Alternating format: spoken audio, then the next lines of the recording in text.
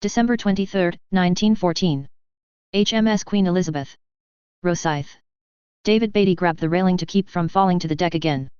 His lungs burned as he breathed in the cold winter air. His eyes watered from his exertion. A light rain/snow mix fell, making things, if possible, even more unpleasant. Of course, the prize taker for making things unpleasant was Robert Arbuthnot, standing beside him, still apparently as fresh as a daisy, even after running from stem to stern 3 times. As if it wasn't bad enough when the man came pounding at his cabin door at 4:30 in the morning. "Come now, David, you can't be winded already," Arbuthnot said with infuriating cheerfulness. "We're barely begun. I'd like to make it a good 10 laps around the ship." As was typical, when not in the presence of the crew, he was being familiar, an attempt no doubt, to build a better relationship. "Sorry Robert," wheezed Beatty, suppressing an urge to glare at the Admiral, "it isn't the exercise I'm used to." A gaggle of the Admiral's staff jogged by. Having been in service with him, most of them were used to his ways, and some of them no doubt, enjoyed it. Bastards. Well, no room for horseback riding here. Besides, we want to exercise our bodies, not the horse.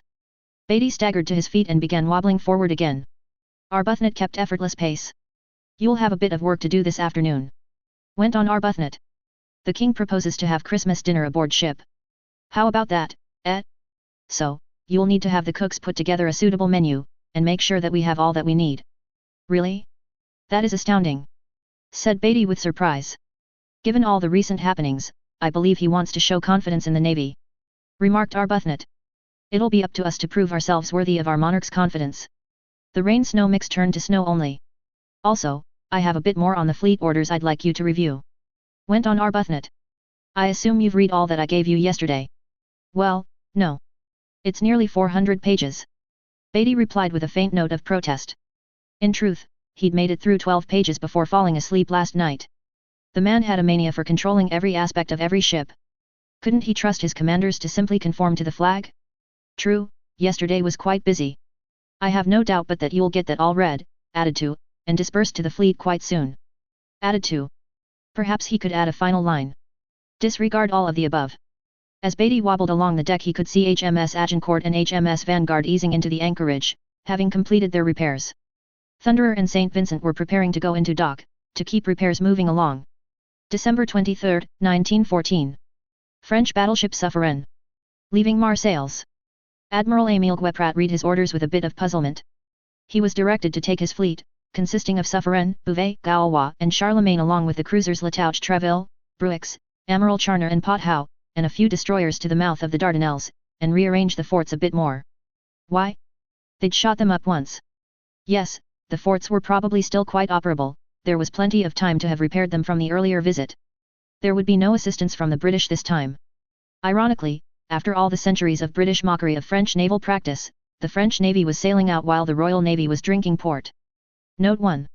They'd need about a week to get there, for perhaps an hour or so of work. Last time it had taken but 20 minutes before hitting the magazine and being unable to continue due to poor visibility. He'd try to make a better job of it this time anyhow. It was the only real way to express the displeasure of the French Republic to the Ottomans anyhow. Thankfully, the Ottoman Navy was useless these days.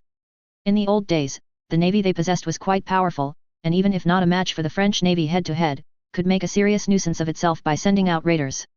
That might have made this entire war far more interesting. It was quite disappointing that he'd have to be at sea for Christmas, but such were the demands of the service. It could be worse. One might be in a muddy hole for Christmas instead. December 23, 1914. Western Front, British Line. Private Jasper McDougall knelt in his muddy hole and listened to the singing drifting across no man's land. The Germans not far away were singing Christmas carols, and in moments of quiet, the strains of music could be heard and enjoyed. He peeked over the top of the trench towards the German lines. A scraggly evergreen tree had been erected on their trench parapet, and in the fading light of evening, something sparkled on the boughs of the tree. The song came to an end. "Right men," barked the lieutenant further on down the trench. "We're not about to let Fritz show us up. Let's show him that we can sing too. Let's come back with God Rest Ye Merry Gentlemen." Note 2. Along the trench, slowly at first, then with more confidence, the sounds of the carol began reaching out back towards the other line. By the end, the entire line as far as he could hear were singing. In the distance could still be heard the occasional crackle of machine gun fire, or the heavier thunder of lone pieces of artillery. The song ended, and the sound of applause came across the trench, followed after a few minutes by the melody of another song. The tune was familiar, though the words were different. Still nacht. Hellig nacht. Snow began lazily falling from the sky, as grey clouds began concealing the dying rays of daylight. After months of hell, it was indeed heavenly peace. Note 1, a derogatory term for having to sit at anchor, rather than being at sea. Note 2, they really did have singing competitions where the trenches were close enough to hear each other. Pacific, December 14, 1914, Japanese battleship Setsu. For the Japanese, the night battle of Lantau Island was a big disappointment. Their trap, where they managed to lure a squadron of 4 German light cruisers, failed. The German fleet managed to escape and inflicted heavy losses on them.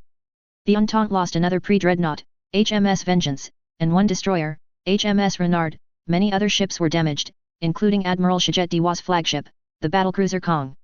Admiral Hayao Shimamura was not even sure if the Japanese fleet could destroy even a single German warship. The night battle turned into mad chaos where everyone was shooting at everything and the risk of friendly fire was huge. As long as it was still dark there was no point in trying to look for the German ships, but in the morning as soon as it was light he wanted to try. Instinct told him that the German ships must have been damaged in the battle, but some very badly. In the immediate vicinity of Hong Kong, the Germans did not have many options where they could retreat with their warships. The best option was the neutral Portuguese Macau, but there was a great risk of internment for the Germans if the damage to their ship or ships was too extensive. Another possibility was the Chinese port of Zhuhai, where the German ships could hide and undergo repairs. Shortly after dawn, Admiral Hayao Shimamura ordered the Japanese destroyers to sail to Zhuhai and conduct patrol cruises along the Chinese coast. He knew very well that he could not search for the German ships for too long. His fleet had to head for Formosa as soon as possible. But he still had some time left and he wasn't going to give up so easily. At 8:50, his flagship was visited by Admiral Shiget Dewa, who had been slightly wounded during the night battle. The meeting of the two men took place in the Admiral's cabin, and the mood of the two men was not exactly optimistic. "I believe you know what happened to our allies in the south." Completely crushed, the Entente lost the battlecruiser HMAS Australia and a large number of other warships. Admiral George Edwin Patey, our official superior, is dead and so are thousands of his sailors. We lost the light cruiser Otoa and destroyer Hajate in that area. 2 other destroyers Uranami and Isanami are damaged. Dewa. By some miracle the Germans spared both ships of the evacuation convoy. They were only interested in the warships. What remains of the British and Australian ships are now heading to Singapore for repairs. I have ordered my destroyers to look for German ships. I believe they are headed for Zhuhai. I want to find them and destroy them. Hayao Shimamura. You are getting your hopes up, comrade. The Germans are already gone. They have fled. The chances of us finding them are minimal. Dewa. Sir, give me another 24 hours to search. I will bear all the responsibility, but I believe it is not a waste of time or a waste of our forces. I personally saw a German ship hit by a shell from my flagship. It was a 305mm shell. Those German light cruisers are good ships, but none can be immune to damage. Hayao Shimamura. I never said German ships were unsinkable. That light cruiser that attacked Kong. He was so close to my flagship that we couldn't even fire our guns at him. Because the cannons couldn't be lowered anymore. I saw the light cruiser very well, and I also wanted to ram it, but it didn't work. I believe it was so badly damaged that it sank soon, or so the commanding officer of the light cruiser Hiradu, Captain Kiyohiro Kanemaru, claimed. But we do not have absolute certainty to support his claim. Dewa. I believe all 4 German ships we fought left the battlefield, but certainly not without damage. Sir, please give me time to find the German ships. We need a victory, at least some, even a small one. If we had the seaplane Wakamiya here, the search would be easier, but there are no planes here. We'll send a message home that we're staying here because we're looking for survivors from sunken Entente ships. Tokyo has no objection to this. If they reject our request, it would be a loss of face for them to the British. Our government depends on the support of London. Hayao Shimamura. Admiral Shiget Dewa sighed lightly and was silent for a while, then took a drink of tea and said. You're starting to act like a politician, my friend, but let me agree, you have another 24 hours to find those German ships. But not an hour more. If you succeed I will be the first to congratulate you, if not and everything will turn out to be a waste of time. So we have officially searched for survivors from sunken ships. It will also be in our records. Do we understand correctly? As for the seaplane ships, 2 new ones are being built, but before the first one is available in November 1915, it will not be ready for combat deployment until the spring of 1916. By then, perhaps, this war will be over, one way or another. Dewa. Absolutely sir, and thank you for your support. Hayao Shimamura. Don't thank me for this. The truth is that I really want to find those German ships. As you said yourself, we need some kind of victory, one that we can actually affirm as true with certainty. Moreover, I want the German prisoners, I would like to hear them and get to the bottom of everything, especially why the Germans are still one step ahead of us. WI. For both officers present, the truth that the Imperial Japanese Navy had not achieved any significant victory since the beginning of this war was too bitter and painful. From the moment the first naval battle took place, every confrontation with the German fleet turned into a defeat. Either an absolute debacle of colossal proportions, or a costly failure. Since the end of August 1914, the Germans have reduced the strength of the Japanese fleet by more than half of its numerical strength in which it entered this war. Both admirals could declare to the government that the German ships had been destroyed, but the army would find out the truth and use it to discredit the navy. It was just as easy for the navy to find out when the army lied again and show the government what the real truth was. However, neither WI nor his superiors wished for further conflict with the military at this time. Japan's military position was very poor and further infighting within the Japanese armed forces would make the country's situation worse rather than better. Moreover, by the time Admiral Heihachi Tg became Minister of the Navy, the military had kept its distance and greatly toned down its criticism. That could change, however, if the Navy came away with a victory that was completely bogus. China coast, approximately 40 miles south of Zhuhai, afternoon of December 14, 1914. When the crew of the German warship left, the destroyer remained completely under the control of troops commanded by Colonel Chiangguo. He ordered, in addition to reporting to the port of Zhuhai, to send rescue ships to tow the damaged ship away. Even the lighting of signal fires on the coast so that rescue vessels can easily find them. The colonel inspected the German ship and, although he did not have a very high technical education, it was clear to him that the vessel was completely unique and that the Chinese Navy had nothing like it. He inspected the cabins of both commanders, both Gadao and shipmaster Ponitz, but found nothing of interest in them except their personal belongings. His men were more successful in this regard. The Chinese soldiers were strictly forbidden to steal anything under draconian penalties and were sensible enough not to risk such imprudence. However, they did find some interesting items that belonged mainly to the dead crew members. Among them, a very high-quality camera, which the colonel immediately confiscated. At 1540 Chinese soldiers saw smoke on the horizon and soon saw several warships. At 1555 Japanese shells began to fall on the beach around the shipwreck. Japanese destroyers located the wreck of Z-13 and reported its location to the Japanese fleet. Admiral Dewa's order was clear: get the vessel intact at all costs, no matter the risk. In addition, additional warships were sent to assist both destroyers. The gunners of the destroyers Kamikaze and Kisaragi bombarded the beach, being careful not to hit the wreck of the German ship. Many Chinese soldiers camped on the beaches where they waited for the Chinese ships to arrive. Because they initially thought that the Japanese ships were Chinese vessels, no one tried to hide, so the losses after the first shells hit were heavy.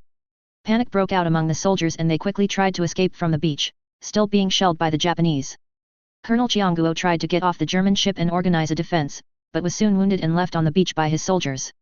Around 1630, about 60 Japanese sailors from both destroyers arrived on the beach and quickly established a defensive perimeter around the German ship.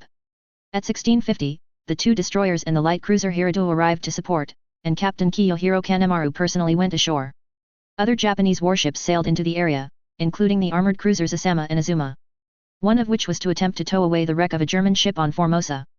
By 1800 hours there were already over 300 Japanese sailors on the beach and it was getting dark.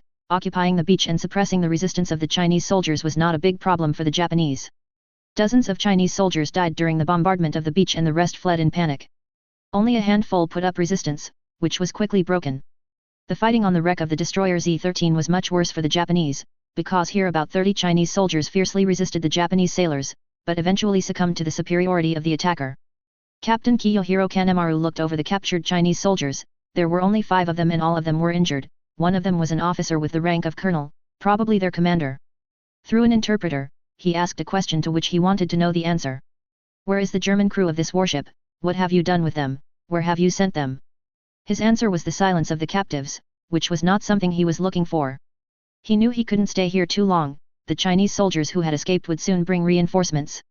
And defending the beach at night, even with the support of the ship's artillery, was the last thing he wanted to try. He took his katana and placed its blade in front of the first captive's face and had his question repeated. As usual he was met with nothing but silence instead of an answer.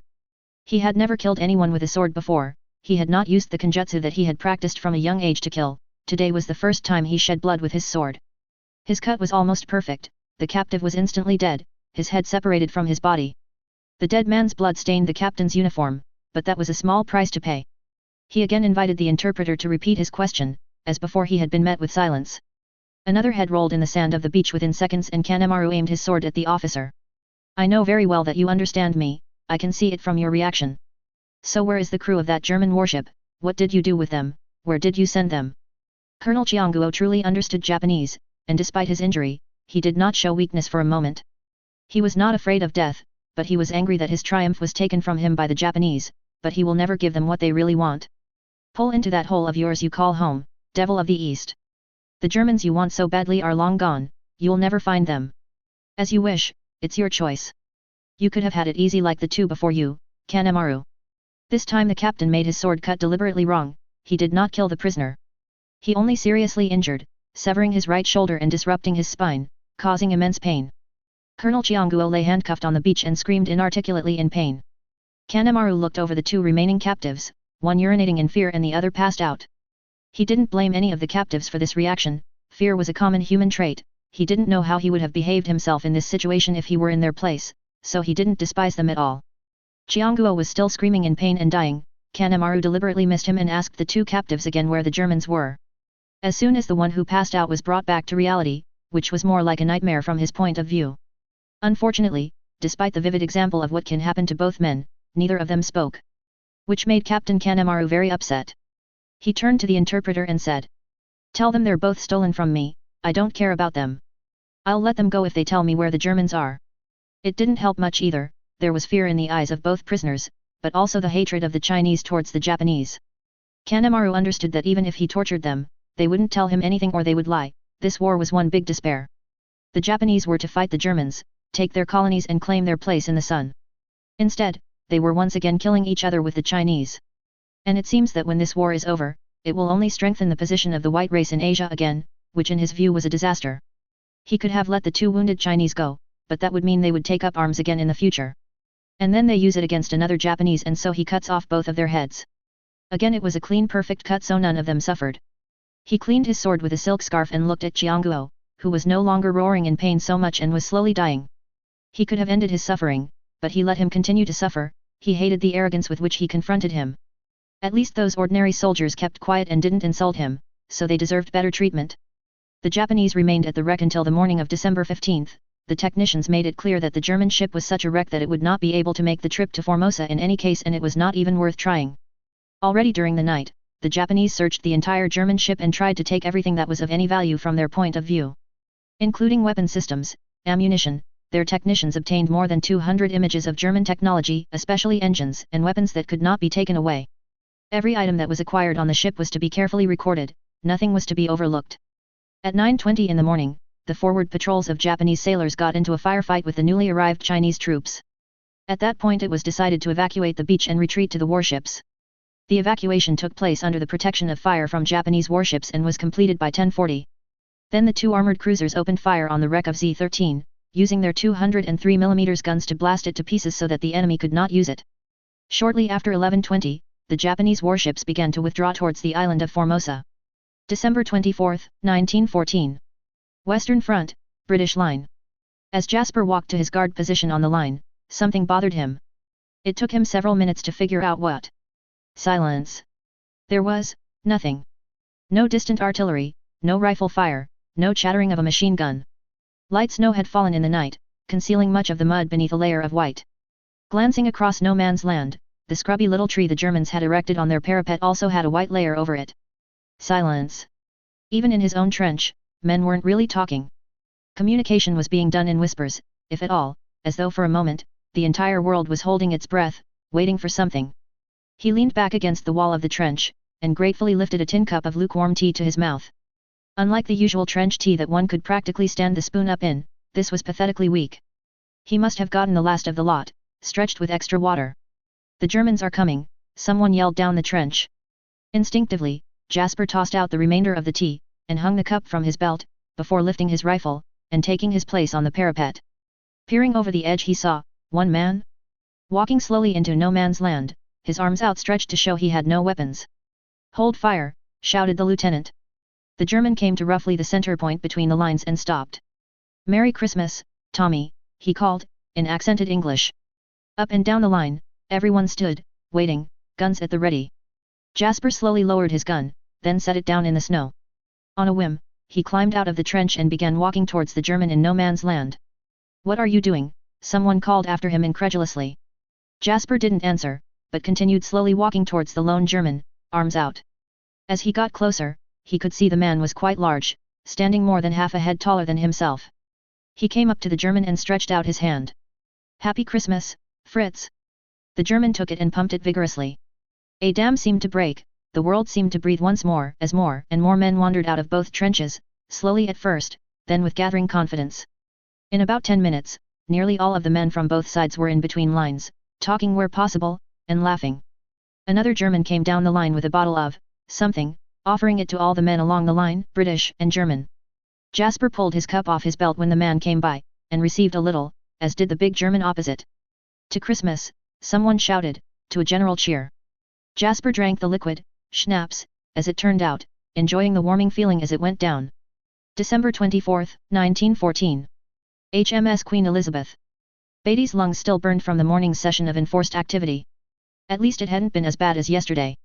Between snow-slicked decks, and the ship doing speed trials, even Arbuthnot wasn't insane enough to try running up and down the ship and had settled instead upon a brisk walk. The on-duty men had watched with amusement as all the off-duty officers and the admiral's staff had walked along the ship. Not to worry, thought Beatty, they'd get theirs. Now he was on the bridge, with the captain and Arbuthnot. The ship had reached a very respectable 24.5 knots, and held it for an hour, before backing down to 10 knots to allow the engineers and workmen to look everything over. It wasn't as fast as the battlecruiser fleet, but still quite nice. Beatty fantasized about what he would have done to the 15 battlecruisers of the high seas fleet if only he'd had these ships. He was still attempting to settle into his task as chief of staff, which Arbuthnot did not at all make easy. The man had to be involved in every decision made, no matter how minor. "She's fast and smooth sailing," remarked Arbuthnot, breaking in on his thoughts. "I can't wait to see what these 15 guns can do."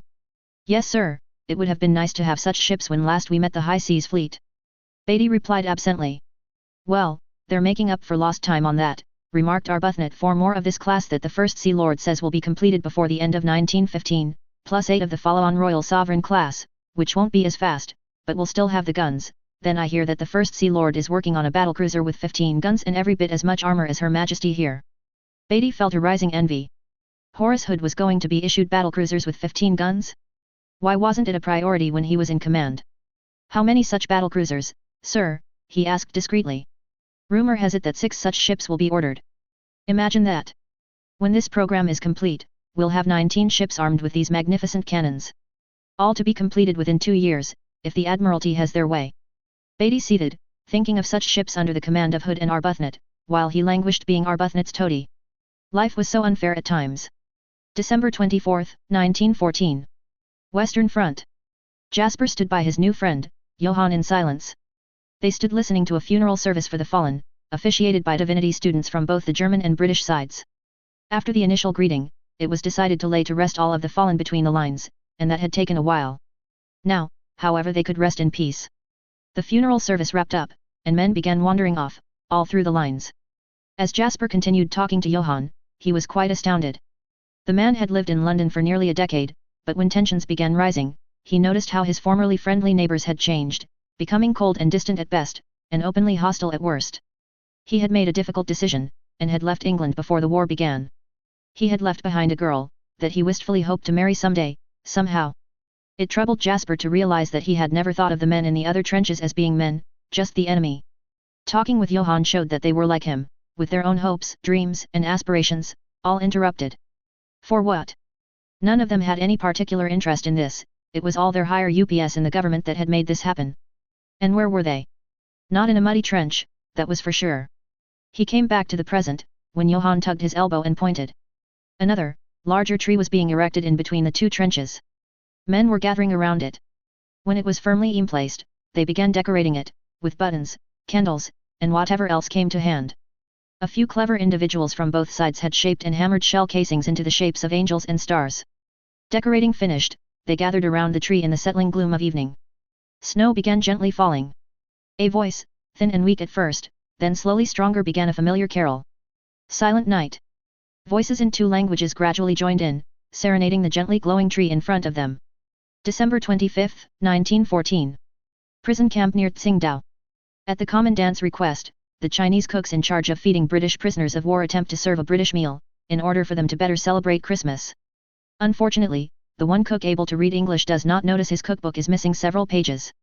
The prisoners, however, are very fond of his bubble and squeak in the hole and enjoy a merrier Christmas than they expected. Note 1. December 25, 1914. Western Front.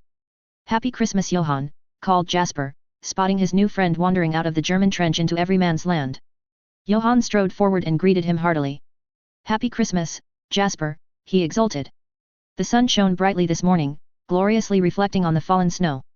Here and there were little campfires set up where men huddled around, basking in the warmth, talking and laughing as though they'd known each other for years. Jasper, began Johann thoughtfully, would you be willing to visit our lines? There's someone I'd very much like you to see. Jasper regarded his companion with surprise. While freedom of movement was generally being allowed, both sides had stayed away from enemy trenches. It wouldn't do to have this wonderful moment ended by a bit of thoughtlessness. Jasper came to a decision. After all, what's the worst that could happen? Being taken prisoner, and being free from the danger of getting shot, or blown up by artillery. Lead the way, Johann, he declared. Johann smiled, hooked his arm in Jasper's, and started walking to the German lines. Across the everyman's land, a few other British soldiers were likewise being led to the German lines. Regretfully, Jasper noticed that a football had appeared, and there appeared to be a game forming up. Johann led him into the first trench, then past the second trench to an old barn that somehow still stood, in spite of the fighting. The doors of the barn were thrown open, and from it issued heavenly smells of hot food, and warm drinks. In front of the barn stood many men, with more arriving. What's this, then? Asked Jasper, puzzled. Before Johann could reply, a shout in German rang out, and to his utter astonishment, with near parade precision, most of the crowd parted to form two lines, leading up to the barn, facing each other. Johann pulled him into position. It almost looked like they were forming an honor guard. Jasper's confusion grew more, rather than less. Another shout rang out, followed by cheers. A pair of burly guards loomed into view flanking a somehow familiar-looking figure. The cheers grew louder. Periodically, the familiar figure stopped, and shook the hand of a soldier, in a friendly greeting. He stopped in front of Jasper. Beside him, Johann swelled with pride and saluted. Suddenly it struck Jasper who this was. You are English, Kaiser Wilhelm II said, in a strange accent. He didn't seem the ogre he had always seen portrayed. He seemed a normal man, much like Jasper's own father, but there was a definite air about the man, that indicated a man weighed down by far too many troubles. Yes, sir, Jasper replied, feeling nervous. Was he about to be captured? Welcome on this Christmas day.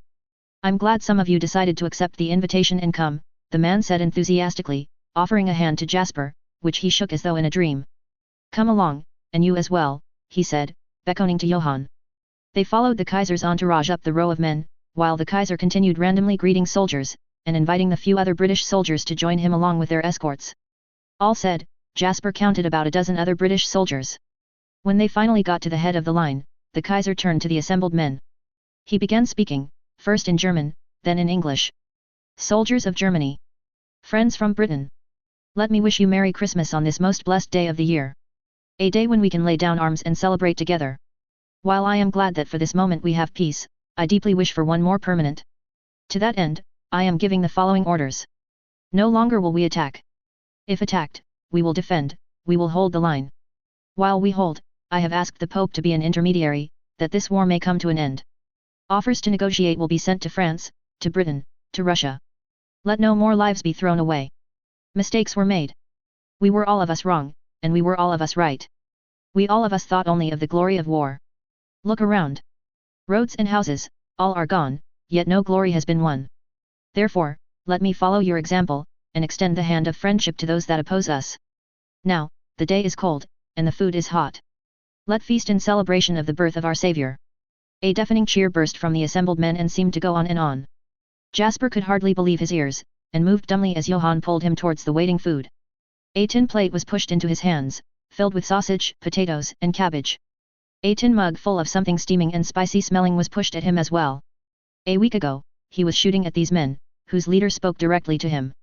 Now he stood with them, eating their Christmas feast, finding out that, far from being monsters who only sought to destroy, they wished for peace. This was easily the second strangest Christmas he had ever experienced. December 25, 1914. SS Berlin, auxiliary cruiser. Scottish coast. Captain Fundheller wasn't going to be left out this time. He, and several boatloads of men were coming ashore at a small village. His plan was to wreck any government buildings he could find and take any government property he could find. Beyond that, he'd make decisions as they came. He jumped out of the boat, and it was pulled up clear of the surf. He looked around. Not a soul was to be seen. He wondered for a moment if he was the first to show up to wreck the place. Some fishing boats were nearby, some in the middle of various repairs. Nets were spread out. The buildings of the town had all seen better days. Most appeared to need new thatch, and all could use a whitewash. The place was smaller than it had appeared from the ship. "Orders, sir," requested a man beside him. "Should we fire the boats?" "Why?" Fundheller asked, looking around. "These people have nothing. Those boats probably feed the village." Before the man could reply, a faint strain of music drifted from the largest building, a stone church. "You 4 men, come with me. Leave your rifles, I don't think you'll need them. The rest of you, guard the boats," Fundheller ordered. He led the men to the church. His attempt to enter quietly failed utterly. The door groaned loudly as he opened it. 213 eyes fastened on him and his men, as they stood at the back of the church, abashed. The singing faltered and stopped. The silence seemed to stretch on forever. Captain Fundheller cleared his throat and spoke up. "I apologize for our interruption. Please, continue." Haltingly, the singing resumed. Fundheller looked around. The people of this village clearly led a hard life.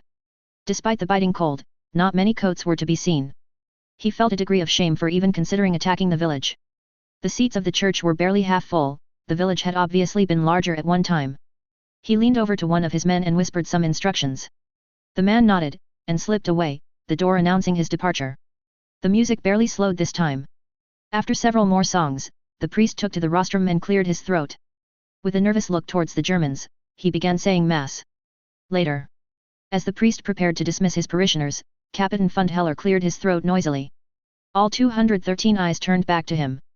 "As thanks for your hospitality this day, I would like to invite you all to a Christmas dinner. Is there a place that everyone may eat?" The priest paused in thought. "Those times we communally eat, it is here, in the church. Can that be prepared?" Fundheller asked. The priest nodded, and the church became a hive of activity. Pews were moved, and tables appeared, consisting of boards set over sawhorses. Fundheller left the church with his escort while this went on. At the shoreline, a small boat was bobbing towards the shore from the ship. When it at last came to rest on the shoreline, the man within had good news. "Everything's ready, sir," he reported. "Excellent.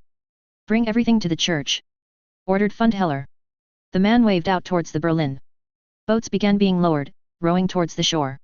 At the church, Father McNabb oversaw the conversion of the church into a space for eating. In addition to the tables set up, people had fetched wooden plates and bowls from their homes. The atmosphere was still tense, as many feared the Germans. However, no hostility had been shown. The door shrieked in protest as it was flung open, and a procession of German sailors entered the church, bearing burdens. Great platters of fried ham, fried potatoes, and cabbage were set on the tables. Off to the side, blankets were laid in stacks, beautiful woolen blankets, new and heavy, rather than the seen too many seasons look that many had. A pile was also made of heavy sailors' pea coats. The villagers buzzed with excitement, looking at the food and beautiful coats and blankets. The German officer appeared once more. "Merry Christmas to you all," he proclaimed. "Please, accept all this with our blessing." Without another word, he and his men trooped back out towards their boats. The villagers hesitated a moment, then began dishing out the delicious-smelling food. Father McNabb hesitated a moment, then followed them down. He noticed that all of the fishing boats on the shore had been repaired. The German captain turned to him. "Thank you, my son. This is a greater gift that you can know. Bless you and your crew. Please, take this as a gift." McNabb removed the crucifix, carved from a walrus tusk, from his neck and offered it to the German. He took it gravely. "Thank you, father," he said in his strange English, "and Merry Christmas." With that, the man stepped into his boat, and it nosed towards his ship. Father McNabb waved and walked back to the inviting smells coming from the church. December 25, 1914. HMS Queen Elizabeth. Beatty and Arbuthnot watched as the King's carriage departed the dockyard. The meal had been excellent, and the King's company most gratifying. He had taken a tour of the fleet, ending on the Queen Elizabeth, where the wardroom had been sumptuously laid for a feast. The King had expressed his utmost confidence in the ability of the men to defeat the Germans when next they met.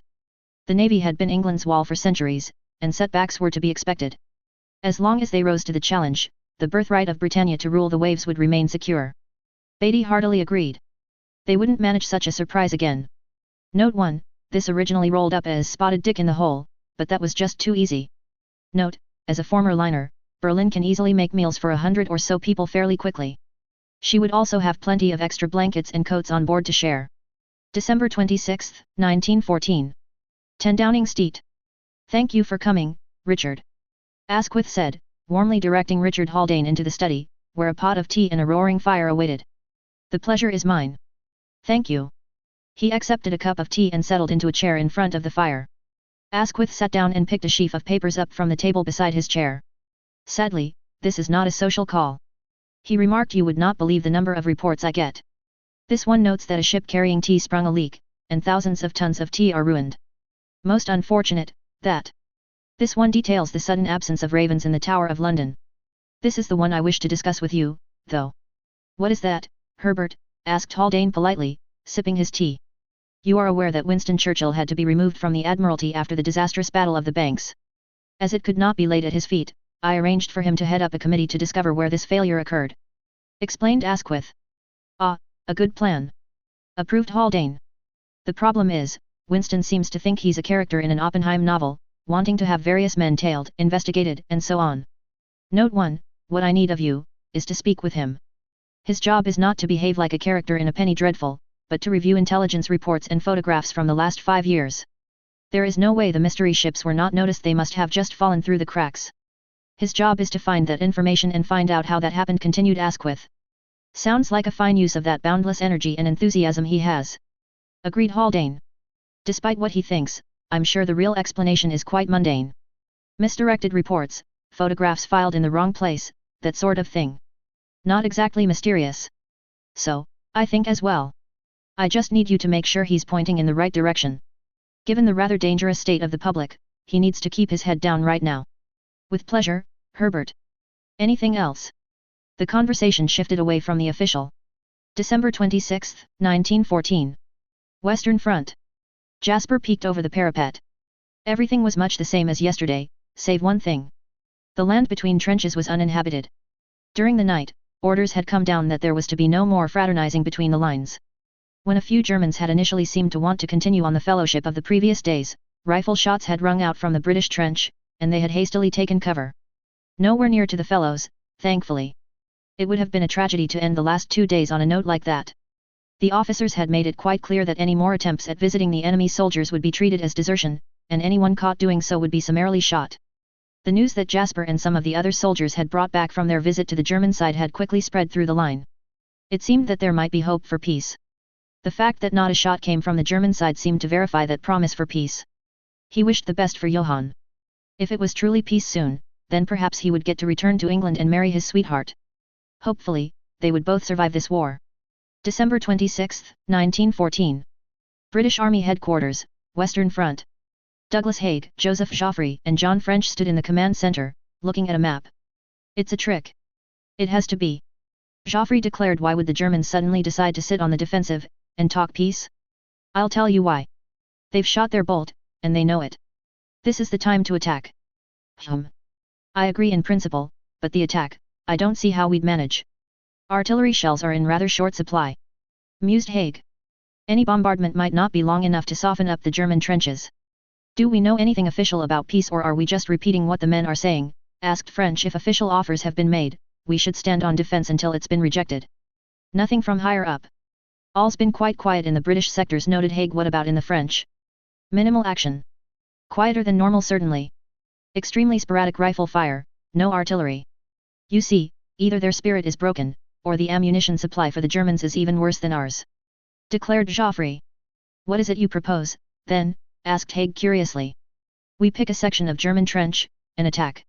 A glorious charge. They'll either run out of ammunition or flee in terror if their morale has really sunk to the extent that they won't attack. When do you propose the attack take place? French inquired. As soon as can be arranged. If it's ammunition shortages, then it may be only temporary.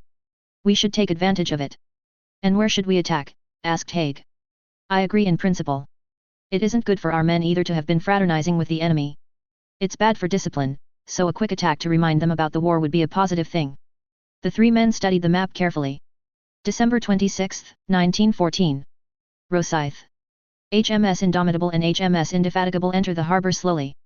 Admiral Horace Hood stands on the quayside, ready to board his new flagship. The ships really could use some time in the docks, but until Lion and Invincible came out of the docks, they would have to do. HMS Lord Nelson and HMS Agamemnon follow a bit later to stiffen the Grand Fleet until some of the dreadnoughts were repaired. December 26, 1914. HMS Queen Elizabeth. David Beatty was not really one for fisticuffs, but the temptation was too much to resist. Arbuthnot wanted to have a boxing match with him, with other of the officers also matching up. While it really wasn't something he was interested in, the opportunity to hit Admiral Arbuthnot very hard, and not get in trouble, while having the crew cheer would be gratifying. He climbed into the ring that had been constructed on the quarterdeck of the ship and allowed one of the lieutenants to check his boxing gloves. He did his best to suppress a grin as he and Arbuthnot met in the middle of the ring. "Queensbury rules," shouted the referee. A bell rang. Beatty took a swing at Arbuthnot, and missed, as Arbuthnot danced out of the way. He jabbed and was blocked. Giving vent to a rising fury, he stepped in with a mighty roundhouse swing. The breath abruptly left his body as Arbuthnot jabbed him in the stomach. A glove loomed into his view, and everything went black. Note 1, E. Phillips Oppenheim wrote many spy novels before the Great War. They were all the same sort of thing, formulaic thrillers. December 27, 1914. Vatican. At Kaiser Wilhelm's request, Pope Gregory XV publicly offers to mediate peace between the warring European powers. The British and French diplomats report the offer of mediation higher up, but the higher-ups on both nations drag their feet and remain noncommittal. The Russian diplomat also sends the offer up his chain of command but is confused by the reply. Told to treat the offer with all the respect for which it is according, he politely requests additional information from the Vatican. December 27, 1914. Newspapers in Germany. Kaiser visits frontline troops. Pictures of the Kaiser greeting troops, shaking hands. Kaiser Wilhelm II took the time on Christmas Day to visit our brave troops and share Christmas dinner with them. The feelings of peace on earth and goodwill towards men was extended to the war front, as in many places along the front peace spontaneously broke out. Perhaps inspired by the example of the troops at the front, Kaiser Wilhelm II took that opportunity to announce a defensive stance, while seeking peace. It remains to be seen where the peace talks go. The spirit of Christmas so took hold that the Kaiser was able to personally greet some British troops in the sector, before inviting them to share the Christmas dinner of our brave troops. Photo of the Kaiser greeting a British soldier, surrounded by grinning German soldiers. Let us hope that this is a precursor of a lasting peace to come. December 27, 1914. Wilhelmshaven. Copies of Christmas Day photographs, newspaper articles, and some descriptions of the happenings by soldiers are loaded onto a fast liner to be sent to the United States as quickly as possible.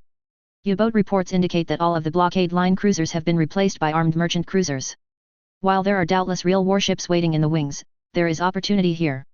It has been repeatedly stressed that inability to even contribute to the narrative provided by the British seriously turned US opinion in the war.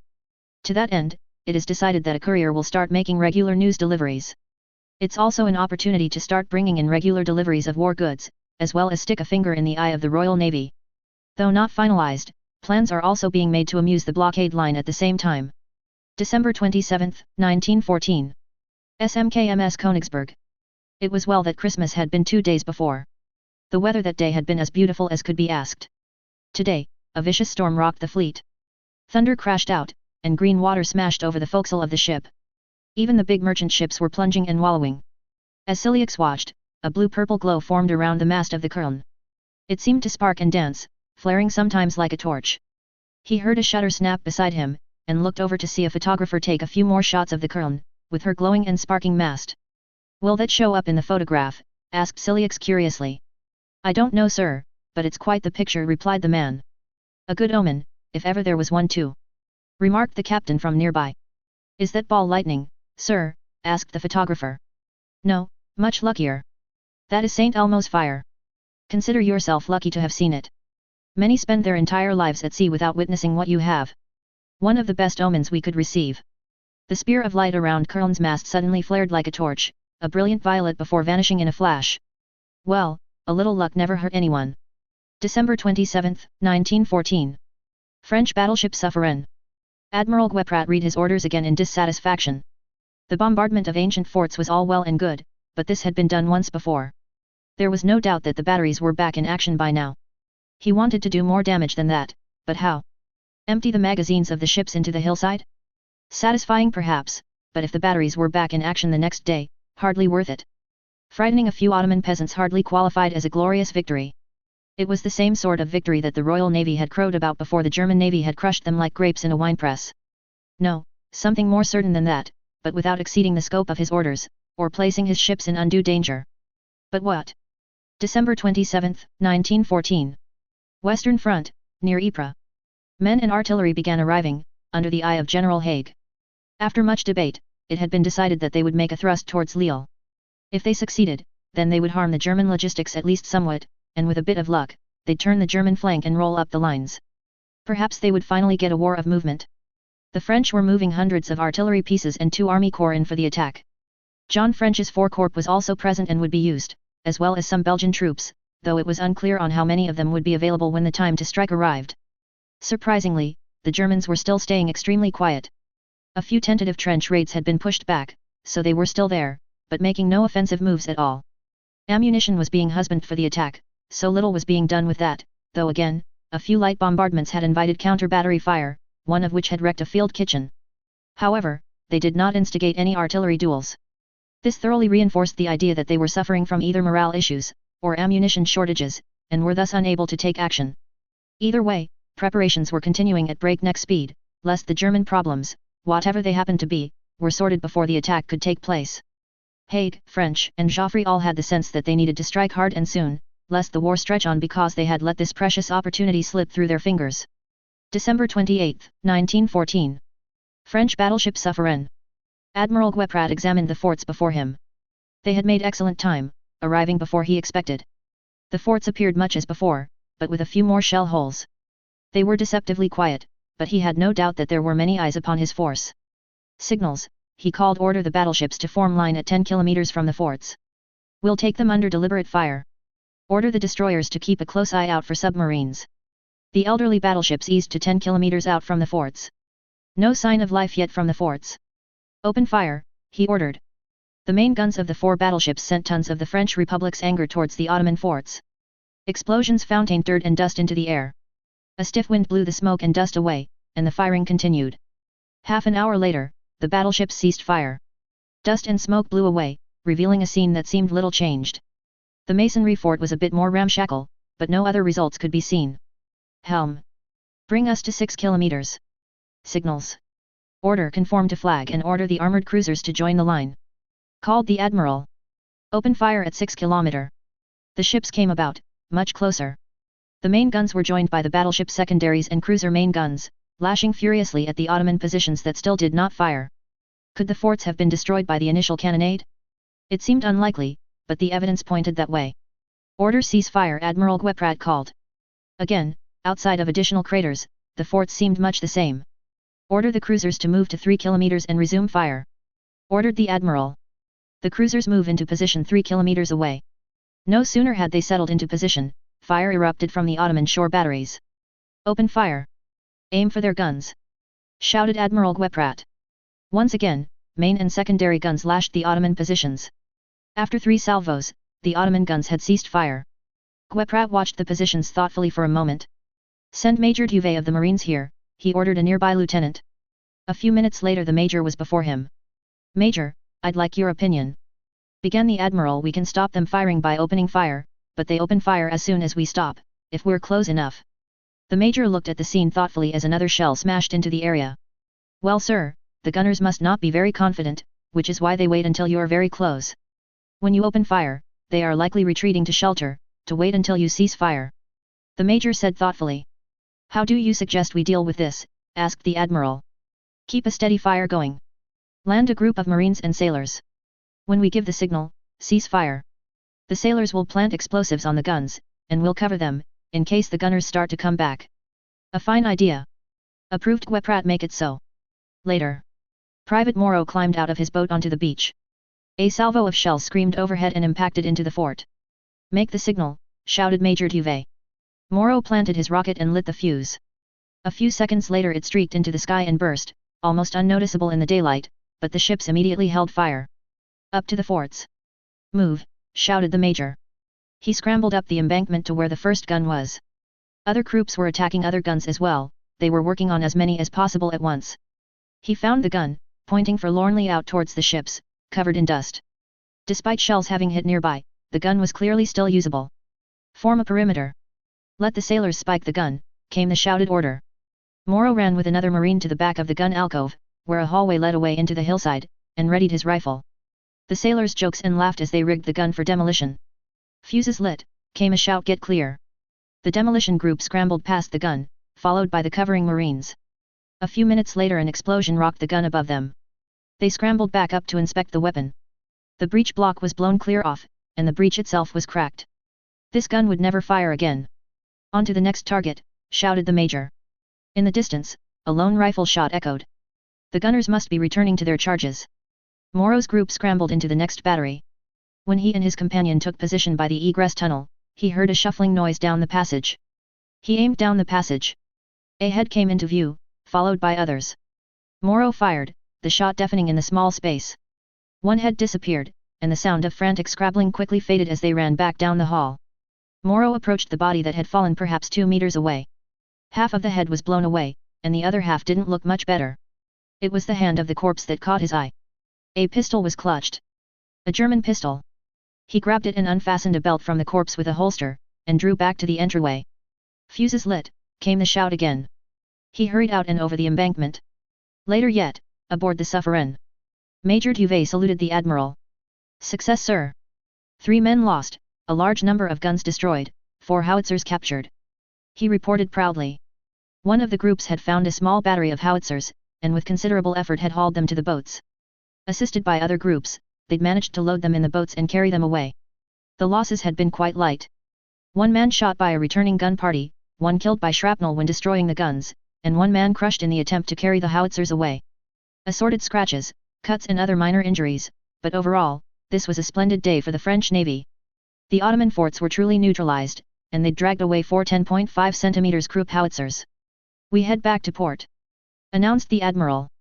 He headed to his quarters to compose a report for the Admiralty. October 31, 1914. No Man's Land. Corporal Andrew Smith dragged himself the last few agonizing feet and dropped into the German trench. He heard a crunch in his left arm as he fell on it into the bottom of the trench and screamed in additional pain. Shrapnel had rendered both legs unable to bear his weight, but the injury didn't appear serious. Yet. His vision swam for several seconds as the new pain from his left arm joined the burning from his legs. He lay, gasping in the mud of the trench for several minutes. Finally, he felt able to push himself into a sitting position, out of the mud at the bottom of the trench. He looked around. Oddly, no Germans. He wished he could find one to surrender to, so that he might get his wounds treated. Nothing for it for the moment. He unhooked his canteen from his belt and with a bit of effort managed to get the lid off and take a drink. A movement caught his eye, and he looked up the trench again. There was a corpse in the mud, perhaps 10 feet away. A flash of movement, a whip-like tail. Rats. Always present in the trenches, they were here now. As he watched in growing horror, more and more rats joined the first. They were, eating the body of the fallen soldier. Even as he watched, hordes of rats appeared from holes in the wall of the trench, and God only knew where else. Swarming the fallen. Unable to tear his eyes away from the horror, he watched as the glassy eyes of the dead were consumed, as white bones started showing beneath. He didn't dare make a sound, lest they turn on him. He looked down the trench. Nothing. Perhaps he could pull himself away. Something ran across his leg. He was unable to stifle a small scream. Instantly he covered his mouth and looked back up the trench towards the corpse. More white bone gleamed, but worse, the rats had all stopped their feet and were staring at him. Frozen in terror he watched as they began slowly advancing on him, blood dripping from pointed, yellow incisors. He screamed and tried to find his bayonet, his knife, anything to use against that horrible horde. Nothing. The first rat launched itself at him, biting deeply into his left hand. He screamed again and slapped it off. It was replaced by 2 others, that began chewing through his uniform. He grabbed one of the squirming rodents, which instantly bit his hand, and threw it as far as he could down the trench. It sailed, squealing horribly, before landing in the mud. More sharp pain, as more and more rats began gnawing at any bit of exposed flesh, making more where they could by chewing. He slapped a horde off of his left hand and saw that it had been stripped to the bone to halfway up his forearm. In one last desperate attempt to escape the swirl of rodents, he tried to pull himself down the trench. His hand was unable to gain any traction in the slippery mud, nothing was solid enough to pull himself forward with. The weight on his back increased, more sharp pains. The rats feed. December 29, 1914. Rome. After much debate, the Italian government decides to remain neutral at this time. No warships, Entente, or Central Power will be allowed use of Italian territory past what is specified by treaties. Possible intervention to seize additional territory has not been completely given up on, however it is well recognized that a long war would be disastrous for Italy, and so all talk is shelved until such a time as it appears one side or the other is approaching victory. The offer of peace talks in Rome has piqued interest, but until something is accepted, there is nothing else to do but watch. Hosting such a peace conference would be very good for Italy's international image, though it was unlikely that it would bring any additional lands to Italy. December 29, 1914. Newspapers in France. French Navy destroys vital Ottoman defences. Early reports of a decisive victory over Ottoman shore defences have been released by the Marine Nationale. According to the Admiralty, a French fleet crushed several Ottoman installations, spiked the guns, and have captured other enemy supplies. More information will be released as available. The attack took place at the mouth of the Dardanelles Strait, which could allow our brave sailors to take the war to the Ottoman capital itself in time. The ability to send the full fury of the French people upon any section of Ottoman coast, and potentially to their very seat of government, will surely see them suing for peace in short order. The Admiralty declined to share further operations at this time, citing state security concerns. This is, however, a gratifying victory in the war at sea, and surely marks a turning point in the continuation of hostilities against Germany and her lackeys. December 29, 1914. SS Berlin, auxiliary cruiser. SS Berlin takes two ships, a 2,000-ton refrigerated ship laden with Argentinian beef, and a smaller ship laden with bananas. Captain Fundheller takes the opportunity to stuff Berlin as deeply as possible with fresh beef and bananas before scuttling both vessels. For several days afterwards, the crew gorge on bananas, becoming indeed so sick of the fruit that they are grateful to resume canned food. The crews of the scuttled ships are taken aboard and placed into the Berlin's numerous cabins, with a degree of freedom being offered to those that promise not to interfere with the running of the ship in any way. They are also assured that they will be set aboard the first neutral vessel able to take them. December 29, 1914. Old Admiralty Building. Arthur Balfour finished reading a report and tossed it into the trash, rolling his eyes. Land ships.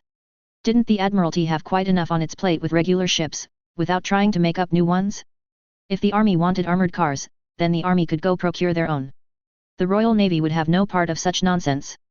Besides that, Balfour shuddered to think of the reaction of the Treasury, if he were to ask for land ships on top of just having ordered what amounted to an entire fleet. The screaming would be heard from Germany. December 29, 1914. Wardroom, SMKMS Admiral Scheer. A dozen diesel engineers from Man sit around the wardroom table snoring uproariously.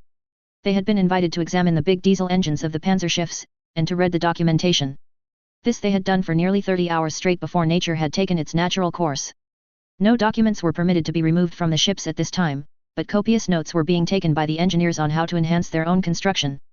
Growing increasingly detached from reality as fatigue set in, predictions on what could be done with these enhancements became extremely optimistic, with one engineer proclaiming the demise of steam power and gasoline engines, envisioning great zeppelins powered by diesel engines owning the sky, as regular ships owned the sea, before collapsing into sleep. December 29, 1914. London. Winston Churchill stands and stretches, tossing another intelligence report to the side. After receiving a dressing down from Haldane, he decided it might be best to examine the files in question. He was flabbergasted when he saw the number of records there were for the past few years. Any one of these papers could be the one that showed the Germans had been planning this for years.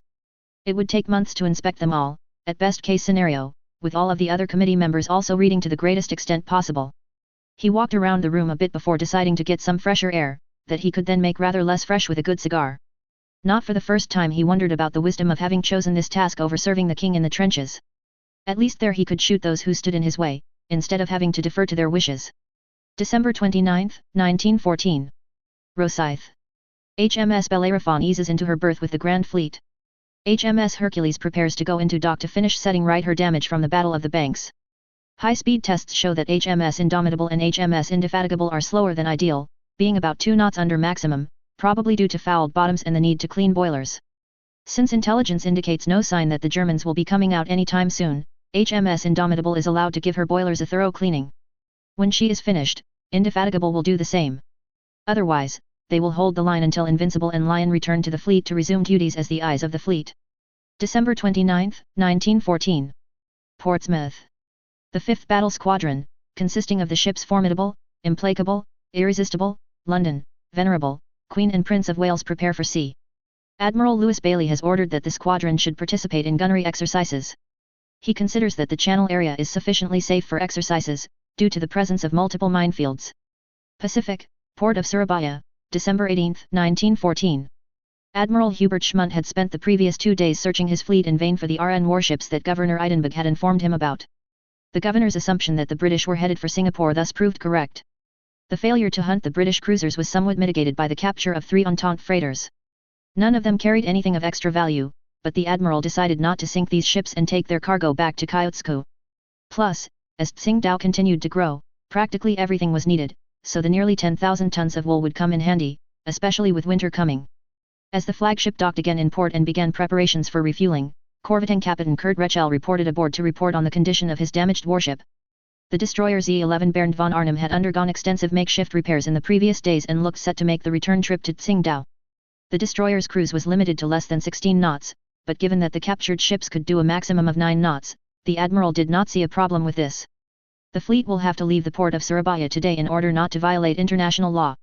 Not wanting to embarrass the governor by begging him for another day, the admiral gave him his word and intended to keep it. Just before midnight on December 18, 1914, the German ships left Dutch harbour and headed for Tsingtao at a speed of less than 9 knots. The convoy included 7 warships, 2 tankers, and 6 cargo ships. The Germans purchased a large amount of the necessary material from the Dutch, including approximately 400 tons of aluminum, 100 tons of tungsten, and 100 tons of chromium. The Dutch either sold them these raw materials from their own resources or bought them as middlemen. Governor Eidenberg had already told the admiral on the 16th of December that he had arrived with his fleet too soon since his last visit, so that all that the Germans had requested during the previous talks on the subject had not been obtained. Even so, the admiral was satisfied and hoped that it would please Governor Alfred Meyer-Waldeck and above all the technical and logistical officers in Kiotsuku. He did the absolute maximum for the success of the mission, nothing more could be done. Port of Shanghai, the main base of the Chinese fleet in the South China Sea, December 22, 1914. The Japanese fleet approached Shanghai harbor during the night of the 21 St/22 ND. December, Admiral Shiget Dewa risked a lot by choosing to sail at night, but he believed he had no choice. He and his colleague Admiral Hayao Shimamura assumed that although the Germans were allies of China, they had not given the Chinese any of their modern technology, at least not yet. Although they had no certainty in this regard, they wanted to believe that the Chinese fleet still had not undergone the necessary modernization. Therefore, they decided on a night cruise in order to gain an element of surprise. Dewa knew from his agents stationed in the Dutch port of Surabaya that the German fleet had already arrived there on December 16 and also when it had sailed. He also knew its approximate composition and strength. He toyed with the idea of trying to stop and destroy the Germans, but finally decided to complete the task he had been putting off for rational reasons, the attack on Shanghai. However, he informed his British allies about the movements of the Germans, who were putting together their battered fleet in Singapore.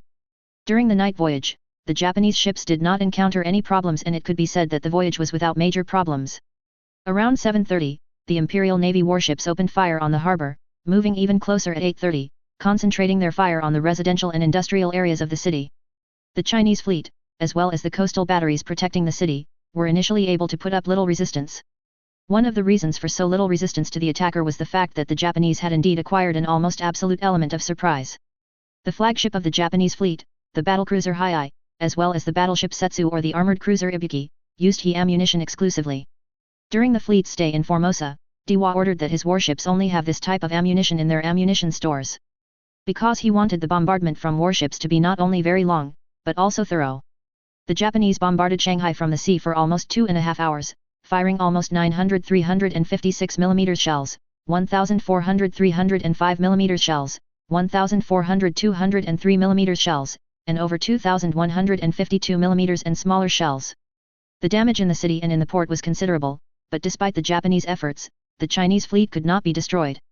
The only larger warship that was sunk was the 2,680-ton protected cruiser Haijo. This vessel was hit by several heavy 305 mm shells from Admiral Hayao Shimamura's flagship, the battleship Setsu. A Chinese cruiser exploded in a gigantic explosion that destroyed several smaller ships in its vicinity. No other major warships were sunk.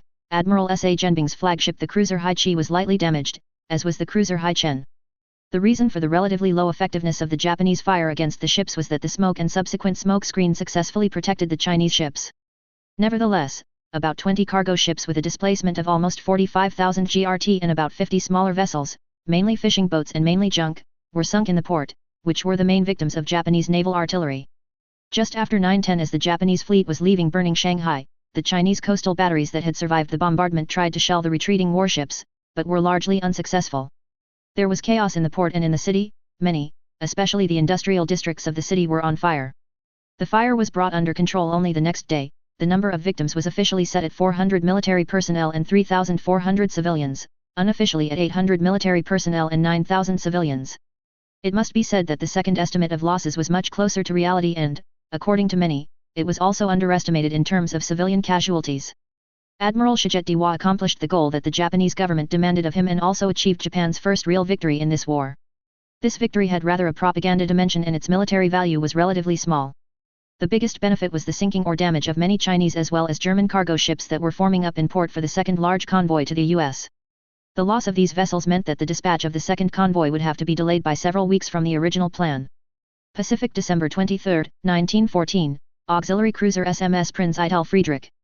Less than 2 months have passed since the auxiliary cruisers SMS Prinz Eitel Friedrich and SMS Cormoran, accompanied by the coal ship Mark, left Kyotsko.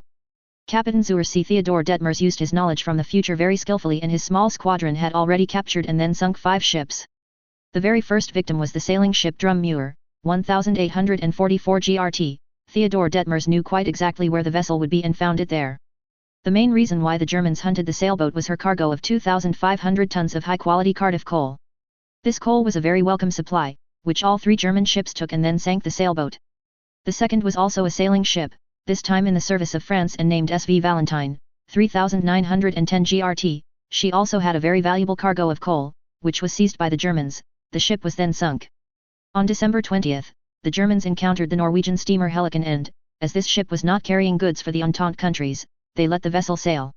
Even before that, Theodor Detmers had come to an agreement with the Norwegian captain and handed over to him almost 150 prisoners from sunken ships, which the Norwegian had promised to land in the neutral port of Valparaiso.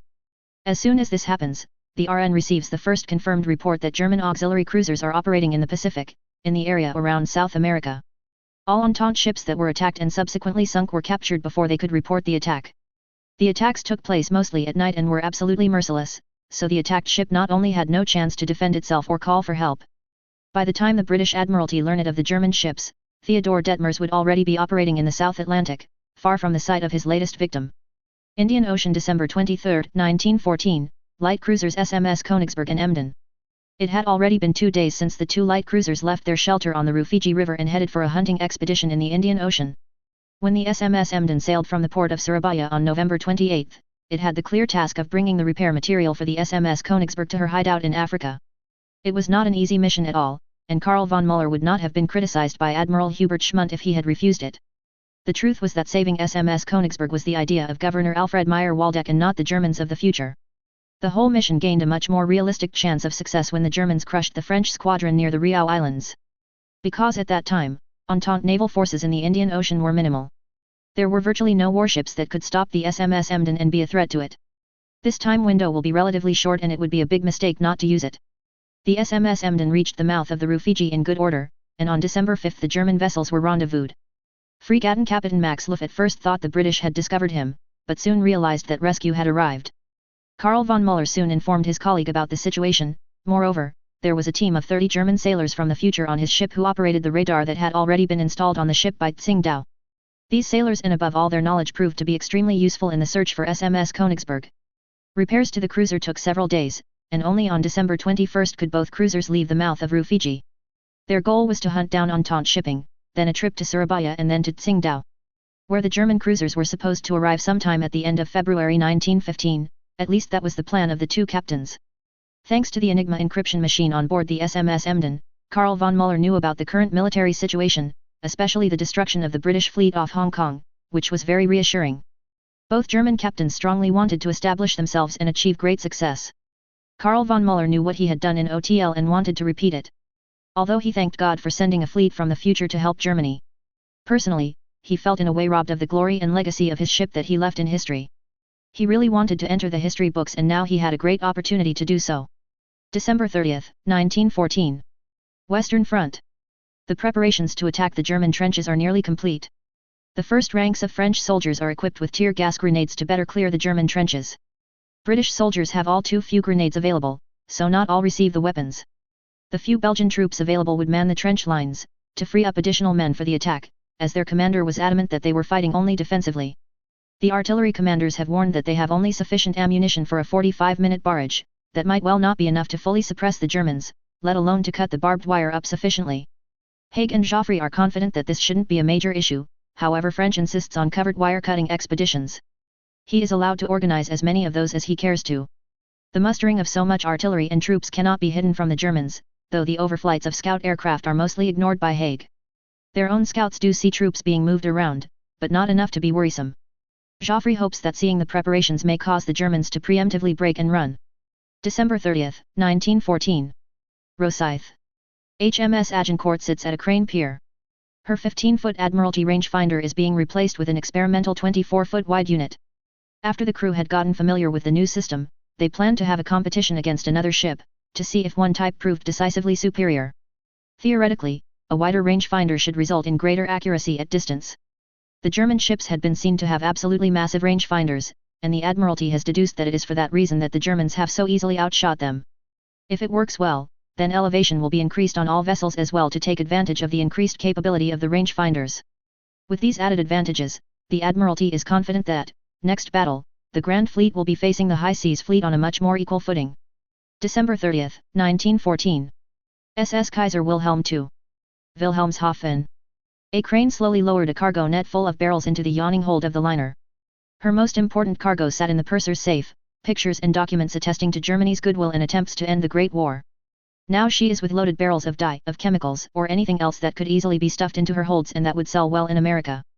Initially it had been planned that this would be a high-speed courier mission, but it was logically pointed out that she may as well act as a fast, light freighter at the same time. This was accepted, and whatever cargo easily to hand was now being loaded. All going well, they would sail in a few days. The liner would be escorted for the first leg of the journey by light cruisers, then she would depend upon her high speed to further avoid interdiction. With the known losses among fast Royal Navy ships, it is thought that no fast vessel will be in any position to try and stop them. December 30, 1914. Pub in Rosyth. A story begins making the rounds, told by an inebriated sailor, formerly of HMS Shannon. He tells of cursed Russian gold, brought to England, bathed in blood, currently sitting somewhere in the kingdom. Such bad luck, he goes on to say, is certainly the cause of the woes that are afflicting the Royal Navy. They should never have touched the bullion. As with all such stories, the legend grows in the telling, as the story is passed from person to person. Ultimately it is taken up by a somewhat questionable tabloid, that weaves a tale of blood-stained gold, stolen from peasants and sent to England, passed from ship to ship, with every ship it touches sinking. This explains, the story went on, what happened at the Battle of the Banks. Before the battle, the gold had been shown off aboard each of the lost vessels. Though mildly concerned about the Russian gold story having made it to the press, the government decides that, as it bears only passing resemblance to the actual story, they will not attempt to quash it at all. Indeed, as one man helpfully points out, if it gains enough legs to be a problem, they could always pretend to send the gold elsewhere, to be rid of the curse. December 30, 1914. Newcastle on Tyne. Work on the Chilean battleship Almirante Cochrane resumes. Estimates are that it will take 2 to 3 months to have her ready to launch, and somewhat less than a year fitting out. An accord has already been reached with Chile to sell the battleship to the Royal Navy, with the offer of sale to be made after the war. Unlike the Ottomans, the Chileans are on good terms with the United Kingdom, and so the sale is completed quickly and cleanly. The possibility of adding another super dreadnought in only a little more than a year has great appeal. There is some degree of debate on what to name the vessel. One party wishes to name the vessel India, another faction insists on Admiral Jellicoe. Neither gives ground, but the question is deferred until the ship is launched. December 30, 1914. HMS Alsatian.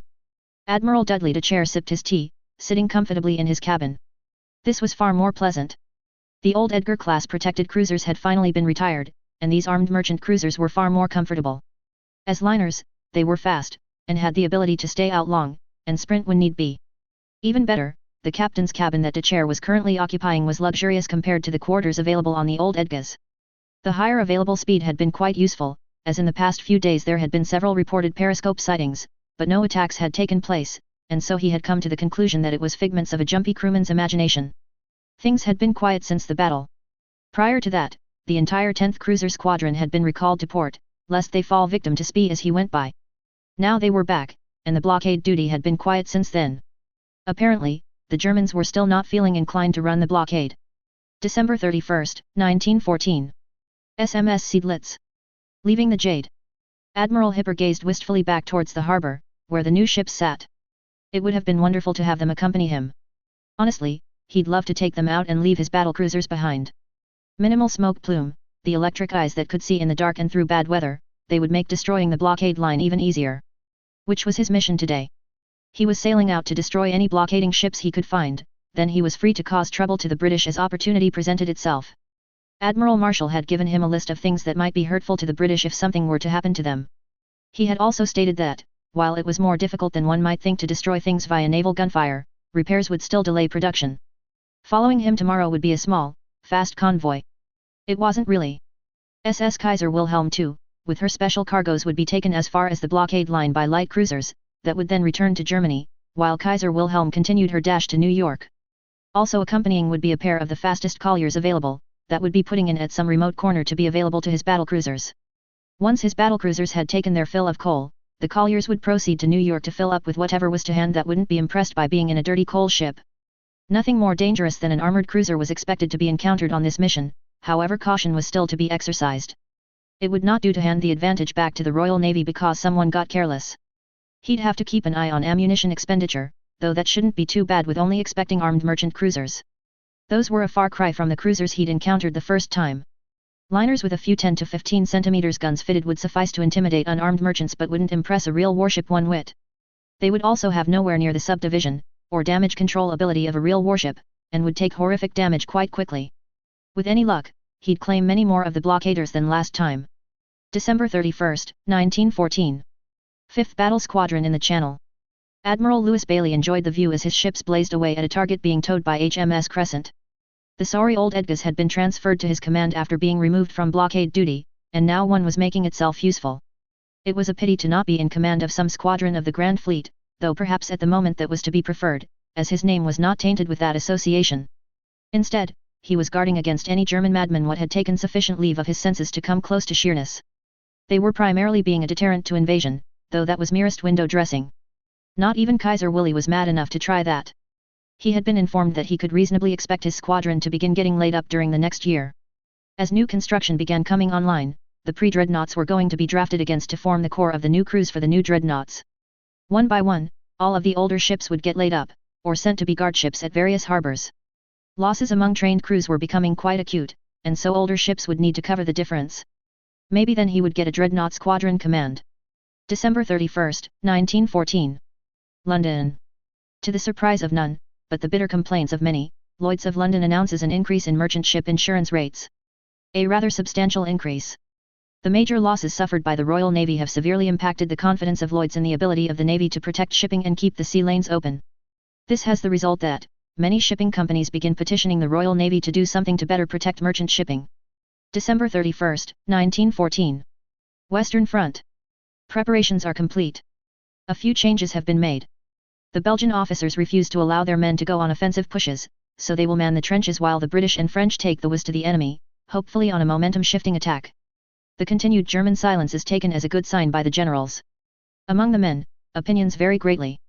The newest to the lines, who have not yet experienced the full horrors of war, have an arrogant swagger, boasting confidently of enjoying beer and ladies of negotiable virtue in Berlin by Easter, while the older hands hurriedly write letters to loved ones back home, and a few of the most cynical pin pieces of paper with their names, ranks, and next of kin to their uniforms. General Joffre orders extra rations of wine to be served out prior to the big push. This news is greeted with great cheering. French and Haig are not to be outdone on this, and also order an extra ration of alcohol to the British troops as well. Thus fortified, the troops all do their best to get what rest they can before the whistle blows. December 31, 1914. SMU-24. In the Channel. U-24 stalked her prey. The line of big ships was ahead, staying tantalizingly out of reach as they blazed away at something. The chop made it difficult to see, but it also made the telltale periscope more difficult to see. Captain Steiner longed to get into position to launch torpedoes. The surface boys were getting all of the glory. So far, the U-boats were only cleaning up old ships. They could do so much more, if only they got into the right positions. Enough wool gathering.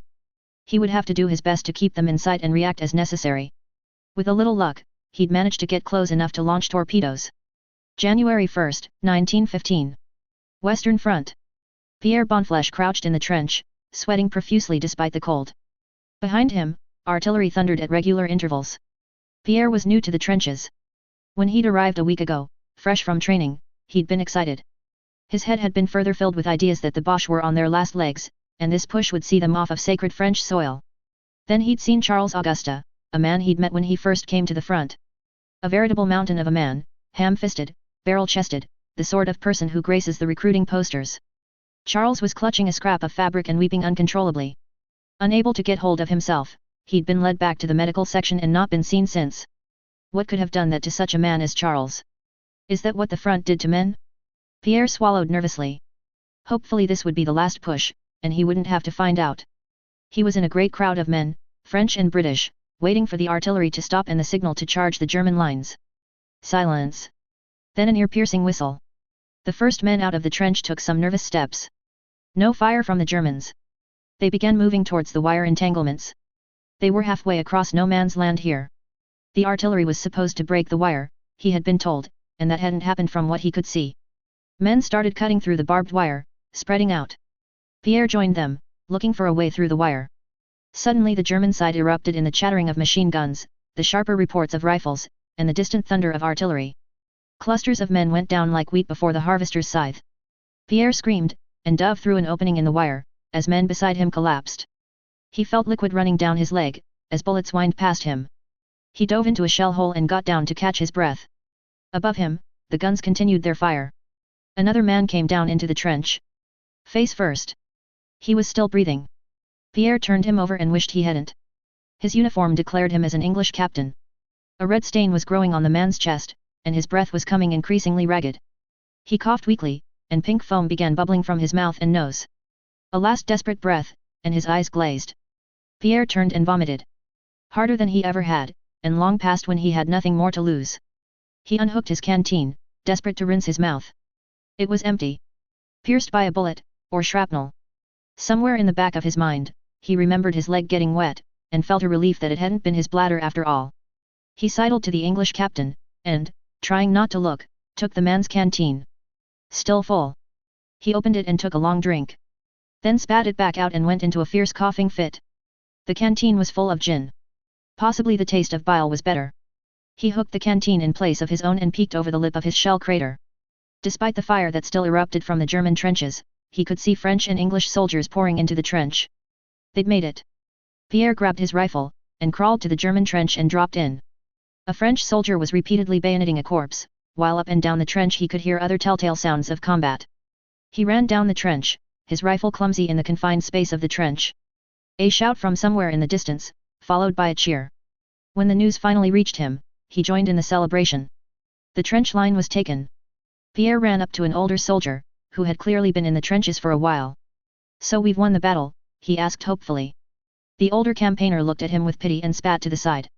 "No, you fool. Now the Germans counterattack to take it back from us. Get ready!" he growled. Screams up and down the line. Grenade, followed by the sound of explosions. Pierre pointed his rifle in the same direction as the experienced soldier. He noticed something a little surreal as he waited for a target. In the midst of all the mud was a single patch of grass about a square meter, quite dead from the cold, but still stubbornly retaining its green look. A sign was posted next to it. Pierre idly wondered what "Bit den Ross and nicht betreten" meant. Several shapes loomed suddenly out of the ground in front of him briefly. His neighbor quickly fired. One went down. Smaller objects detached and came flying through the air in their direction. January 1, 1915. SMKMS Tirpitz. Kaiser Wilhelm II stood beneath the massive turrets of the Tirpitz. Before him, several reporters and photographers from various German papers. Pictures had been getting taken, though it was agreed upon, at Admiral Karl's insistence, that naval intelligence should screen the photographs. It wasn't thought that much could be made of any photographs, but he was quite insistent that no pictures of radar aerials be published, nor anything else that was determined to tell the British too much. Reporters from Denmark, the Netherlands, and Sweden are also present, cordially invited by the German monarch. As the flagship, normally the Bismarck would have been the site for a speech, but the Kaiser was quite insistent against that particular ship being used. Taking a deep breath, he began. "Warriors of Germany, sea and land, people of Germany. I stand before you, and the world today to announce our way forward. To the world, I come to you in the wake of recent events to issue a call to reason. Let no man deny the perils of these times. While we battle, divided by the petty strife of our divided ancestry, the world suffers. Too long has Europe been torn apart by the horrors of modern warfare. To that end, Germany, for her part, will strive to end this horror of war before it grows worse. As a sign of our good faith, I have asked for peace discussions with France, with Britain, with Russia. As a sign of our good faith in this, I offer the following for Belgium. Our deepest regret in drawing the Belgian people in what was not their fight. Payment for Belgian property destroyed in the fighting. Rebuilding that which was destroyed. Germany's goodwill and desire for peace should not be mistaken for our weakness. A wise man desires peace. Our Navy has decisively defeated the Royal Navy, and has declared that, in honor of my birthday, when it arrives at the end of the month, the Royal Navy blockade will be swept from the seas. We offer peace, but we will not stand idle while food is being snatched from the mouths of Germany's children by Britain. Withdraw your ships, so that the sea need not claim more lives. I beg of the world, let us come together, and forge a lasting peace, and let this chapter of our common history become a warning to our children's children. Cheering erupts from the gathered journalists. They leave the cold deck of tearpits and disperse to get stories published. Transcripts and photographs are quickly loaded into the SS Kaiser Wilhelm II, which stands by raising steam to leave as soon as the speech records are protected in the purser's safe. January 1, 1915. Channel U-24 slinks away. Behind her, HMS Prince of Wales settles beneath the waves after being struck by 2 torpedoes. December 28, 1914, Wilhelmshaven. General Hans-Jürgen Schmidt, and wasn't that a great jump in rank? He must in the privacy of his mind as he walked side by side with O.B. Gaffer. Hermann Rieger, technician and mechanic from the Scharnhorst's Air Wing. A great jump, but one that was needed. Being the highest Luftwaffe-ranked officer meant that the authority fell down upon his shoulders, though, if Admiral Karls wanted to appoint someone else to the role, well, there was nothing stopping him. It mostly had to do with the time period Schmidt found himself taken from, that being 1943, in addition to having a deeper insight into the working of the Luftwaffe than any other airman on the Kriegsmarine ships. They passed by a pair of guards and headed towards the conference room. Soon the pair noticed their imperial equivalents waiting outside the room. Major Herman von der Lieth Thomson, and wasn't that a name with great importance? And Colonel Walter von Eberhard of the Aviation Inspectorate. The men shook hands and proceeded to go inside the room. Obviously, it wasn't just his experience or seniority that begot the promotion, but more of an insurance against the Imperial Army. After all, some have to wonder why Thomson was still a major. I hope you are in good health, Herr Schmidt, as I fear this conference is going to be exhausting, perhaps even more so than the one from the 5th of August. Added von Eberhard in a joking tone. I doubt it is going to be more stressful than the Kronrat. He responded sincerely. Compared to that debacle, where the Kaiser summoned everyone of importance from the German government, well, this conference would be more of a vacation than anything. Perhaps if he was pessimistic it would be like any other Tuesday as part of Göring's Luftwaffe. Well said. Commented Thomson with a tired look on his face as he took his seat, shortly followed by his colleagues. Let's hope our efforts amount to something. Schmidt muttered his agreement towards Thomson's words as he could already hear disputes between some of the people present, before the conference even started. He must how much better his colleagues had it, like the medical corps, as they did not have to deal with so many headaches. Dear God! You are trying to weaponize anthrax! Exclaimed Dr. Lindemann in horror at what the men of the general staff told him, and what they asked him to help them with. And glanders! Unhelpfully added one of the men. Dr. Lindemann glared at him until he turned sheepish and started to feel awkward. Anthrax and glanders then? He paused. This is a disaster just waiting to explode. No, if this gets out it will turn the whole world against us for Christ's sake. That means you are not going to help us, Doctor? Asked one of the more composed men. In addition, we are only aiming at hurting the sheep and horses, which are legitimate military targets. Help you weaponize anthrax? No. Absolutely not. Help you protect against it? Certainly. He paused as if struck by a revelation. Does the Kaiser know about this plan? Falkenhayn knows to an extent. Was the non-answer. Lindemann started as if in shock. It won't matter if they are military targets or not, if this gets out, and it will with the damned British reading our codes. Pandemonium will hit the American and world press and it will paint us as the Antichrist. One of the more ashamed men in the room asked. We should, then. He looked at his colleagues who more or less conceded the fight to the doctor. Order our agents to stop any biological sabotage. Lindemann nodded, finally relieved. Yes, good. We need to do everything in our power to make ourselves look good, better than the Entente if we want to win the Americans to our side. He looked in confusion as he finished his sentence. The military men looked even more sheepish than before. What? We are also engaged in sabotage actions against the neutrals. Silence. Who's in charge in the US? Franz von Papen. Shit.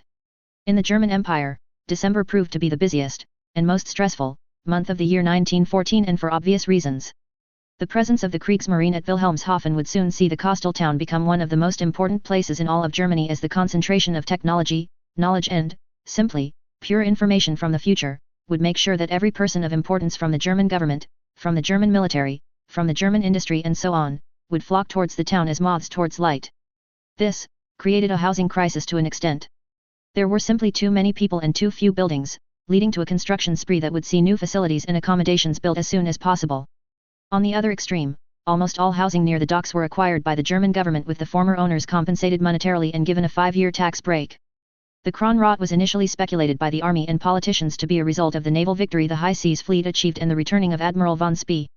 However, it soon became obvious that was not the case and would become the linchpin that would solidify the, at the time rather vague, German plans for the whole war.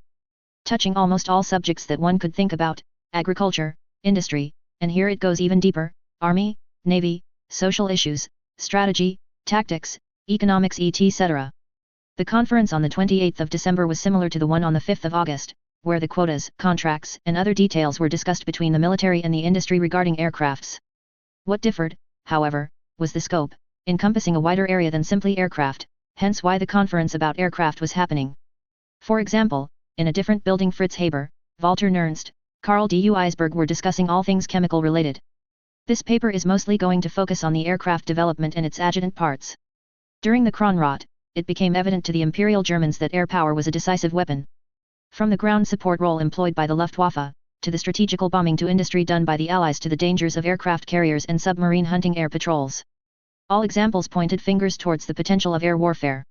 But, this understanding and even full support from the War Ministry and the Chief of Staff was useless unless they knew what they could build and what they should build, given that, even with the front line stabilizing, the military was in a desperately need of replacements for the aircraft and engines lost. Hence why any discussion about procurement had to be postponed for at least a week, to allow the engineers, chemists, industrialists, and so on, to get a chance in studying the future tech and perhaps come up with a proposal or a program. In our case, engineers from Fokker, Rumpler, Albatros, Gotha, Hansa Brandenburg, Flugzeugbau Friedrichshafen, Aviatik and many other aircraft companies, together with Benz and CIE, Junkers, Argus, Daimler etc., went over the Arado 190 SIXS prepared inside a building, a few examples being disassembled to their structural skeleton, same for the BMW 132 engine. An interesting anecdote was the utter confusion of the chief designer from Daimler after being given the BMW 132 manual, exclaiming in surprise that it's more than 200 pages long. There were similar cases, for example, the Bosch Magneto, the sodium-filled valves, the chrome-vanadium steel alloy for the springs and many more. Of importance were also the Luftwaffe magazines and second-hand information from the pilots and technicians. Robert Thelen of Albatros was seemingly obsessed with the future German aircrafts. The sleekness of the Bf 109 and FW 190 was like a shock to him. But he wasn't the only one. Either way, 1 week was not enough to digest everything, but it was enough to give them a clear image of what path should be pursued in the short term, medium term and long term. The recently promoted General Hans-Jürgen Schmidt made sure of it, together with his imperial counterparts, Colonel Walter von Eberhardt, Major Hermann von der Lieth Thomson, Rear Admiral Wilhelm Stark, Rear Admiral Otto Philipp and General Franz Gustav von Wandel. Their short-term plan was rather pragmatic, focusing on shifting or increasing production of current aircrafts and engines while introducing on an incremental basis upgrades as to not disrupt the already struggling industrial output. For example, copying and introducing the Arado synchronization gear, together with tests to see how much of an advantage the triple-blade propeller of the Arado could have on current aircrafts. Obviously, that also brought into consideration the more modern machine guns, as they offered more reliable and lighter alternatives to the current ones. However, any decision for their introduction, be it the MG-17 or the MG-81, was dependent on belt stockpile, as it was considered unwise to introduce the new machine guns and better belts before a large inventory was amassed, in fear of the enemy invalidating the advantage before the German Air Force and Army could fully switch to the new standard. The 20mm MGFF and MGFF/M were out of the question at this point in time, simply existing as replacement part for the Arado, a possible weapon for planes built after 1916 and some uncertain role for an anti-tank rifle round. The question of armor plates for the pilot was also brought up, and a few aircrafts were to be modified and tested to see how much of an impact it would have on performance. In this regard, the Imperials and Kriegsmarine Germans were a bit more pessimistic but were nonetheless willing to try. The same being true for parachutes based on the Kriegsmarine ones and their mass production and introduction. One notable exception being the cancellation of the Taube, which was already struggling to remain competitive. Instead, for the manufacturers who were building the plane, they were to switch to the Fokker Eindecker as it were of similar type as with the Taube. Barring that exception, it was believed that the current aircrafts in production and soon to enter production could remain competitive for 1915, and to an extent, 1916, assuming engine and weaponry upgrades. Another, if perhaps a bit more drastic change came in the arrangement of the B-class aircraft, where the pilot sat behind the observer. This was now fully reversed. The B-class itself was decided to eventually be delegated to a training role, as the C-class was supposed to replace all B aircrafts by the end of 1915. It was concluded that aircrafts in any combat role had no right to fly unarmed, and restructure of the whole designation system was to follow by no later than mid-January 1915. The mid-term and long-term plans on the other hand were more ambitious. With the production of at least 40 Arado 196 carrier-based torpedo aircrafts, including the engine and B-4 fuel. The task fell upon Flugzeugbau Friedrichshafen, which was the main supplier of naval aircrafts and, to a lesser degree, Fokker. This doesn't come as a surprise given that a few weeks ago both the Army and the Navy were trying to steal or commission the company on their own initiative for aircrafts, requiring the intervention of Colonel Walter von Eberhardt to put a stop to this infighting. Fokker was considered important by the Navy in this role for his high standards of construction compared to everyone else, hence the insistence. The harder part came with the engines. The tolerances on some parts were in microns, difficult to achieve with the available machine tools, but achievable in a more artisanal but time-consuming process. Next came the alloys, aluminum, steel, bronze, and so on, requiring a metallurgical analysis by the various laboratories throughout the country, a very arduous task given that each piece taken was guarded by a complement of 8 soldiers, stressful for the metallurgists to say the least. Every engine manufacturer was allowed to try and produce the engine, but only 3 were expected to succeed: Daimler, Benz and CIE, Siemens Halske, companies with the most modern machine tools and with a large pool of skills. A rather odd yet fitting pursuit for the time period was the inverted V-12 of the Bf-109, where every piece of information came from second-hand accounts, photographs, magazines, and some propaganda flyers on board the ships. While asked, the future Germans were uncertain why the V-12s were inverted in the first place, considering that by their history, the Allies utilized normal V-12s, and hence, their reasoning being that there must have been a reason why both Daimler and Junkers decided on such a design choice. This inadvertently had the effect of convincing a large majority of the various designers and engineers of the present engine companies that inverted V-12s were the future project they should pursue. Obviously not everyone was convinced, or some were more conservative in their approach, but, nonetheless, the lightweight V-12 became a long-term goal for some, and a mid-term goal for others. The 87 B4 octane fuel was to be analyzed at the Wilhelm Institute in Berlin, again under the watchful eyes of the military, while Friedrich Bergius together with some sailors who either worked or had some knowledge about synthetic fuel were to help construct a pilot plant to produce the fuel by mid-1915. A later, larger one was to be built by 1917. Subsequently, producing a tetraethyl lead plant was a foregone conclusion, hopefully ready by mid to late 1915. General Hans-Jürgen Schmidt was named as Chief of Field Aviation. His role was to direct, oversee and solve any disputes between the War Ministry and the Army and Navy branches of aviation, which in the case of the Army was under Major Herman von der Lieth Thompson and in the case of the Navy under Rear Admiral Otto Philipp. There was no enthusiasm from the Kriegsmarine people to support an independent Luftwaffe, and neither was the Army enthusiastic about such a proposal. As such, it was decided that it would be better to have 2 separate branches operating under the Army and Navy, which both are operating under the War Ministry and OL. The mid to long-term goal for the German aviation was to reduce the number of logistical nightmares that so many different yet so similar aircraft introduced, but such a well-intended goal had the unfortunate effect of hitting the brick wall. There were the aircraft manufacturers themselves. The news of the fate of Germany mollified them somewhat, in horror, but that could still not stop the fear-mongering of going bankrupt at the end of the conflict. Eventually, after much discourse, the deputy of the War Ministry, General Franz Gustav von Wandel, conceded to the demands of the industry, not before being encouraged by the Germans from the future that conscripting qualified people would be disastrous and was disastrous in their future.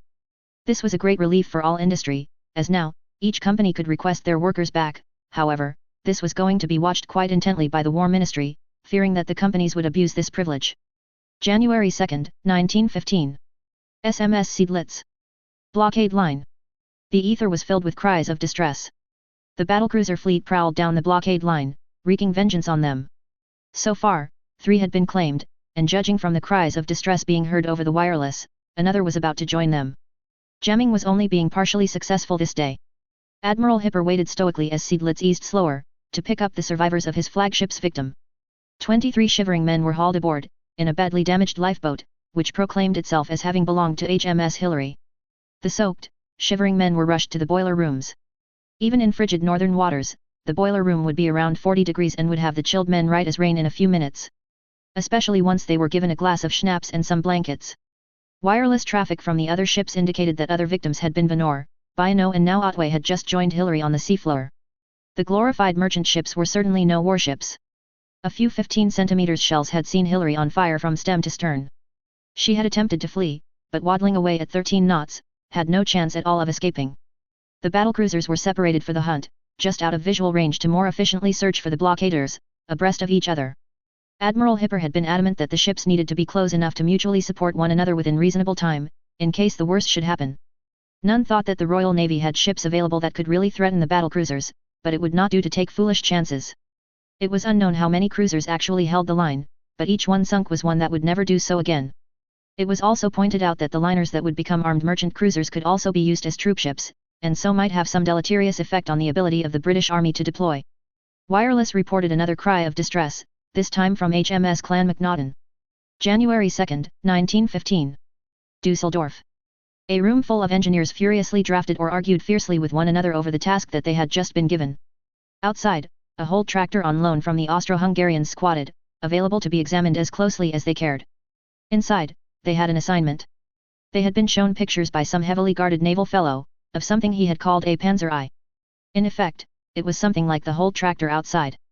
An armored box, on 2 continuous tracks, mounting a pair of machine guns in a rotating cupola on top. They had been ordered to produce it. Well, to make a prototype for testing. As quickly as possible. The specifications seemed simple enough.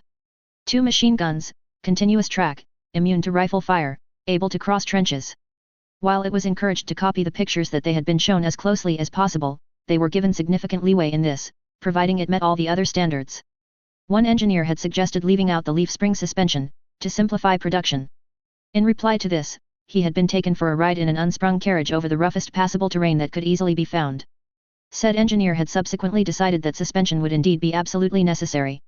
The Navy man had let slip that the Daimler people had been shown another design of Panzer, and they too were to compete, in order to see what design gave the best compromise between ease of manufacture and effectiveness in the expected environment. That was reason enough to get this done as quickly as possible, and have the best design, with as few compromises as possible. It wouldn't do at all to have a Daimler machine chosen over one from Rheinmetall. January 2 to 16, 1915. Western Front. January 2, the attack towards Lille would bog down. Vicious German counterattacks on the captured trench were unable to reclaim it for the first week, but did succeed in slowing further progress. On January 4, a significant Entente push to the second German trench succeeds, and Entente troops would pour into the second line. Despite fanatical German resistance, they were able, over the course of several days, to secure the trench. A feeling of victory gripped even the most cynical on the front. It was even rumored that General Haig had his liquor cabinet moved 6 feet closer to Berlin. However, on the 10th of January, new life seemed to come back into the Germans. Trench raids began, including small numbers of German soldiers showing up armed with shotguns, which did fearful execution in the cramped confines of the trenches. This, along with generally uncontested German artillery, seriously slowed progress. Worse was to come, though. On January 12, a massive German counterattack poured around the Entente soldiers in the second line, retaking the first trench, thus containing the Entente soldiers in a pocket. German artillery prevented reinforcement, and the German infantry were quite content to keep them bottled up. The Entente soldiers in the pocket did not at first realize that the German attack was not an effort to dislodge them, but simply to contain them, and 2 days were wasted in making no attempts to break the encirclement. On the 15th, the pocket made a desperate attempt to leave. A breakthrough was achieved at heavy cost, and most of the trapped troops flee to Entente lines. About 5,000 men that are unable to move well enough to flee stay behind as a rear guard. Back at the Entente lines, when the mass of men was spotted running towards the lines, they commence firing, assuming that this is a German attack. Many are killed or wounded before the mistake is realized and the order to cease fire is given.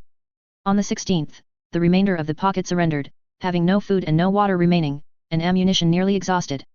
The push for Lille was over, ending in a stalemate, where, for the cost of 32,000 British, 42,000 French, 6,000 Belgian, and 40,000 German casualties, the lines stabilized exactly where they had been 3 weeks prior. General Haig moved his liquor cabinet 6 feet farther from Berlin. January 2, 1915. Wilhelmshaven. SS Kaiser Wilhelm II, 2 colliers, and the light cruisers SMS Stettin and Stuttgart sail out of harbor. They quickly work up to the 14-knot top speed of the colliers and set course for New York. January 3, 1915. HMS Agincourt, Rosyth. A team of technicians have descended upon HMS Agincourt and are busily installing a Dreher fire control system. Initially top secret, and not to be installed on export ships, after the losses suffered in battle, every advantage is needed. This will allow her to enjoy a fair competition against another 12 dreadnought, once the crew are sufficiently worked up on the new equipment. January 3, 1915. Stavka of the Supreme Commander. Novgorod. The senior Stavka officers sat around a table. The Tsar himself had made an appearance at this meeting, much to the discomfort of the assembled staff. Gentlemen, began Grand Duke Nikolaevich, the situation in Warsaw remains unstable. We have held, but barely. The Germans stopped their push on December 25 and have made no major resumption. Sporadic fire, and repulsion of raids, but no attempt to resume the offense. For the moment, Warsaw is saved. Then it would seem that perhaps the French and British are correct, asked Nikolai Yanushkevich. The Germans have exhausted themselves and are unable to take further offensive action. We should attack at once. We cannot sally from Warsaw. We haven't the troops, nor supplies to do so. It would take weeks to get them there, and by then the situation will most likely have changed. Replied the Grand Duke. Would this then be the time to take up my cousin's offer of peace talks, asked Tsar Nicholas. We've won a victory, we might now quit the field with honor, and end this. Your Majesty, I believe that to be most unwise, spoke up General de la Guiche, the French liaison. The Germans are merely seeking breathing room. News from the Western Front is most encouraging, where a battle rages even now to break the German logistics. One great push to force the Huns back to their own territory is all that is needed. Then we can reassess, and see whether to follow him into his lair, or negotiate from a position of peace. I agree, stated Yanushkevich. It will be far better for the army and for Russia to see the defeat of the German menace. Nods of approval came from around the table. What of the needs of the Russian army, persisted the Tsar. I have soldiers with no rifles, artillery with no ammunition. Where will the supplies to support this last great push come from? Silence around the table. General John Hanbury Williams, British attaché, cleared his throat. I will send a message to the British government to see what can be quickly sent to you. And how will that get to Russia? Asked Yuri Danilov, Quartermaster General. Our ports are icebound, or blocked by enemy vessels. Do you propose to give us supplies in spring? That is late for your great offensive. It would be summer at the earliest before we could get such supplies dispersed. I will put the question out. Hanbury Williams offered. The Admiralty will understand the logistics of such things better than I. It seems like no great issue. Surely steel ships can break ice. Thoughtful silence reigned. None around the table were naval experts, and the reasoning seemed sound enough. Find out as quickly as possible. The Tsar replied, I will not send my men into battle with no weapons. January 3, 1915. Blohm and Voss shipyard. A team of engineers were inspecting the hull of the SS Bismarck. Or rather, what was to have become SS Bismarck. However, her fate was to be different. Originally the third of the Imperator-class liners, she had been launched in June 1914, and then languished. Then came the attack on the Jade by British torpedo-carrying aircraft. The men from the new ships had also told tales of aircraft flying off of ships to make attacks. Therefore, it was decided to take a ship in hand for conversion to create such a vessel. The Navy men were eagerly looking forward to repaying the British in their own coin. Unfortunately, nothing was known about flying aircraft off of a ship, so they would need to start from the ground up. A vessel was needed to be converted, and the Kaiser had generously suggested that the SS Bismarck would make a fine option to be converted to an aircraft carrier, and receive a new, more appropriate name for such a vessel. Nothing much would happen immediately. They needed to look at the current state of the ship, and then see what needed to be done. The Navy men had given a rough idea of what such a ship should look like, but it was up to the naval engineers to make it work. January 3, 1915. SMS Seydlitz. The battlecruisers prowled the North Atlantic. They had found no further blockading ships, and so had set off to find what merchants they could. 3 ships had been found so far, a wheezing old freighter full of animal fodder that had been summarily dispatched, newer collier full of fine Welsh coal, and a tanker full of bunker oil. Of these, only the last had attempted to call for help, and had been jammed. This caused Hipper quite the quandary. He very much wished to use the Welsh coal instead of the brown coal from the German mines. It would do wonders for his smoke plume and might earn him an extra knot. However, he did not wish to have a 14-knot collier tying him down. The tanker, however, was its own problem. All tankers, full or empty, were to be captured. This one could make 15 knots, but he couldn't see sending it through a sea of hostile ships, nor cutting short his own foray into the ocean to take it back. He finally decided to double back to the blockade line, and hopefully catch the light cruisers that were escorting the SS Kaiser Wilhelm II. Then the tanker would become their problem. Radio silence was called for this mission for multiple reasons. Firstly, because they could apparently be tracked using their wireless. Secondly, though they had new codes, they were also continuing to use the old ones, particularly for housekeeping. Note 1, in order to fool the British into thinking they still had an advantage. If new codes started being heard, the British would know the game was up. A smoke plume was spotted, and Hipper closed in on the newest victim. Note 1, housekeeping in this case is ships reporting on training, refueling, rearming, and the like. Modern-day Archimedes, December 28, 1914, Wilhelmshaven. It seems you have me at a disadvantage, Herr Biermann. You and your men seem to know a lot about me, but I know very little about you," said Fritz Haber. "So if you could enlighten me, I would be very grateful." The other chemists around Haber nodded their head in agreement, expectantly watching the men from the future. "You must understand that we are not by profession chemists, or rather, in my case, and a few others, could not pursue further in the domain." Johann Biermann spoke with some hesitation in his voice. The technocrat looked at Biermann with one eyebrow risen. His colleagues, equally expectant. "I worked under Dr. Hermann Engelhard at Ammendorf, as part of Orgacid GmbH. My colleague here," he nodded towards the man on his right, "worked at Ludwigshafen for Farben AG. We worked in producing chemical agents for war." "That tells me very little, I'm afraid," began Haber. "What exactly did you do?" "During 1938. There was a risk of war and that affected everyone to an extent. At the time, I was only an intern working at producing ethylene oxide at the company's A building, but the fear of war and need of a large weapons stockpile saw me transferred to the B building, where everyone was trying to increase lost production. Mustard gas," he said. His colleague, on the other hand, had a less interesting story. "I worked at maintaining the industrial equipment producing phenacyl chloride." The Kriegsmarine people looked at each other for a moment before pushing forward a stack of documents, handing a paper to every Imperial German present. "Here you have everything that we've remembered, the production process, synthesis, chemical formula, some properties, protection against said chemicals, and," he pulled a few boxes onto the room's table and took out a dozen gas masks. "This are the most modern gas masks of the Kriegsmarine, together with the user manual and spare filters." Fritz Haber looked in confusion, and he wasn't the only one. Walter Nernst, the man who was until recently working on chemical warfare, shared his doubts. "I am a bit confused. Aren't we supposed to stop any weaponization of chemicals? All tests with T-Stoff were declared verboten. Herr Falkenhayn told us the Kaiser ordered such. There will be a restructuring of the chemical program as our imperial colleagues have not yet parsed through all the relevant information we placed at their disposal. But, one thing that will remain in standing is the no-gas rule. Employing gas on the battlefield is verboten. Researching, testing, and producing is erlaubt. We are not going to be the first to employ it on the battlefield, but when the Entente does so, our response will be tenfold." The meeting continued for a good few more hours and, as people started to leave, either to join their colleagues at other conferences or to go home, one of the Kriegsmarine men, the only one who remained quiet during the meeting, requested a private conversation between the renowned chemist, at least from their time, and himself. The man explained that his mother worked in his department during the war and he had something important to tell him. The last thing Nernst heard as he left the room was, "What happened to Clara?" Note: mustard gas was called Lost, named in honor of Lommel and Steinkopf. The one in question is the oxal variant, also called O-mustard.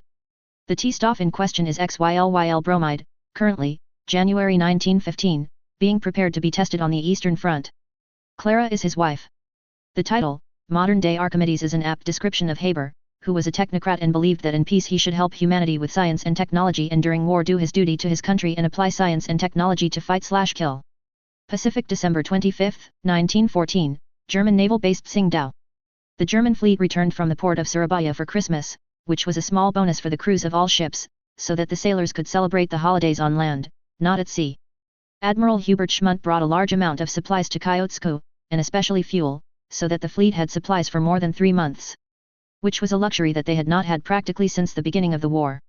Also key were the raw materials and goods that the Germans bought from the Dutch, and overall the whole expedition ended in a great success. However, there were not only positive things. The fleet lost a second destroyer and 3 more were damaged, one of which was very serious and required a stay in dry dock for almost 3 months. The other 2 destroyers will be repaired for about a month before they go to sea again. One of the few pieces of good news from the loss of the destroyer Z-13 was that most of its crew were alive and had remained in Hong Kong for the time being. Most Germans wanted to spend December 24 in complete peace, but their duties would soon catch up with them and they would have to deal with them. Above all, their Chinese allies would demand an explanation for why the German fleet had not intervened against the Japanese who had attacked Shanghai. Admiral Schmundt received a Christmas present from the Emperor in the form of the Pour le Mérite. The same decoration would also be given to his fellow admirals Otto Siliux and Helmuth Brinkmann, as well as Governor Alfred Meyer-Waldeck. All Germans from the future were automatically also registered in the Imperial Fleet. In addition, Hubert Schmundt was promoted to full admiral and offered a knighthood. The Emperor wanted to appreciate his subordinates in the Pacific, for their brilliant military successes against Germany's enemies. Admiral Liu Guanxiang, at the request of the Chinese government, requested a meeting with the German command, and Governor Alfred Meyer-Waldeck granted him. The Chinese admiral was a realist and knew very well that there was no point in criticizing German officers, and from his point of view there was no reason for it. But he had to present his government's position and ask the questions that his superiors wanted to know the answer to. The meeting was again held in the governor's residence, and Alfred Meyer Waldeck, as usual, tried to play the role of mediator. Fortunately, it was not really necessary. As I have already mentioned, my government is very dissatisfied with the fact that you, Admiral, let the Japanese sail away with impunity, when you knew about the events in Shanghai. My superiors want to know why you did not attack the Japanese fleet and destroy it. Especially when you knew its position and also its strength. Please understand, this is not a criticism from me, but from my government, Lu Guanxiang. Honestly, the main reason I didn't do anything was that I was short of ammunition. My warships used up almost 40% of their ammunition during the operations off Hong Kong, including practically all of their AP shells. 3 of my destroyers were damaged and I had to protect a convoy of tankers and cargo ships. I had no interest in a battle I couldn't win and I didn't want to put the convoy at risk. The ships we captured are carrying over 10,000 tons of sheep wool, half of which we are willing to give as a gift to your government. I am sure your soldiers will greatly appreciate this gift, especially now, in winter, Hubert Schmunt. Thank you for the explanation. Your answer is completely sufficient for me personally and I firmly believe that even some idiots in my government who are always complaining about something. Lu Guanxiang. What exactly is the problem, Admiral? What is bothering your people so much? Germany is trying to be the best ally of China, we support you as best we can, I don't quite understand the criticism. Alfred Meyer Waldeck. Governor, the answer to your question is a bit more complicated, but the truth is that very few people in our government or in the immediate circle of President Yuan Shikai have a problem directly with you, the Germans from Kyotsko. Those people who criticize the alliance with Germany are more concerned with the fact that Berlin has still not recognized the Chinese claims to the territory we are asking for. Your government is silent and many Chinese people feel that we are not a full-fledged ally for your emperor. I believe that is the main problem. Of course, the Japanese attack on Shanghai did not help much, where, as you know, there are enormous material damages and human losses. Lu Guanxiang. Admiral, we cannot speak for the emperor and the German government. I can send a question to Berlin as to why our government is still hesitating to answer yours. And I will do that too, don't worry.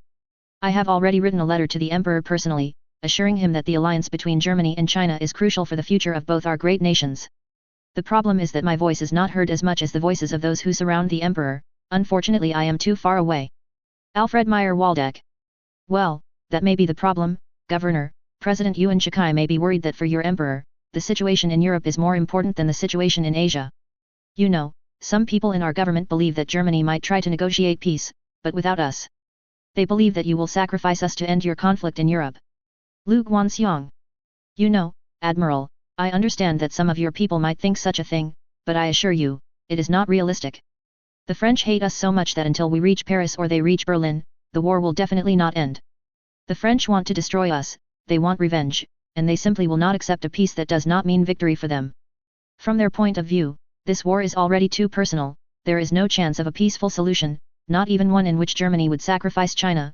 Such a possibility is not realistic. I do not deny or exclude Germany's efforts to end the war and achieve peace, but the hope that it will succeed is slim. Time will soon show that I am right, this war will be long and although you probably do not want to hear it, its outcome will be decided in Europe, not in Asia. Hubert Schmunt. Admiral Lu Guanxiang, is there any way to dispel your government's fears, at least one that we, the Germans of Kyotsko, are able to offer? Please tell me about him and I will try to appease your government somehow, I will be happy to accommodate them. Alfred Meyer Waldeck. Thank you, Governor, for your support of our cause, you are a very sensible and honest man. It would certainly be good if the incident with the destroyer Z-13 was forgotten as soon as possible. Your people in Hong Kong complained a lot, especially Fregatten Captain Hans Joachim Gadow. Colonel Paul Cullo then sent an official complaint to my government, at his instigation, about the behavior of our officers, especially a certain Colonel Chiang Guo. This officer of the Beiyang Army exceeded his authority and jurisdiction by taking a German warship wrongfully, Lu Guanxiang. This mention of the events surrounding the destroyer Z-13 was not something the Germans wanted to deal with further. The governor had already called on future German officers not to escalate the incident further. Alfred Meyer Waldeck did not want a conflict with a Chinese ally, he was angry with the Chinese, but he swallowed his pride and preferred to downplay the whole incident in public. Most of the responsible officers preferred to share his opinion. What had happened could not be undone, there was little point in further resolving it. If the officer responsible for the incident is punished, then I see no problem in that and we are willing to forget the whole incident. Hubert Schmunt. Thank you Admiral Schmunt, that is very generous of you. Regarding the officer responsible, we can no longer do anything in this regard. He is dead and with him most of his subordinates, from what I know, he died during the Japanese naval shelling of the wreck of your warship. Unfortunately, the Japanese found the wreck and their fleet literally shot it to pieces, probably wanting to be sure that we would not try to save it. It was this sea bombardment that cost the lives of almost 200 of our soldiers. Lu Guanxiang. Didn't the Japanese try to save the wreck of our ship for themselves? Helmuth Brinkman. No, they only tried to destroy it. According to the report I received, they even used their armored cruisers to do so. Several unexploded 203mm shells were found on the beach. Lu Guanxiang. I must say that if I were them, I would have acted differently and tried to recover the damaged warship. On the other hand, I don't know if the Japanese weren't pressed for time, and they certainly had their reasons for not trying something like that. It was probably the best possible outcome for us. If our crew had stayed on the ship, its losses would have been much worse. All bad things, as they say, sometimes have a good purpose. Hubert Schmunt. As previously stated, Admiral Lu Guanxiang, please consider this incident as over and done with, and we will not revisit it. Is there any other way we can help you? Alfred Meyer Waldeck. My government wants the German fleet to retaliate against a Japanese coastal city, no matter which one. I have tried to explain to them that this is not a reasonable request at this time, but I must make the request. Lu Guanxiang. I am sorry, but at this time you are asking for the impossible. As I have already mentioned, we have no ammunition for my heavy cruisers, and even with the supplies left in Kyotsko, each of the combat-ready ships has only about 70% of its rounds per barrel. China is not yet capable of producing 203mm shells, and until a convoy arrives from the United States carrying the ammunition, I cannot do anything. Explain this clearly to your people in the government. Without additional ammunition it is sheer folly to do such a thing. Moreover, bombing the Japanese coast will have only one effect: we will make the Japanese very angry and above all enraged. It will only provoke them to attack Kyotsko. Which is the last thing I want at this moment, especially now that my fleet needs maintenance and the sailors need rest. I must also remind you again that Otto Silix is still at sea, and I am also carrying a convoy with supplies. There are 40,000 tons of war material in that convoy, especially for your army. Please keep that in mind. My fleet must be ready to protect this convoy. I will not scatter its forces because of some terrorist bombing. Hubert Schmunt. I understand, Admiral, and I will pass on your explanation to our government, and I will also fully support it. The convoy from the USA is absolutely crucial for us now. President Yuan Shikai will understand that. It would be good, of course, if your government, especially you, Admiral, made some concession to my government. You know that my people were very keen on the wreck of Z-13, they believed that the vessel could be saved. The question is whether it would have been possible if the Japanese had not found it. We will never know. If Germany, that is, you, were to sell China a modern warship, it would greatly reduce, even completely silence, the anti-German rhetoric that the fools in our government are spreading. Lu Guanxiang. The Germans from the future were furious when the translator translated the Admiral's words, but none of them did anything to show it. The awkward moment of silence was broken by Governor Alfred Meyer Waldeck. That is an excellent idea, Admiral Lu Guanxiang. I am sure that my government will certainly approve such a deal. At the moment, 2 of our modern light cruisers are at sea somewhere in the Indian Ocean. They are expected to return to Kyotsko in about 2 months. One of these warships can be offered to China, if your government is still interested. The governor's words, Admiral Lu Guanxiang, were very surprising when he made the proposal, giving it about a 5% chance of success, so he was a little taken aback by the response he received. He then looked around at the others present and, seeing that there was no opposition to this proposal, decided to take advantage of the German goodwill and ask for a little more. During the Japanese attack on Shanghai, the protected cruiser Haizhou was sunk, which is a great loss for our small navy. If you were willing to sell the 2 light cruisers mentioned, it would be a godsend for our fleet. I am sure that such an agreement would immensely strengthen the alliance between our 2 countries. Lu Guanxiang. I think that the sale of the 2 light cruisers and the older destroyer S-90 is acceptable to us. The sale can be made at the turn of March and April 1915, and you will most likely need our instructors. We can provide them if you are interested, Hubert Schmunt. For Admiral Lu Guanxiang, such a German promise was a huge victory, because it would strengthen his influence with President Yuan Shikai. Now he would be much more able to silence the anti-German elements in the Chinese government, and not only that. China will get truly modern warships, and ships that run on coal, not diesel, which would be quite difficult to obtain at the moment. The rest of the meeting was positive. After all, it was December 25th, Christmas Eve, the first day of Christmas. So there was no reason for the atmosphere to be pessimistic. January 4th, 1915. HMS Queen Elizabeth. Inside his cabin, David Beatty opened a small, but heavy package. Inside, some small, heavy object was wrapped in paper. A letter was on top, looking quite official. He pulled it out. Admiral David Beatty. In recognition of your deeds during the Battle of the Banks, where you valiantly retreated, rather than ignominiously fighting to the end as did Admiral Jellicoe. The surviving widows, friends and family of those having fallen in the fight of the battlecruisers are pleased to commission and present the following medal to you. We hereby invoke you as Grand Cockerel, leader of the Knights of the Order of Poultry, with all the rights and privileges thereof. We offer our congratulations for your attainment of such honors. Signed. The friends and family of the fallen. He pulled out the small, heavy object. It proved to be a medal, cunningly fashioned like a chicken, wings displayed and lowered. Note 1, holding in its claws a yellow ribbon. The ribbon had written on it in ornate script Ad Actor Fugiendum. Note 2, if it weren't such an insult, it was well enough made to not stand out against his other medals. Beatty stared at the medal for some seconds in growing fury. Mocking him? How dare they? They weren't there. What more could he have done? In a rage, he closed his fist around the object, and opened the porthole, and flung it as far as he could in the direction of the sea. Instead of a satisfying splash, he heard an all too familiar voice shout out. January 4, 1915. Berlin. A puppet show called Georgie and Willie becomes quite popular. It is clearly cribbed directly from Punch and Judy. Georgie regularly attempts to bully Willie, culminating in hitting him with a small boat. This results in Willie hitting back with his own boat, which inevitably breaks Georgie's boat, resulting in Georgie running away and crying. It is tremendously popular with the children. January 4, 1915. HMS Queen Elizabeth. David Beatty stood before Admiral Arbuthnot trying his best to look ashamed. The Admiral sported a nasty-looking bruise over his left eye, and in his right hand held an all too familiar medal. Sorry Sir, Beatty began. I neglected to make sure no boats were about when I threw that away. Well, be a bit more careful in the future. What is this? Arbuthnot asked, examining the object closely. An insult. Beatty exploded unwarranted criticism for losing an unwinnable battle.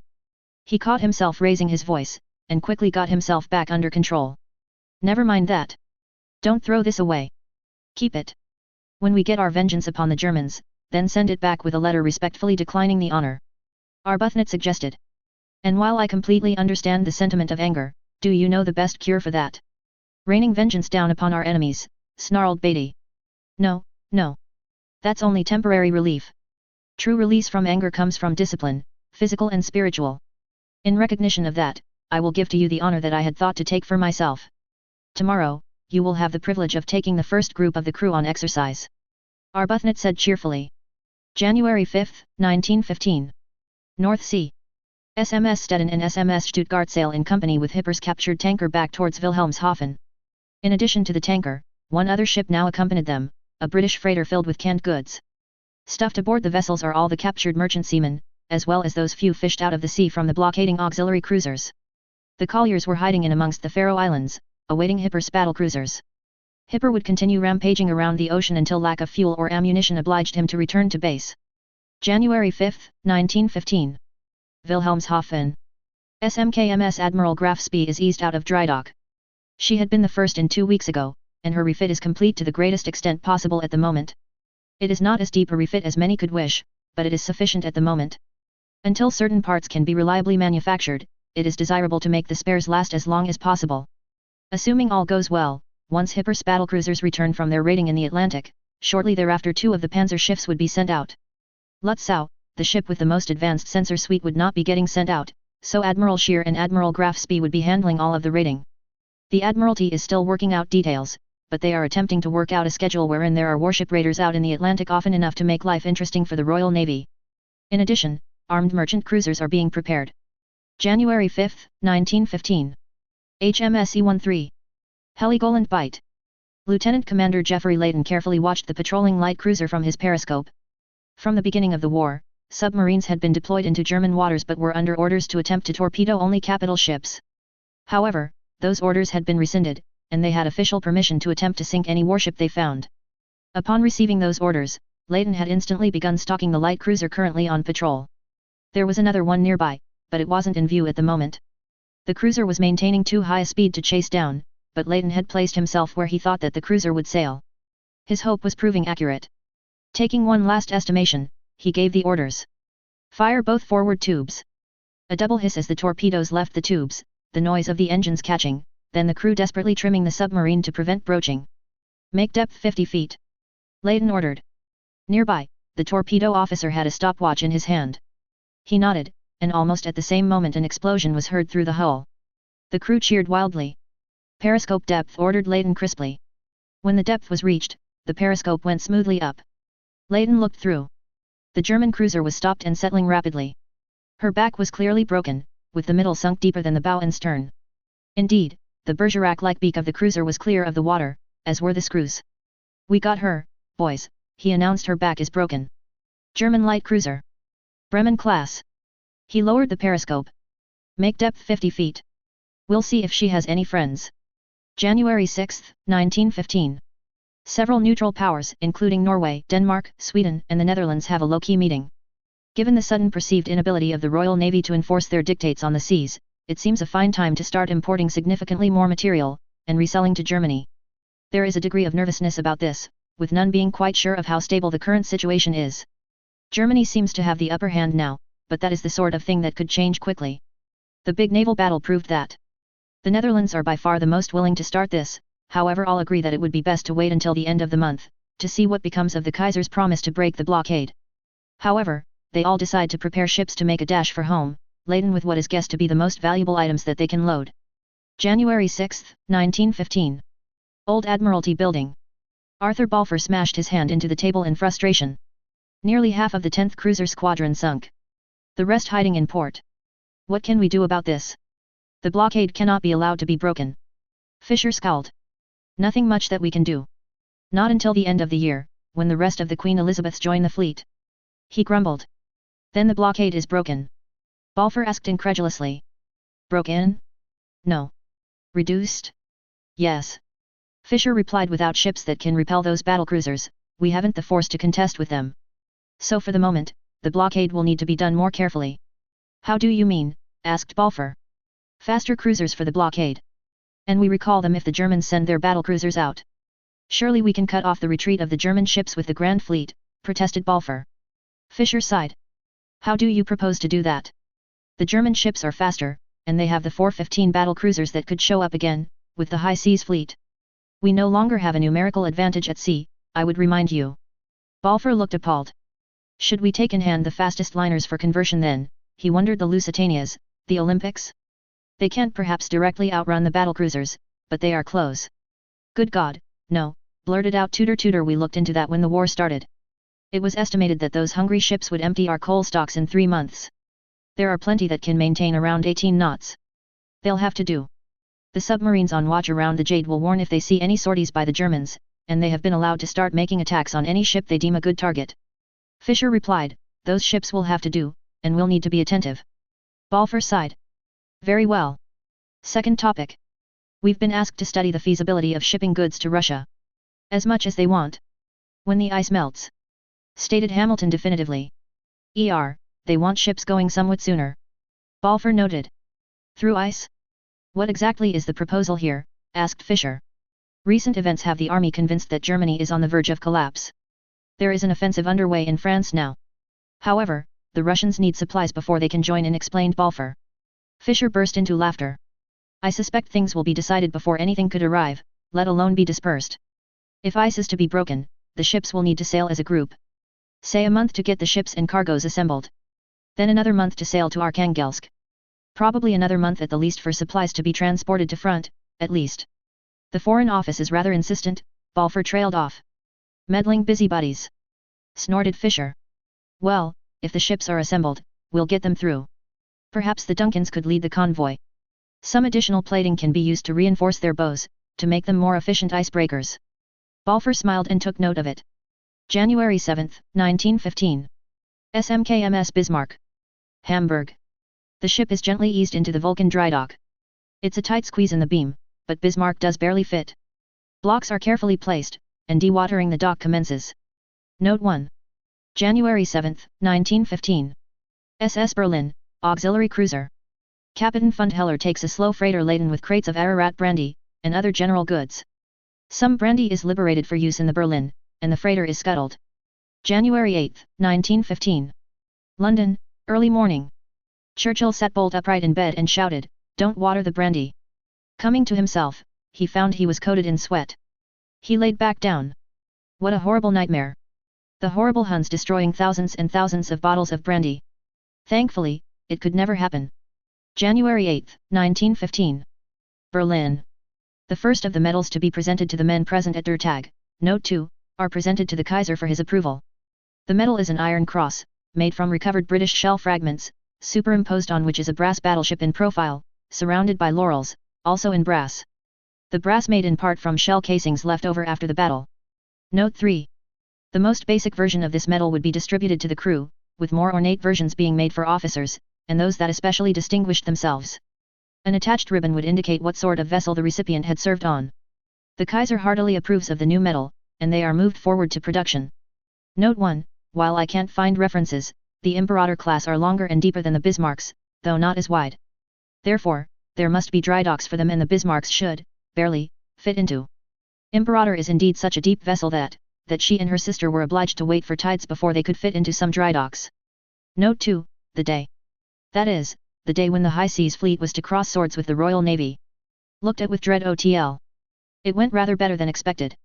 Note 3. Most large-caliber German guns of this era used a forecharge which was propellant in a double-bag silk case and a rear charge which was propellant in a brass case. The brass case helped to seal the breech of the gun. A few of these shell casings were tossed into the crucible for the symbolism. Japan, Tokyo, December 29, 1914. The year 1914 was drawing to a close, and the Japanese Empire was slowly but surely preparing for the necessity of switching completely to a war economy and declaring full mobilization. This step had not yet been taken, but it was clear that it would soon have to come. The question was not whether it would happen, but rather when. The war situation was not developing well at all, although the arrival of winter had stabilized the front line on the Korean-Chinese border. Both sides were gathering forces and preparing for spring and the resumption of offensive operations on a much larger scale than the previous year. Japan's main ally in this area was Russia, and it was suffering from the same, if not greater, problems as the land of the rising sun itself. The Russian Empire had already lost Vladivostok, and the lack of troops had forced St. Petersburg to withdraw from some key areas. Moreover, it was clear that more Russian troops would not easily arrive in Asia. The war in Europe was a much higher priority, and the threat from the Ottoman Empire to Russia in the Caucasus was also very worrying. It was clear that Japan would have to face China practically alone. Russia had no offensive potential in Asia, and the other Japanese allies had their own problems, so they were not expected to send their ground troops to help. China was proving to be an increasingly dangerous enemy every day. It had huge human resources, and these allowed it to be militarily dominant even against an enemy that had greater firepower. The battles for the British colony of Hong Kong were a clear example of this. Thousands of Chinese soldiers died in this bloody battle, and China probably lost more than 3 times the forces of the Entente combined.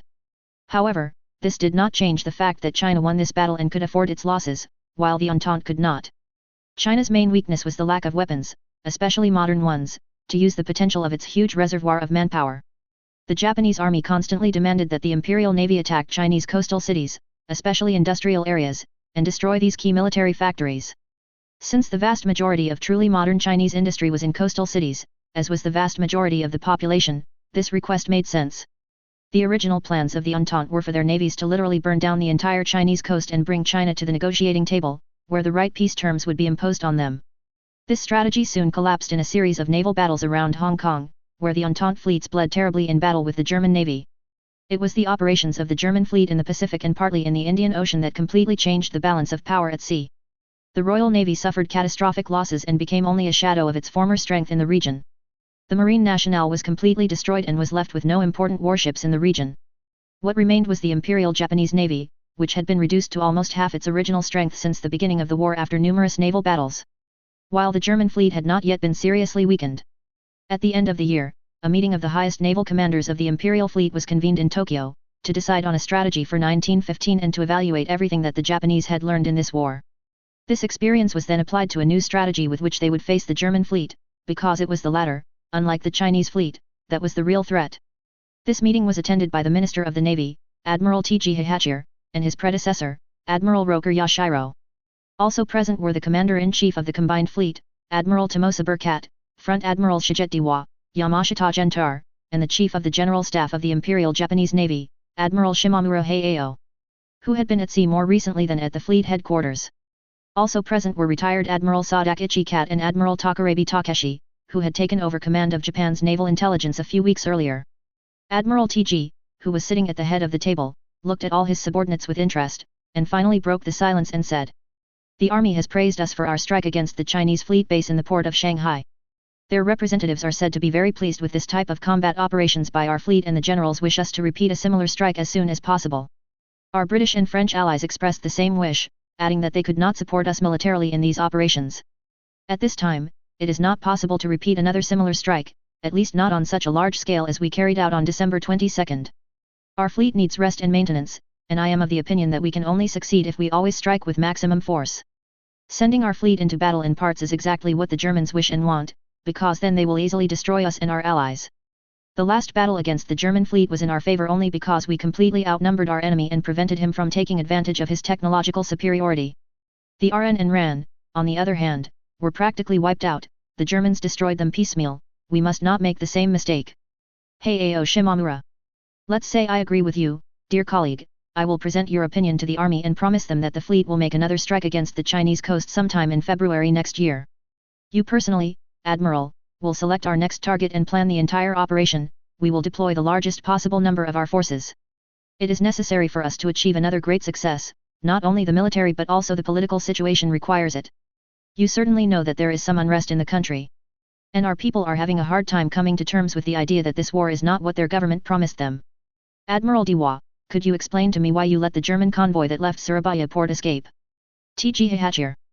Because I was not prepared for battle, and I had to fulfill the task of bombing Shanghai. I did not have enough forces to handle both operations at once, and I also informed our allies of the German movements. Shijet Diwa. The strange thing is that it was our British allies who asked us to stop the convoy. The RN did not have enough warships to try and succeed. From what we know, the Germans obtained not only fuel from the Dutch, but also a huge amount of supplies not only for themselves but also for their Chinese allies. Personally, I would have preferred attacking the convoy to bombing Shanghai.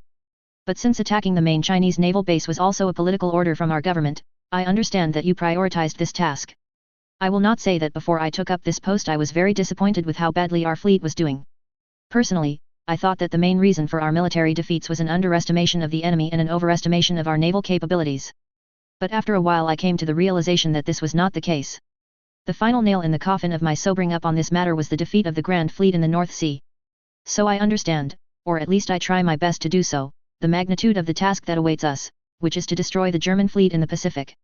Our problem is that we cannot afford further losses, because there is no longer any possibility of replacing them. Our allies will not help us. I do not expect any meaningful help from them, they have enough of their own worries. Now Admiral Takarabe Takeshi will inform you of what is actually against us. T.G. Hachir.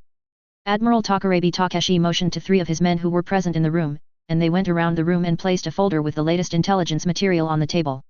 As this was done, the new intelligence chief began his explanation.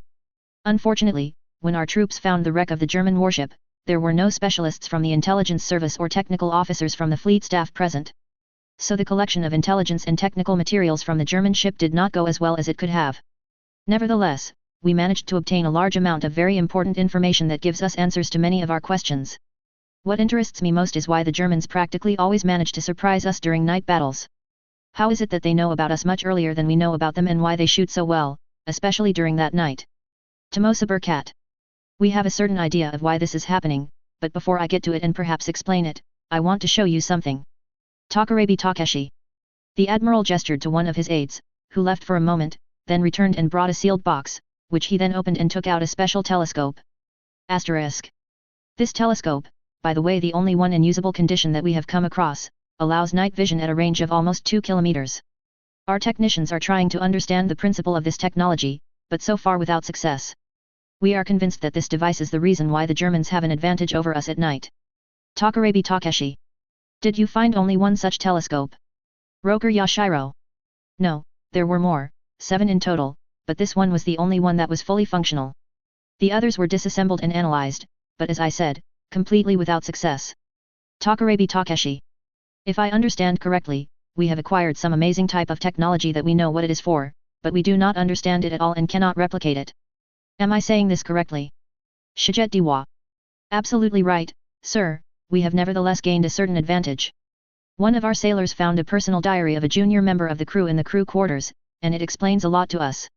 Thanks to it, we are able to understand certain things, and now I want to introduce them to you. Takarabe Takeshi.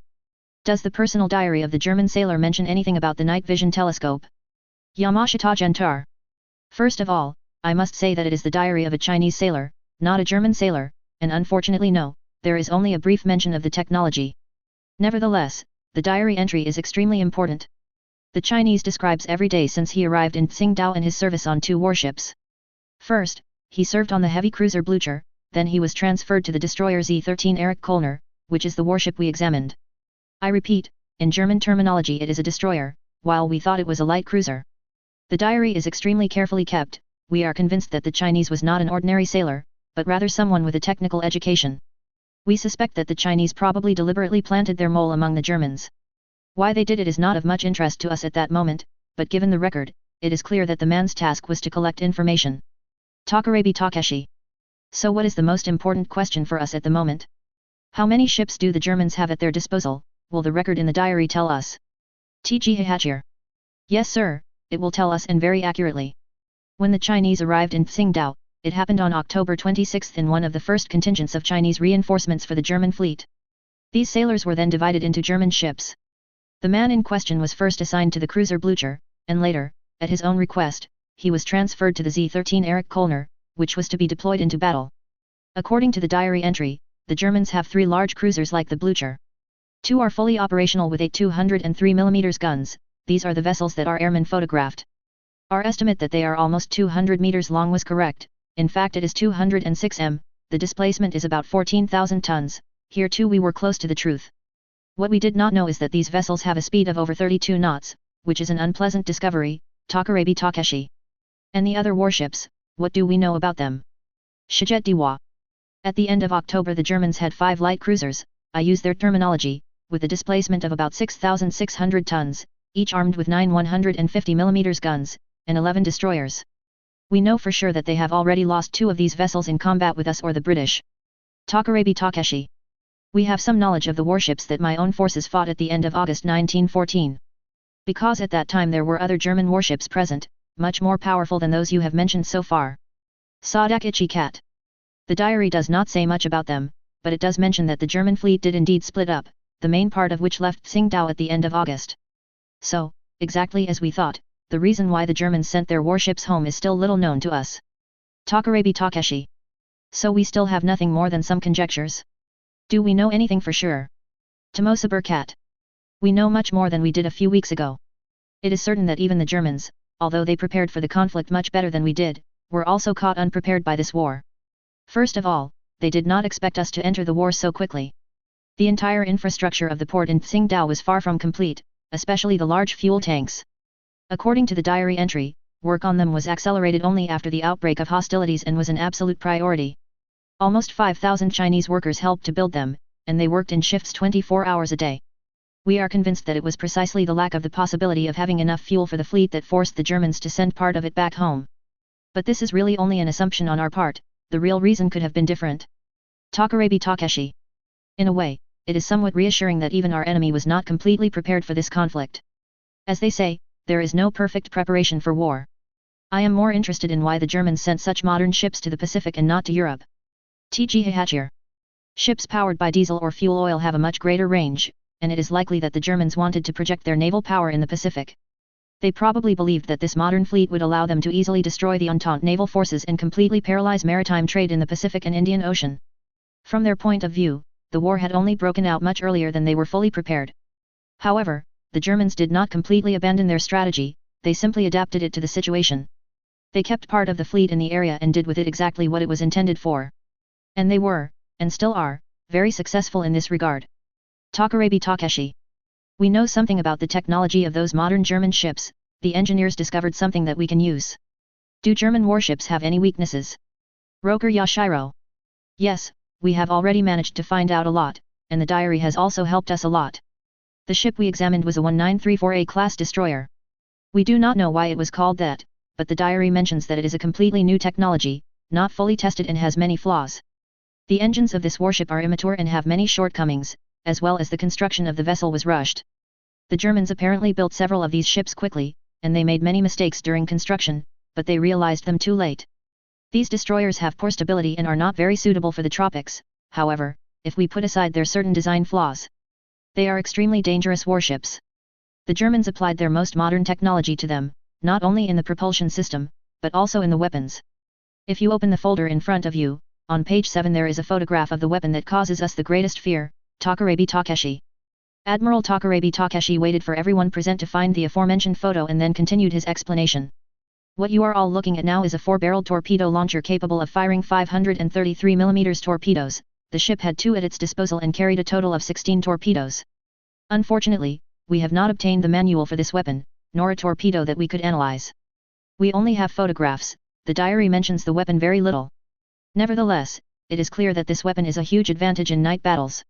This type of torpedo launcher is in the armament of all German vessels, including the large cruisers.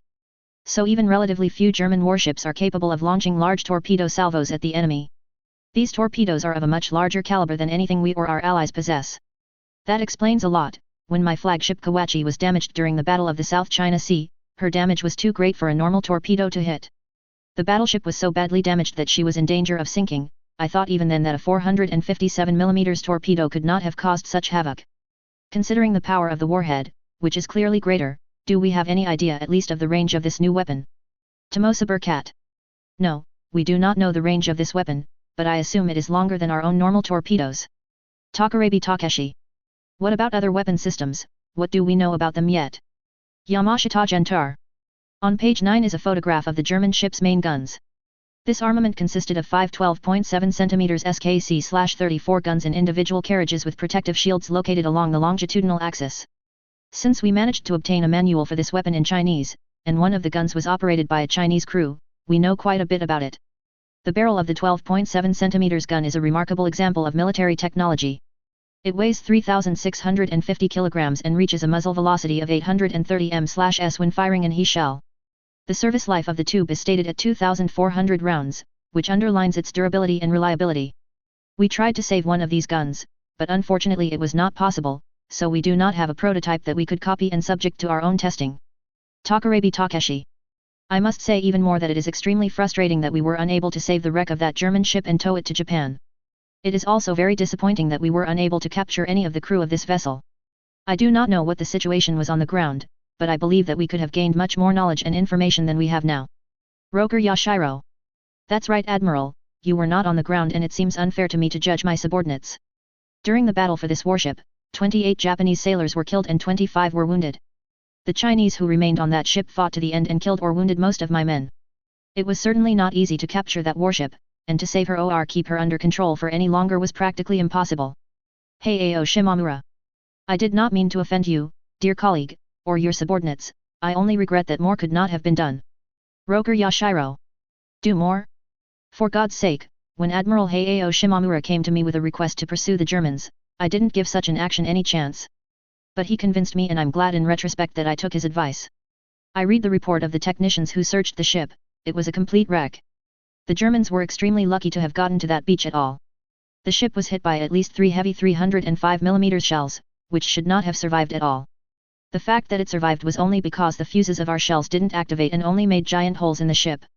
And the fact that our sailors quickly withdrew from the beach. They were there all night and the Chinese hordes couldn't be stopped, we would never have defended that wreck. So I would be happy if the discussion on why the wreck wasn't saved never took place again. Shijet Diwa.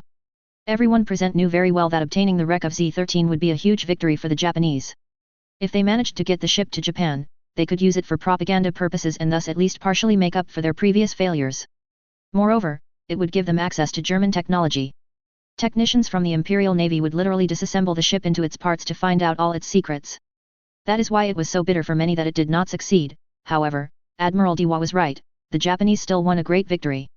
Moreover, a victory about which they did not inform any of their allies, or even in their own government, let alone the army. The Japanese army would be very interested in the weapons that were managed to be obtained from the German ship. I agree with Admiral Diwa, there is no point in discussing this topic. What has happened can no longer be undone. Have we acquired some German weapon in working order and are we able to duplicate it? That is what I am interested in now. T.G. Hachir. Yes, we have been quite successful in this regard. On page 12 there is a photograph of a German 3.7 cm SKC/30 cannon arranged asymmetrically in 2 gyroscopically stabilized double carriages. We have not managed to save the weapon in this form, however, individual pieces have been saved. The weapon is intended for combat against aircraft. Some tests of the weapon have been carried out so far and it must be said that we do not have anything of such quality. We are trying to copy this technology, but it will take some time. According to the technicians, at least a year and a half, but more likely 2 years. But we are very lucky that we have once again obtained the manual for this weapon, this time in German. It is extremely detailed and will make many things easier for us. Takarabe Takeshi. Did we obtain anything else besides the weapons? I am referring to the German radio technology, Sadakichi Cat. All the technology on the ship was destroyed, either in battle or by the crew themselves, as much of the damage was done intentionally. We believe that the Germans did not want their Chinese allies to obtain this technology. Many interesting items were found, which, although not directly of military significance, we consider them important. One of these items is a very advanced camera that the commander of the Chinese troops had with him. We also obtained several types of German infantry weapons, mainly rifles and personal weapons. Takarabe Takeshi. Are these personal weapons the same as those we have already obtained, or are they of a different type? Tomosaber Cat. A total of 5 rifles and 6 pistols were found. 2 pistols are identical to those we have already captured some time ago. The rest are of a different type of weapon, but I will repeat myself when I say that we ourselves do not have anything of such quality. We will try to copy these weapons and make them the standard equipment of our Marines. Takarabe Takeshi. As for the aircraft, this ship could have carried one, because I know from my own experience that some German ships have them. Tomosaber Cat. No, we are absolutely certain of that. The ship we examined is too small. However, thanks to the information in the log, we know that all the other German vessels, that is, the larger ones, have aircraft. The largest cruisers even have hangars for 3 seaplanes. The Germans have a catapult on these ships, so they can launch planes at any time. Takarabe Takeshi. Which will force us even more to accelerate the construction of more seaplane ships, because their planes give them a huge tactical advantage during the day. They are their extended eyes, while our fleet is completely blind without Wakamiya. Yamashita Gentar. The meeting continued for another 3 hours, at the end of which Minister TG reminded everyone that the information from it was very confidential and nothing could be made public. The Navy kept this whole event a secret from the government and the army, and they had their reasons for doing so. One of them would be to admit that the Germans had much more advanced technology than they did, which was not something the Navy was particularly proud of. The second thing was that they did not want to share their newly acquired knowledge with anyone. TG absolutely did not want the government and, by extension, the army to poke their noses into this matter. He did not want the British and French to do the same, because in recent weeks his allies had informed him only minimally about the military situation. When TG wanted to know the details of the events in the North Sea and the reasons why the Grand Fleet had been defeated, he was mostly met with silence. Even the Japanese naval attachés were unable to get him enough credible and accurate reports. He therefore came to the conclusion that if the British were stingy with information towards the Japanese, he himself would tell them only the most necessary. Officially, the Japanese government and army were informed that the fleet had found a damaged German warship and destroyed it with naval artillery on the beach. The Entente Allies also received exactly the same information. January 9, 1915. SMKMS Königsberg. Admiral Siliux was beginning to feel paranoid. He was using the sensors of his ships far more often now. They were entering into dangerous waters now. They might hit Japanese ships at any time. Schmunt had been told, but not sent anything more than a terse acknowledgement. There was certainly something going on, but what it was, he had no clue. The seas had been blessedly empty overall. His merchant captains knew the main trade routes and had worked with him to avoid those to the greatest extent possible. While picking up prizes was always a plus, it wasn't worth risking a distress call informing where he was. January 9, 1915. SMKMS Tirpitz. Wardroom. U-boats hissed Tirpitz as if the word caused him pain. Apparently agreed Carls. What is going to be done about it? The depth charges that were sent in are still being reproduced. They aren't ready yet. Even if they were ready, there's no way to find the U-boats underwater yet.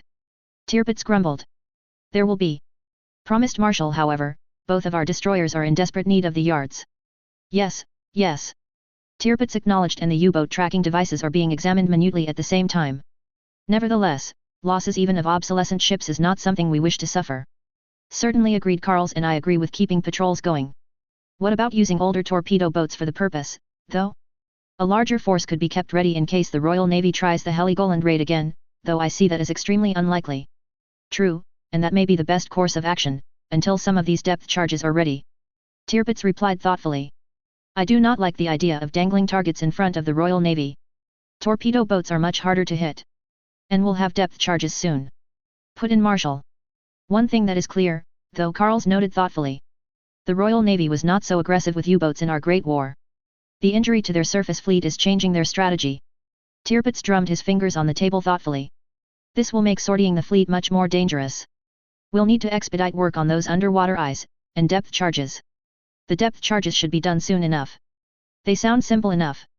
For that matter, the hydrophones for finding submerged U-boats are supposed to be fairly simple. Not being an engineer, I will not pretend to understand the workings, but I remember it being explained to me as basically a covered tube being put into the water. Note 1, not very precise, true, but our GHG is going to be completely out of reach for the moment. Marshall offered. Well, hopefully they finish something like that soon. Tirpitz replied, I don't like the idea of being bottled into harbor by British U-boats. January 9, 1915. SMS Seydlitz, Faroe Islands. Admiral Hipper felt a degree of pleasure with knowing his bunkers were full again. Full of fine Welsh steaming coal too. He'd have to remember to send a thank you note to the British. Seydlitz was full, and now cruising with Moltke outside the harbour in the Faroes, while von der Tann and Derflinger refueled from the captured collier. Of course, now that he wasn't using his tagged-along colliers, they weren't empty. The captured collier was not enough to fill the bunkers of all 4 ships complete, but they weren't empty, so it very nearly did so, with the last 1,000 or so tons being provided by the much smaller German colliers. Note 2. The colliers were supposed to be emptied, sent along to America, filled with whatever came to hand, and sent back to Germany. However, they were mostly full. They could of course, simply dump the coal, but Redder suggested another idea. He suggested taking the colliers around to the villages around the islands and selling the coal to the locals. Barter or coin? Well, why not? That would empty the ships, and he wouldn't have to burn that coal in his boilers. Von der Tann pulled away from the colliers and headed towards his flagship. One last ship to finish, then it would be off to raiding again. The blockade line seemed to be empty now, so he was free to make life difficult for the assortment of British merchants that always plied the high seas. January 10, 1915. SMS Stuttgart. Stettin and Stuttgart have released SS Kaiser Wilhelm II, which immediately begins working up to its full speed, heading for New York. An interesting plume is investigated, and proves to be a tanker, captured by the battlecruisers that was sent to go home with them. Well and good, they didn't have the coal supplies to run around the Atlantic, and heading back sounded like an excellent idea now. They had received a wireless message, in the old codes, telling all ships to commence zigzags and speed alterations due to U-boat danger. Well, the tanker could make 12 knots, so they'd stay near that speed, which would make the U-boat targeting that much more difficult. January 10, 1915. Germany. Several Browning Auto 5 shotguns are delivered to Mauser for inspection. Several others are delivered to the Army for testing. These represent an enormous leap over the double-barreled hunting shotguns currently being tested in the field. The FN Herstal Company is expected to be unwilling to sell a license to manufacture the Auto 5, so the next best option is to develop one. Sjögren shotguns from Sweden have also been bought and are being included in the testing. They would probably be willing to sell a license to manufacture, and perhaps sell the weapons, however manufacturing capacity may not be high enough. Something also being looked into is the manufacture of special shotgun shells. Currently, all shotgun shells are made of paper, which may have issues in the damp and muddy trenches. Brass shotgun shells are not new technology but are not currently made. Note 1, an oversimplification, but basically. Note 2, the 4 German battlecruisers take about 12,700 tons of coal full load. However, in practice, it gets uncomfortable to be below 50% fuel. The 6,000-ton British collier nearly filled the battlecruisers, and then they topped off from the German 3,000-ton colliers. Note, Sjögren shotguns are broadly similar to Browning Auto 5s. January 11, 1915. Wilhelmshaven. The iron-hulled bark Pommern finished fitting out for her new mission. She now boasted a pair of 10.5 cm guns in collapsible deckhouses and a few machine guns. Plans to install an auxiliary engine were scrapped for the moment, the better for her to leave quickly. Renamed SMS Dolphin, she was to head to the nitrate trade routes and do her best to disrupt the supply of that cargo to France, Russia, and Britain. Instructions were to do the damage she could, then, if possible, return to Germany, if not, intern at some neutral port. Significant leeway was granted to the captain in his decision-making on that point. Pommern, now Delphin, was a handsome, 4-masted bark-rigged iron-hulled sailing ship. She had been selected for this mission, as she could stay out as long as her crew and supplies held up. It's also a test run for this type of mission.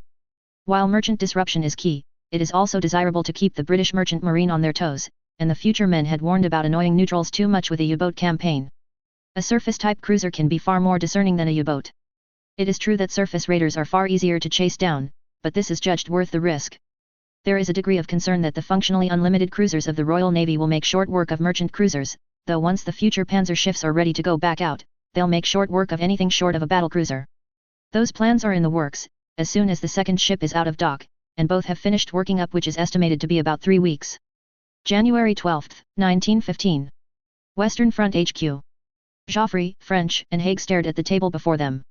Behind them, the map figures indicated that the Germans were making deadly trench raids into the captured trenches. They had abruptly changed tactics, and on the table was one of those things that had changed. Upon the table was a damaged shotgun. Nothing special, a double-barreled 12-gauge shotgun, the same graced the wall of many a farmer and hunter all across Europe. This, however, had been in the hands of a slain German raider, along with reports of others. Apparently, the shotguns were hellishly effective in the confines of the trenches. The men told of seeing the Germans not even bothering to bring the shotgun up to their shoulders before letting fly, sometimes both barrels at once if there are enough Entente troops before them. It's barbaric.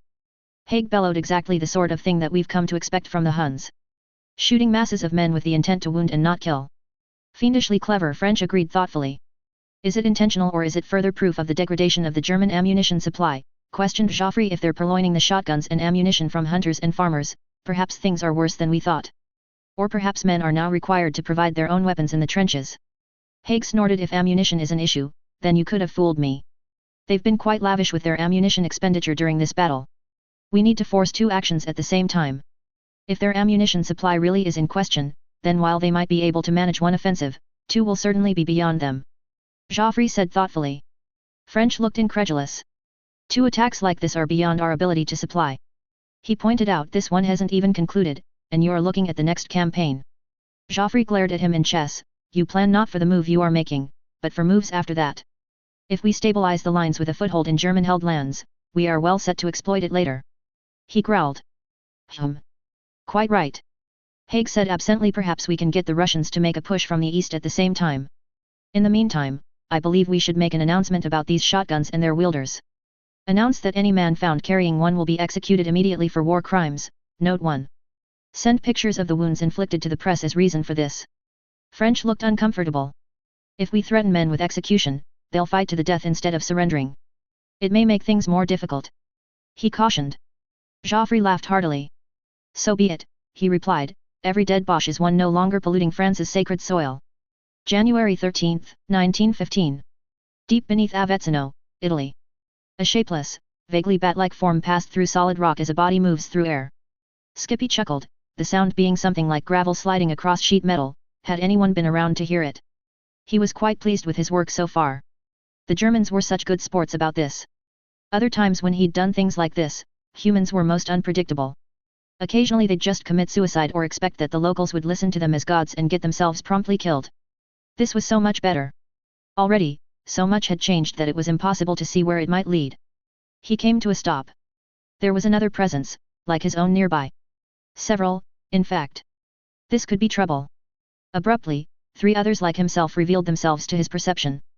Communication was forced upon him. Skippy, the voices echoed through him, the High Council charge you with the willful disruption of time and space. Again. Surrender to us, immediately. Violence will not be tolerated. Skippy again laughed, the gravel on sheet metal sound. Surrender? Never. This is just getting good, he returned communication. The three of you together are no match for me, what is it you hope to accomplish? The three shapes converged upon the one. Nothing seemed to happen for a moment. The three interlopers were thrown violently back, and the solid rock about them shook violently. Skippy disappeared with another laugh before the others could try to detain him again. Above the ground, buildings topple as an earthquake tears through the area. January 13, 1915, Washington. God, please give me enough peace of mind to not strangle Gray. Ambassador Cecil Spring Rice mumbled his prayer in the confines of his room after he, Jusra and Bernstorff were called to the State Department by Bryan to discuss peace. It was the most embarrassing moment he felt so far in his life. The September talks with Bryan could not compare to this. He did not even know how to describe the disaster that happened in front of Bryan and later the President. Because, by all metrics, Bernstorff was the most vocal and supportive of a peace conference to happen as soon as possible following the Kaiser and the Pope's declarations to end the conflict. His government, and Jusra's, were certainly opposed to such a course of action. Gray made abundantly clear to refuse any peace talks involving the US but to not make it seem as if the British Empire wishes for the war to continue. Oh, how much of a fool he made himself look. He was not even given a list of demands he should put forth, the previous one discussed with House, about European disarmament and the restoration of Belgium, together with indemnities were wholly agreed by Bernstorff, forcing Rice to increase the demands that even Wilson called his proposal of dismantling the High Seas Fleet the most absurd demand of the war. Jusra had it easier, because he was fully behind his government stance of dismantling German militarism, indemnities, and returning Alsace-Lorraine to France, wholly blaming the war on Germany and Austria-Hungary. Thankfully, these secret talks were going to remain secret. Unfortunately, his government would have to respond to the public ones made by the Kaiser and the Vatican in the following weeks. January 13, 1915, Berlin. Arthur Zimmermann was frustrated.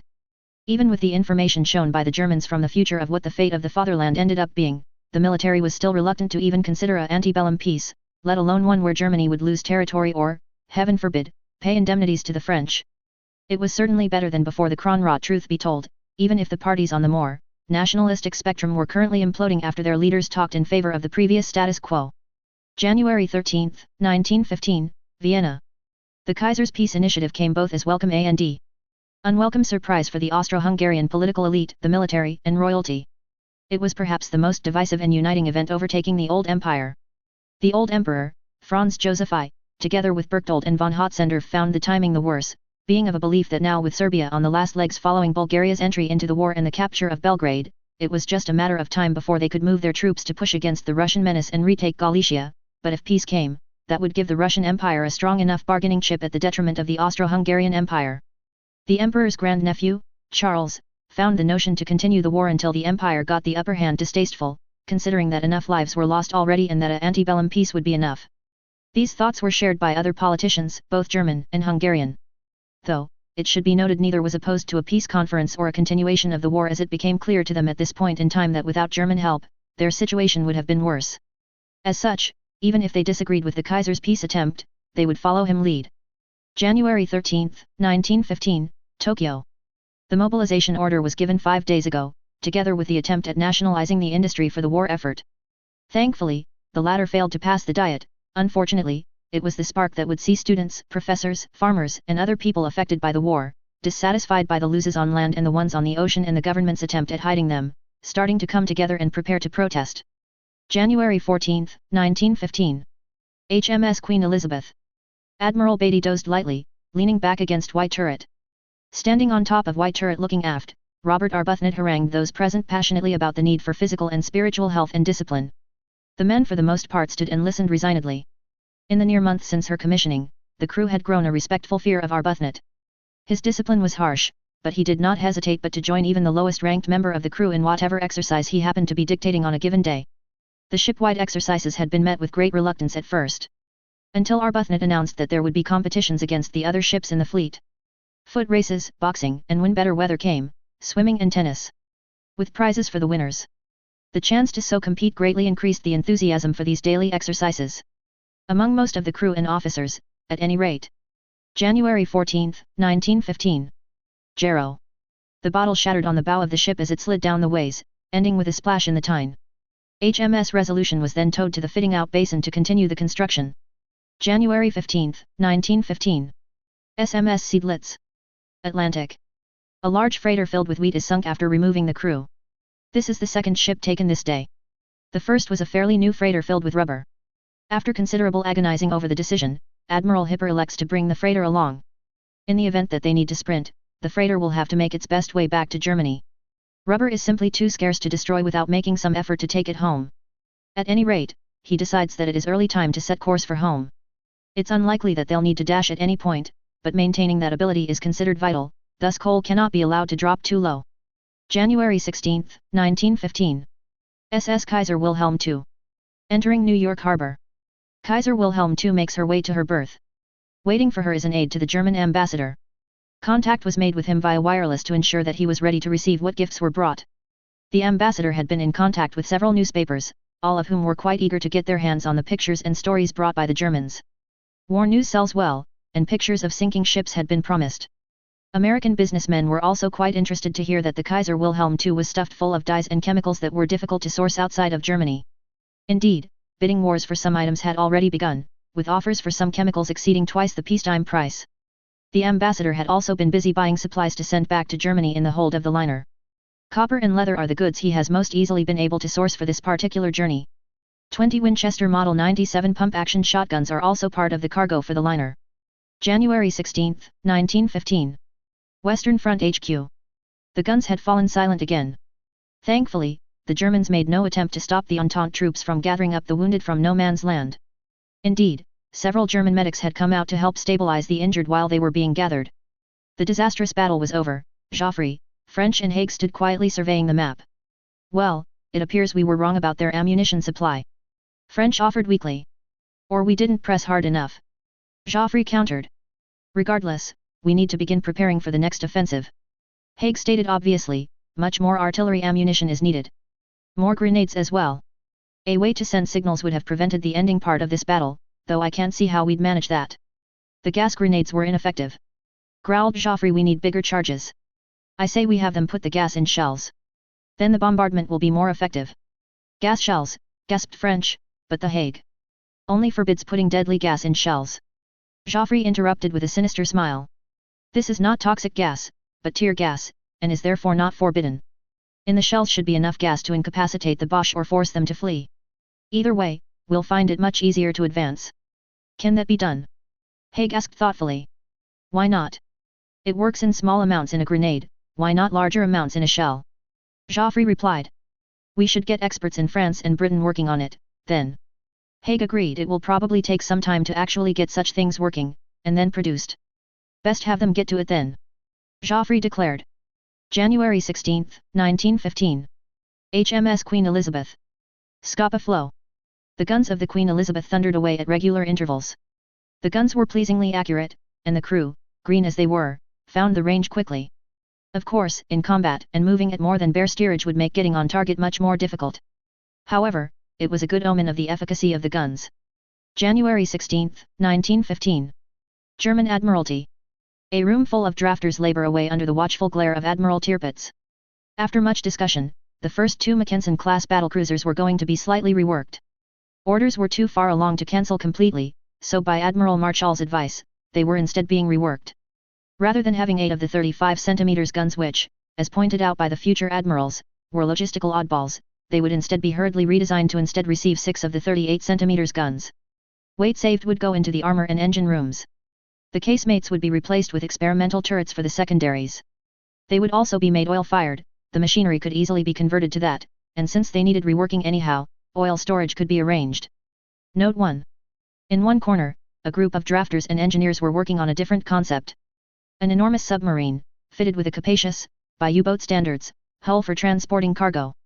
Not even the most optimistic of the admirals can claim the Kaiser's confidence in the blockade being broken, as it's appreciated that as soon as German warships are no longer at sea, the blockaders will return. So, it is thought that perhaps a number of these vessels can keep certain resources constantly coming into Germany, while others come in whenever the blockaders are driven off station. January 15, 1915. Wilhelmshaven. The Kaiser watched how the men from Siemens and Huth were looking over the various bits and bobs taken from the Tirpitz, and wasn't that mildly amusing? The fast battleship was bearing the good admiral's name, the irony was palpable. Yet, as interesting the radar, radio, and sonar from 20 years in the future were, his mind was in another place. Tell me, Herr Marshal, what was my largest mistake in regards to my navy?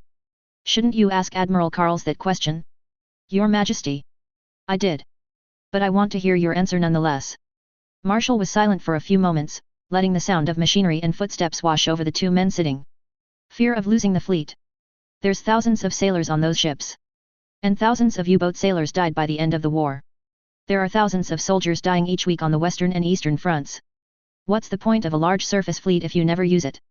If given the chance, I would sacrifice those thousands of sailors if it meant winning the war. Even yourself. Marshal scoffed.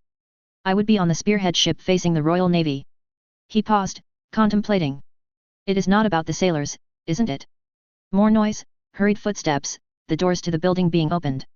Your Majesty should talk with Admiral Günther Lütjens. He should know what fear and rigidity brings. January 15, 1915. Shanghai. President and Generalissimo Yuan Shikai of the Republic of China looked over the ruined city, once, a hub of commerce and wealth, now, a wrecked urban jungle. The damage done to the slipways and the arsenal itself is minor enough that work should resume in a few weeks at the latest. Duan Kaiyue, War Minister, said. And the city itself? The War Minister was more reluctant to answer. A few months at the earliest.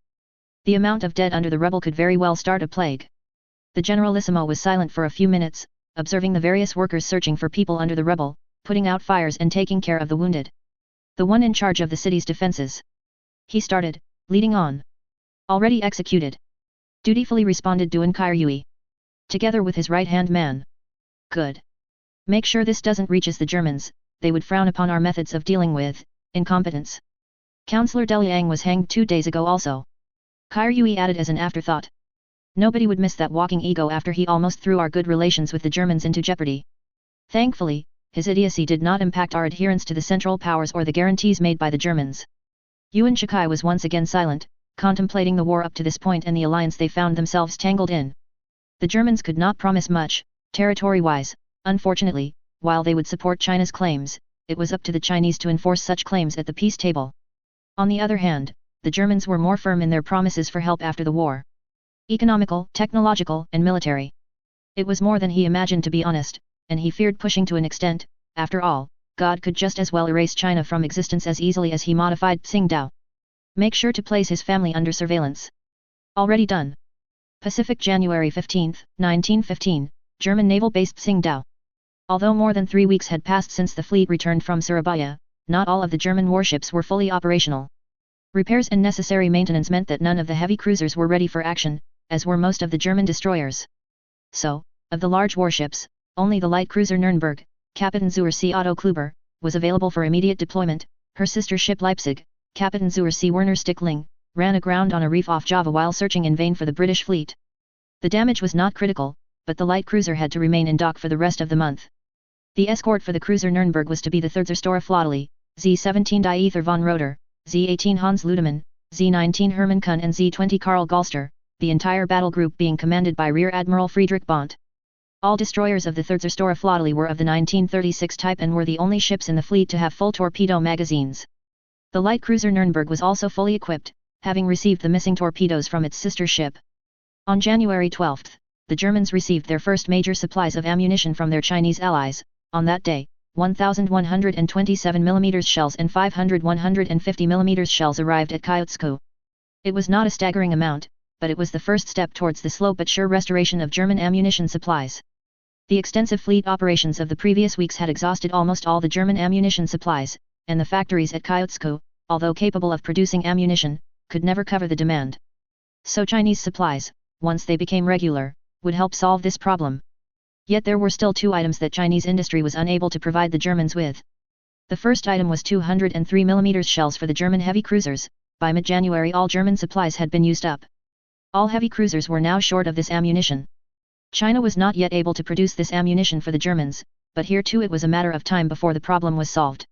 It was expected that mass production would begin at the turn of April/May of this year, but whether this would actually happen was a question. The second item was completely unfulfillable for China and its industry at the moment. China was unable to produce German torpedoes from 1939 to 1945, and the truth was that the 533 mm torpedo could not even be bought anywhere in the world because its production had not even begun. So it was up to the Germans in Kyotsku. Originally Governor Alfred Meyer Waldeck believed that the first torpedoes could be produced at the beginning of February of this year. At least his technical advisors promised him so, but it has already turned out that this was more of a wishful thinking. The first tests of the produced torpedoes ended in a complete fiasco, and it was clear that the fleet could not use them. The biggest problems for the Germans were the propulsion system of the weapon itself. And in addition, the tests showed that newly produced torpedoes tend to behave completely erratically after firing. And above all, they are unable to maintain the specified depth at which they are supposed to move. The problem of torpedo shortages meant that the fleet had to be economical with them and choose very carefully when to use them. So gone were the days when German destroyers and cruisers would fire torpedo salvos at the enemy and waste them. This in itself was a problem, as it was German torpedoes that had sunk a large number of large Entente warships, including 3 pre-dreadnoughts and many cruisers. Much would change with the arrival of a convoy from the United States, which was due to arrive in a few days. The convoy carried over 40,000 tons of supplies and equipment, including almost 5,203 mm shells. Although these shells would not be nearly as good as the previous German ammunition, they would give China enough time to produce its own ammunition. A German heavy cruiser could carry 1,280 203 mm shells, so it would require a great deal of combat activity for the Germans to use them up. This was not something anyone had expected. On the contrary, the fleet was to go on the defensive. In order to increase the security of the approaching convoy, Kampfgruppe Bondt left Tsingtao on the evening of January 15, 1915. Rear Admiral Bondt's orders were clear: to protect the convoy sailing from the USA at all costs. Operational command was still in the hands of Admiral Otto Siliux, who had already been informed via the Enigma encryption machine that the fleet was sailing towards him. The main base of the Chinese fleet, the port of Shanghai, January 16, 1915. Almost a month had passed since the Japanese attack on the city, yet the damage was still visible. A large part of the city's industrial district had been destroyed, and the port was still in a bad state, full of wrecks of sunken ships.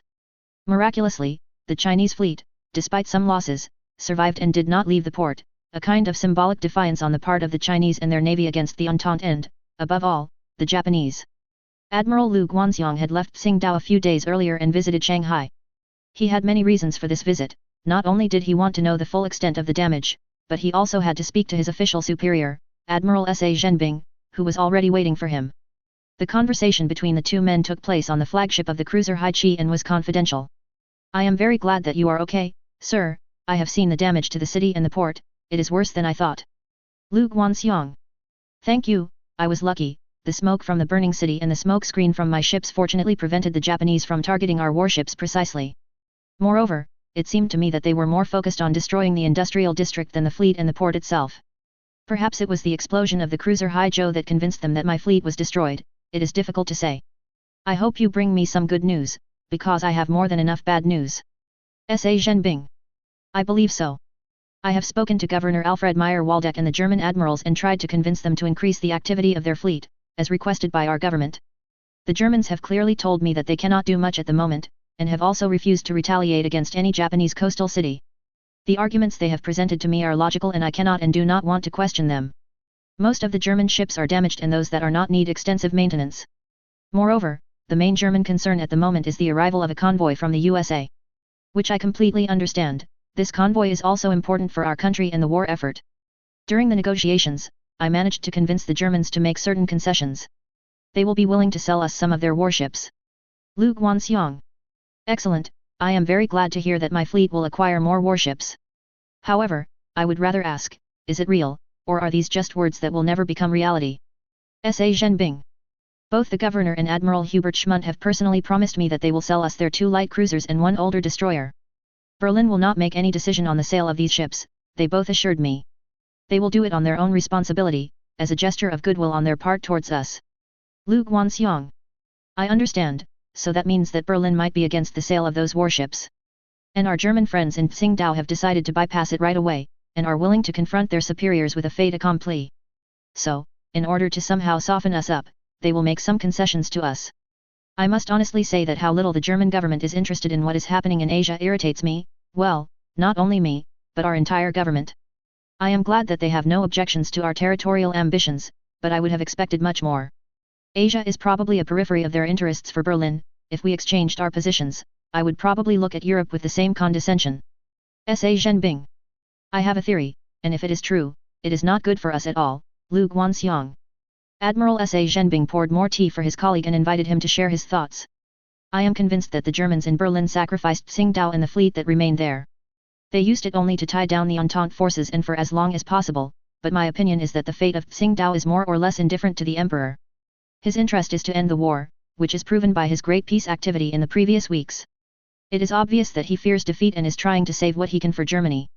According to what I understand from what Admiral Hubert Schmundt told me, the Emperor's efforts are doomed to failure. There will be no peace, no matter how much concessions Germany makes to its enemies. I personally believe that Admiral Schmundt is absolutely right in this regard. It is just that no one in Berlin can convince the Emperor that his attempt at peace has no chance of success. And everyone around him is kind of waiting for the Emperor himself to come to it simply because of the complete failure of his efforts." Lu Guanxiang. "There is a certain irony in saying that peace at this time would be the worst possible outcome for China. Russia is weak and will continue to be weaker, Japan is not nearly as strong as we thought. France does not have enough military forces in the region and its colonies in Indochina have risen up, so there is chaos. The British and their puppets are holed up in Singapore and are afraid of where our next military steps will lead. The German Emperor's peace activity is counterproductive for us and I am very glad that it has completely failed. Once that convoy arrives from the USA, our army will finally have more weapons and ammunition. We will be better prepared for the spring and our military units will be able to invade Korea and conquer it. It will be a very difficult and demanding military campaign, but feasible with German help.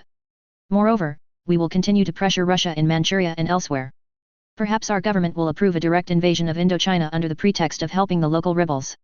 The key is to get that convoy from the US to safety. By the way, when exactly should it arrive?" Sa Zhenbing. Within 3-4 days at the most. The Germans will inform us immediately if anything important happens. Moreover, they have sent their last combat-ready warships to reinforce the convoy's protection. Lu Guanxiang. Hopefully that will happen. The sooner the convoy arrives, the better for all of us. How did the Germans feel about the incident around Z-13? Do they want more than just an official apology? Sa Zhenbing. Fortunately not, for my taste I think they accepted it all too easily. I would certainly be more furious if I were them. They mainly wanted the head of the person who caused it all. When I told them that the person in question was dead, they did not want to press the matter any further. However, they were very angry. I believe that the governor did his best to suppress any objections to the Germans being satisfied with our official apology. Lu Guanxiang. That incident has greatly damaged us all. It was a stupid decision, although I understand the reasons for which it was made. It is very unfortunate that the Japanese found the wreck. We could have obtained it for ourselves. There will hardly be a better opportunity again. Do you have the reports for me? Sa Zhenbing. Yes, Admiral, I have them, but not all of them. Unfortunately 2 of our agents served on Z-16 and Z-13. Both of those men died when those warships were sunk. The other agents serving on the German destroyers have fulfilled their duties.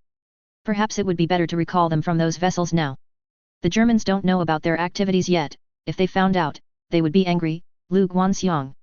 Admiral Lu Guanxiang took out 4 very large files from his briefcase and placed them on the table in front of his superior. I don't want to recall these men. What they are doing is very important and the Germans won't find out. They definitely have no reason to assume that we have sent our moles among them. Did you read the reports before you came to Shanghai? Sa Zhenbing. Yes, I have read them. They are very detailed, but honestly there is nothing in them that the Germans themselves would not have told us. Much of their technical knowledge is given to us voluntarily. What the agents have found out, I rather consider as a check of what the Germans themselves are telling us. Practically everything agrees. There are some discrepancies. Above all, when we ask the reasons why the main body of their fleet sailed so quickly to Europe. But here I rather think that it is because the Germans do not want to admit that Karl sacrificed them all and left them alone to their fate. It is politically unacceptable for them to admit it so easily. Admiral Hubert Schmundt and other flag officers of the fleet do not want to lose face, so they claim that it was a strategic necessity that was necessary for the defense of Germany. But I don't really believe it. If the fleet had stayed there a little longer, the Entente naval forces in the Pacific would have practically ceased to exist. The Japanese coastal cities would have been burning and Tokyo would have begged us for peace because it would have lost its fleet. In my opinion, Karl simply lost his nerve and fled. And he left the warships, for which he did not have enough fuel, to the mercy of fate here in Asia. Moreover, he left only 1 tanker in Tsingtao, taking the other 3 for himself. As well as half of the supply ships, which by the way he did not need so much, while Schmundt was completely dependent on them. Lu Guanxiang. Did you tell the president or anyone in our government that Karl's fled because he lost his nerve? He preferred to prioritize his divine mission and especially his desire to avoid further fighting. Sa Zhenbing. No, I didn't tell anyone, only you sir. I don't think it would be that important to us. The Germans who stayed in Tsingtao are cooperating with us and that's all I care about. If their superior was someone who couldn't face fate and take risks, those who stayed here simply can't be held responsible. Moreover, Admiral Hubert Schmundt and his subordinates have shown us all several times that they are definitely not cowards. They have my respect. Lu Guanxiang. It's good that you kept this information to yourself. Karl's is gone and therefore that person is of no importance to us. We can't do anything about it, but I'm still annoyed by his decision. If he had stayed here with his ships just a month longer, our situation would be much better. The Japanese would have barely managed to attack Shanghai, and I wouldn't have to explain to our president why a large part of the city was destroyed. Try to keep as good a relationship as possible with Governor Alfred Meyer-Waldeck and the flag officers of the German fleet. I know you don't like the presence of our agents in the German fleet, but it's a necessary evil. The Germans are allies, but it's good to have the means to control what they say and, above all, do. I'll have the 2 dead agents replaced by someone else, and I'll send a few more. There have only been 6 agents in the fleet so far, and I want to double their number. I'll also send more sailors to serve on German warships. As of today, there are over 1,200 of our sailors and officers stationed in the German fleet and in Tsingtao alone. I would like to increase this number to 2,000 men. Will there be any objections from the Germans to this step? Sa Zhenbing. That is unlikely, on the contrary, they need more men for their ships. Especially considering the losses their fleet has suffered in recent operations. Moreover, when those German light cruisers return from the Indian Ocean, we will have crews ready and trained for them. We can also take over that German destroyer right away. It is an older vessel, but it will be useful to us. Lu Guanxiang. Okay, then, I will send you more of my men to Tsingtao. you inform Governor Alfred Meyer Waldeck about it as soon as possible. I will also send a commander for that German destroyer, I will personally select him. As soon as the cruisers arrive, I want to see them, so I will visit Tsingtao. Leave the negotiations with our government to me, I will continue to fight for our alliance with Germany. When the convoy arrives, we will shut the mouth of even the last idiot in our government who considers this alliance a mistake. S.A. Zhenbing. Both Chinese admirals, despite certain reservations about Berlin and especially the Emperor, were strongly pro-German. And they fought hard for the alliance with Germany against anyone who disagreed with it. They believed that thanks to the alliance with this powerful European country, China would once again become a superpower. And this new superpower would acquire what had recently belonged to Russia, Japan, Britain, and France, either by direct annexation or by making these former European colonies its puppets. In addition, both men had another great goal, to restore the strength and power of the Chinese fleet, which under Admiral Zheng he was one of the most powerful in the world. With German military and technological assistance, this goal could become very real. January 17, 1915. Rosyth. HMS Invincible pulls into the anchorage, and moors. With her return, the Grand Fleet now numbers 9 dreadnoughts, 2 semi-dreadnoughts, and 3 battlecruisers. 2 of the battlecruisers desperately need refits, but that will wait until HMS Lion returns from the yards. HMS Invincible still needs to do a shakedown, but Arbuthnot decides to take the fleet to Scapa Flow in order to allow all ships to practice gunnery, and that will be a fine opportunity to finish shaking down the ships that are just back from repairs. January 17, 1915. Wilhelmshaven. Admiral Karls reviewed some of the ceaseless paperwork that flowed through the offices. The High Seas Fleet now numbered 8 dreadnoughts and 4 battlecruisers, with the most recently repaired ships having rejoined the fleet.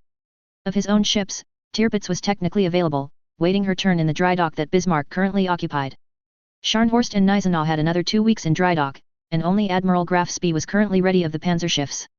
Admiral Scheer was in dock, and Lutzow had various of her systems in states of disassembly for engineers to examine. She could be back together and ready to sail in a few days in case of great need, but for the moment she was providing much greater service in her current state. Brand new 10-meter wide rangefinders were being produced and mounted on ships as they completed repairs. At the same time, elevation was being increased from 13.5 degrees to 16. Though not ready yet, the engineers at Siemens were working hard on an enhanced rangekeeper. The engineers were fascinated by the ability on the newer ships for the rangefinder to directly control the turrets and were working hard on this. Note 1, unfortunately, without deep refits, that particular system would not be fitted, however, if they could crack it in time, all new construction could have that fitted. January 17, 1915. Newspapers in the United States. Peace in Europe? Kaiser Wilhelm II has offered peace to all combatants currently engaged in the Great European War, to be mediated by the Pope. It is hoped that this offer may lead to a lasting peace. It's claimed that the Christmas season led to this sudden change of heart by the German leadership. On Christmas Day, the guns fell silent, and putting aside hostility, troops from both sides visited, and for that moment, peace did indeed reign. The Kaiser himself visited the front, and shared a Christmas meal with his men, and certain of the British line that visited. Picture of Kaiser Wilhelm shaking hands with a British soldier. The Kaiser has also stated that no further offensive operations will take place until further notice, though the men will continue to defend current positions. The only stated exception to this was the Kaiser's desire to remove the blockade from Germany, thus prying the fingers of the Royal Navy from around the throats of Germany's children. Battle in the North Sea. Pictures of burning ships obviously foundering, a picture of the bottom of a large ship pointed skyward. The High Seas Fleet has shared pictures of the battle that occurred last month in the North Sea. The German claim of destroying 5 British battlecruisers and 6 dreadnoughts is uncontested by the British. The Germans claim to have lost only 1 dreadnought and 4 older ships in this engagement. Picture of the tops and masts of HMS Dreadnought poking forlornly above the waters of Fisher Bank. With this defeat, the Royal Navy hopes of victory have sunk as low as this battleship. January 17, 1915. New York. SS Kaiser Wilhelm II coals and loads cargo as rapidly as possible. Unloading had been quite rapid, and what she had brought barely touched the wharves before being bought and hauled away. Indeed, there was clamoring for more chemicals and dyes as quickly as possible. Now, however, the captain wished to be away as quickly as possible. He suspected that there were probably as many British spies as American longshoremen currently loading his freight. That the Royal Navy would know the exact moment of his sailing he had no doubt, so he wanted to give as little response time as possible. January 18, 1915. HMS Defense. Mid-Atlantic. Admiral Stoddard cursed in frustration. He had been hunting raiders, unsuccessfully, and now had orders to sail at best speed for New York. The Germans had sent one of their precious ocean liners out, and the Admiralty wanted it. Captured, sunk they didn't care, it needed to be gone. He reviewed the ships technically in his command. Defence, Carnarvon, Kent, Essex, Berwick, and Cornwall. Essex was here in the mid-Atlantic with him. Kent was in dock for refit, Berwick and Carnarvon were in the Caribbean patrolling. Cornwall was sailing for Halifax, but could not take part in any chase, as she needed to coal. For that matter, Defence and Essex would need to coal. Any prolonged chase would see them tossing anything that would burn into the furnaces just to make it to port. Then there was the question of how on earth he was supposed to chase down a 23-knot ship with 23-knot ships. Providing any of his ships could actually reach and sustain that speed. The liners almost certainly could, as they tended to be designed around that idea, and all of his ships could use some time in the docks. He understood the difficulty that the Admiralty found themselves in, with the Germans suddenly growing bold. He'd heard a garbled distress call from the blockade line recently, then a warning of German battlecruisers out at sea. A signalman wordlessly saluted and handed him a piece of paper. He unfolded it and read. KWII leaving New York stop, make best effort to intercept stop. January 18, 1915. Jarrow. The keel for a new class of battlecruiser is laid. Fisher's watchful eye observes everything. Though the name is not yet settled, he favored HMS Nemesis, since these mighty ships will be the nemesis of their German counterparts. Note 2. Note 1. Rangefinders at this time would provide the bearing and elevation, which would then have to be manually applied by the gun layers. This is of course a place where errors can, and did, occur. Note 2. This may seem fast, but OTL the design for the Renown class was requested December 18, 1914, and construction began January 25, 1915. January 19, 1915. SMKMS Königsberg, entering Tsingtao Harbor. Admiral Siliox let out a long sigh of relief. Outside of a single picketing cruiser that had fled as soon as it saw them, the convoy had encountered nothing. He had made a point of using his radar heavily, and avoiding anything that looked even slightly suspicious, but was still terribly paranoid about being intercepted. He wiped his forehead with a handkerchief and went to his cabin to make sure that he was presentable. There would be visits, reports, and all the other fun that went into being a commander. January 19, 1915. SMS Seydlitz. Wilhelmshaven. Admiral Hipper disembarked from his flagship, a bundle of reports under his arm. All in all, a rather successful mission. He hoped he could look forward to many more. In addition to the destroyed armed merchant cruisers, 8 merchant ships had been taken. Only the tanker and rubber ship had been brought home, all of the others having been scuttled, including the collier, once it had disgorged its cargo into the bunkers of the battlecruisers. The others had assorted goods, wheat, or other cargoes not deemed worth the risk to get home. A bit of excitement had been had in the bight when a lookout had reported a torpedo, but it had missed, if it had existed at all, and no more had been seen. British submarines had suddenly gotten extremely bold and aggressive. Hopefully, some manner of dealing with submarines would soon be found. At a nearby quay, he saw an older, smaller destroyer being fitted with what looked like a number of barrels on a rack on her stern. A few more battleships had come back from repair while he was out too. That was gratifying. The sooner the fleet was repaired, the sooner they could go back out and finish the job that they had started on the Royal Navy. January 20, 1915. Fishing trawler Lovely Fortune. Guy Broke was back at sea, waiting for his counterpart. In the meantime, he and his men were busily fishing. There was not much cargo to sell today. He had some sugar, coffee, and chocolate. Not a lot of any of it at the moment. He had to buy all of his goods off the books anyhow, to avoid people asking questions as to why a fisherman was going through copious amounts of coffee, chocolate, and the like. No, today's valuable cargo was what had been seen. The Grand Fleet had visited Scapa Flow. Not as big as it used to be, and they hadn't stayed long, but he had gotten a count of vessels and was fairly sure he even knew which ships were there. It was the sort of information that his contact would find most interesting, that he was sure of. And most valuable, of course. Which was well, since this end of business had been slow since the Grand Fleet had left Scapa Flow. Ah, there was the other fishing boat. Time to haul up lines and discuss business. January 20, 1915. SS Berlin, auxiliary cruiser. Cape Verde Islands. Captain Fundheller sat in his cabin, writing up reports. Alongside Berlin were 2 prizes, each currently disgorging the coal they had into Berlin's bunkers. As well as coal, they took any fresh foodstuff that came their way. This of course, included beef, which was what one of the freighters was full of. The other was full of lumber. She might be difficult to scuttle. He would have to be careful about spending too much time here. The Cape Verde Islands were nominally owned by Portugal, the lapdogs of the British, not that they seemed to have any interest in this place. Still, it only took one nosy Portuguese to bring down the Royal Navy on his head. Or one of the locals that told. But what if the locals had a vested interest in his visiting? After all, these islands were clearly poor. If they suddenly received certain cargoes, they might be perfectly happy to keep mum about his presence here. Better that they should put it to use than to simply consign it to being fish food. What sort of difference in the lives of the locals might a shipload of timber and most of a shipload of beef make? He drummed his fingers on the desk for several seconds before coming to a decision. He'd stay away from the big harbors, that was where there might be Portuguese. No, the smaller ports would be just fine. January 20, 1915. HMS E11, Heligoland Bight. Commander Martin Naismith was stalking his prey. A battleship. Well, two. But he wasn't going to be greedy. A pair of pre-dreadnoughts were slowly making their way north, along with a gaggle of smaller vessels. One would be enough. He quickly swung the periscope around in a circle. Nothing else of note. He looked at his chosen target again. Everything looked good. Fire both forward tubes. A double hiss, the sudden bucking of the lightened boat. The man at the trim was good, they didn't broach. He lowered the periscope and looked at the stopwatches held by the torpedo officer. The whine of the torpedoes faded off into the distance. The first watch hit 0. Nothing. An explosion accompanied the second stopwatch hitting 0. A cheer echoed through the boat. Up scope, he ordered. He looked through the periscope. The target was stopped and blowing off steam. Before he could make a more thorough observation, he noticed a destroyer heading straight for him. Heading along the torpedo track, no doubt. Make depth 75 feet, he ordered. The periscope was lowered, and the boat gently sank down to the requested depth. Above, they heard the high-speed screws and engine noise as the destroyer approached. The noise of the screws suddenly slowed. The destroyer must be right above them. He must be trying to keep them down, to keep from possibly finishing off a cripple. Odd. He could swear he just heard a splash from above. No matter. Ahead 1/2. Make course. The world suddenly seemed to turn upside down. The submarine shook violently, and the lights went out. The submarine started diving faster.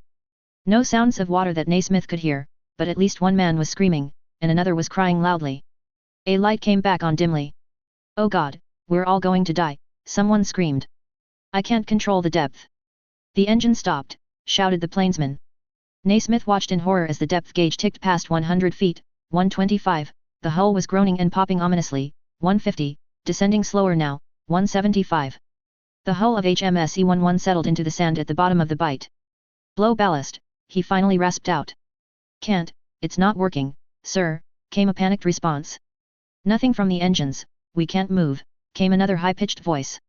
Calm down. Naismith shouted. We'll make it out of this. But not if we panic. No leaks, that was good. They had a few hours of good air to get this figured out. Some hours later, HMS E11 grudgingly broke the surface. As quickly as possible, the hatches were opened and all the men poured onto the deck, gulping in the fresh air. Over the hours, the air had grown increasingly stale, and some men had passed out. Thankfully, it seemed to be those most in a state of blind panic. Casualties were limited to one broken arm and several shattered nerves. The engineer had at last gotten the pumps running, and blown the ballast tanks, and the E11 had risen to the surface. The electric motors had stubbornly refused to start, but now that they were on the surface, they could use the diesels and get home. After a few minutes, most of the men went reluctantly back down into the steel tube. A moment later, the diesel engines chugged reluctantly to life, and the E11 pointed towards home.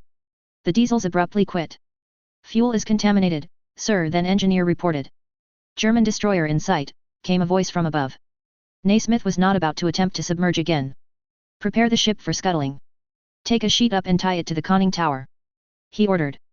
And everyone not preparing the scuttle, up on deck. Quick. It looked like his part in this war was over. Note, E-class submarines were rated to 100 feet diving, but several dove below 200.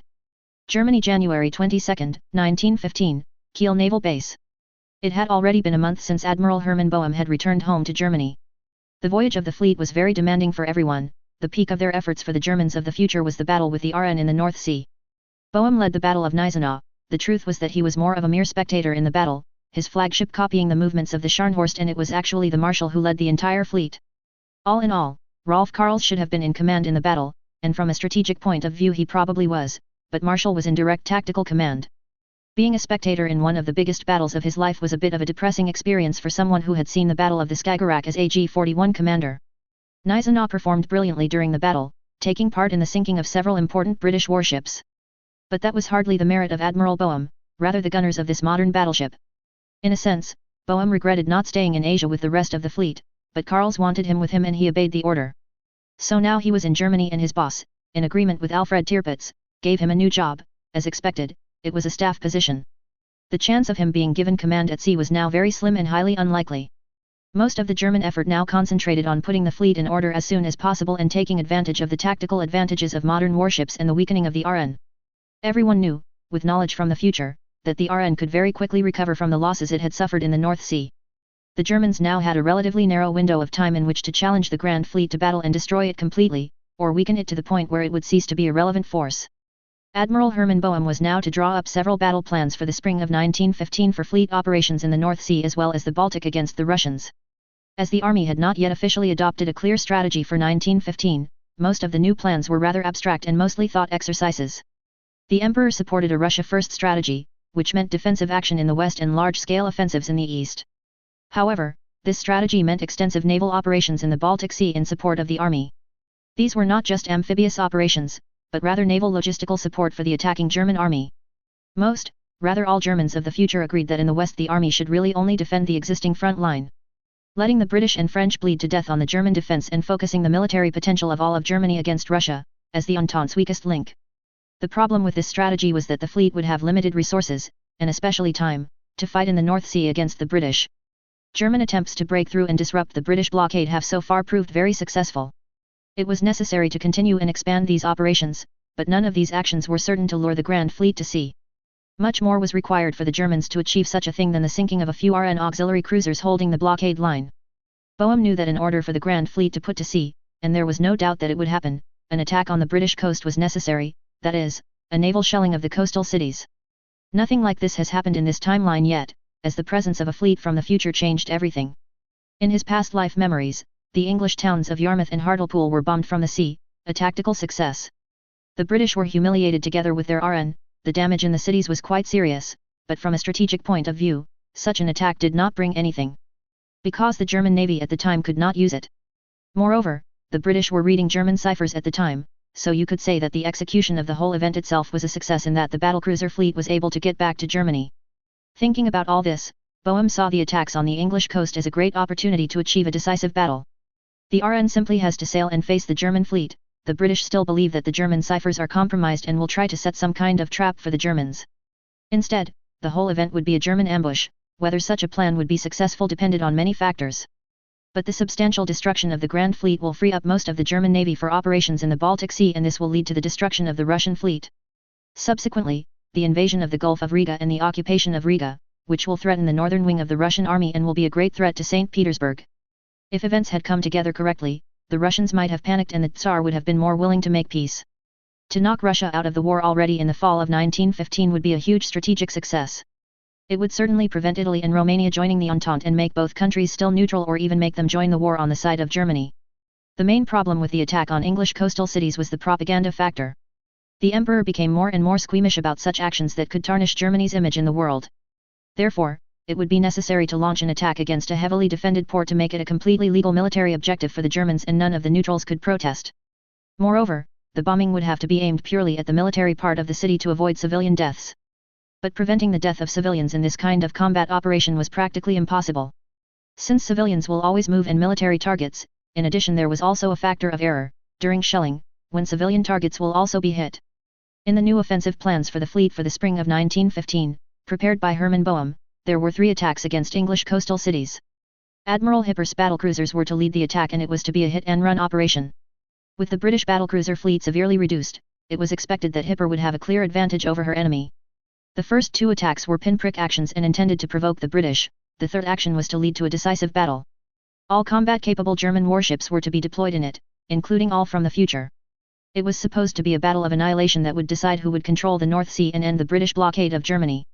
Hermann Boehm himself had no illusions about one thing: the battle would be a slaughter, and even the German technological advantage would not have to be enough. Both sides would be almost equal. It was even obvious that the British would have a slight advantage. So even if the battle ends in a German victory, the price will certainly not be small. But the strategic impact of such a victory would be enormous, and Boehm understood that the price, however high, would still be more than acceptable for Germany. The question was whether it would be acceptable to the Emperor as well.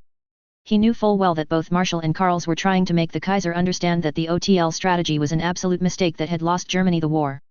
The fleet's inactivity means its death, and the Emperor seemed to understand that in his own way. It was one thing to realize one's mistake and another to face the challenge of losing a third of the Hokusflot, if not even more. In many ways, Boehm had never thought of himself as a cold technocrat, quite the contrary, but at this point in planning these naval operations, he simply was. Looking at the lists of ships of the Kaiserlichen Marine, he knew very well that most warships were de facto scrap. Only a handful could be considered relatively modern, and these vessels could be expected to remain in service for more than another 10 years. Indeed, there were only a few such ships, so the loss of other vessels, in addition to the lives of the crews of these warships, was not such a problem. It was clear to him that his view was influenced by being from the future, but he couldn't help it. He knew that the warships being built now were already obsolete right now, and even changes to their construction wouldn't change that much. It will take at least 5 to 7 years before Germany is able to build something that can match the ships of the future. The advantage was that the Germans now knew how to build their warships and could avoid the mistakes they had made in the past. There was a certain comfort in all this.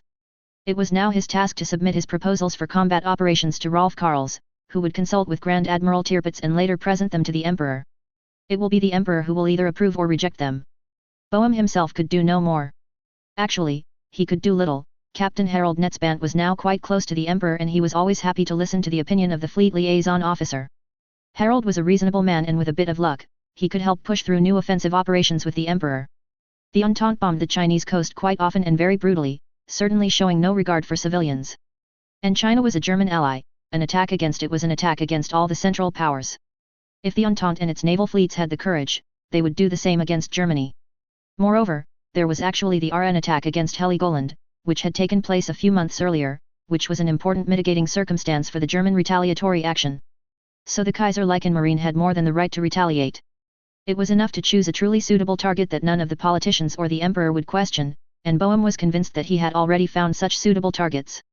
January 21, 1915. Wilhelmshaven. Admiral Tirpitz stalked back and forth in a towering rage. First Berlin, now Pommern. The enemy U-boats have grown far too bold. Maybe they attacked Hipper as well, he bellowed. Well, the second one didn't get away.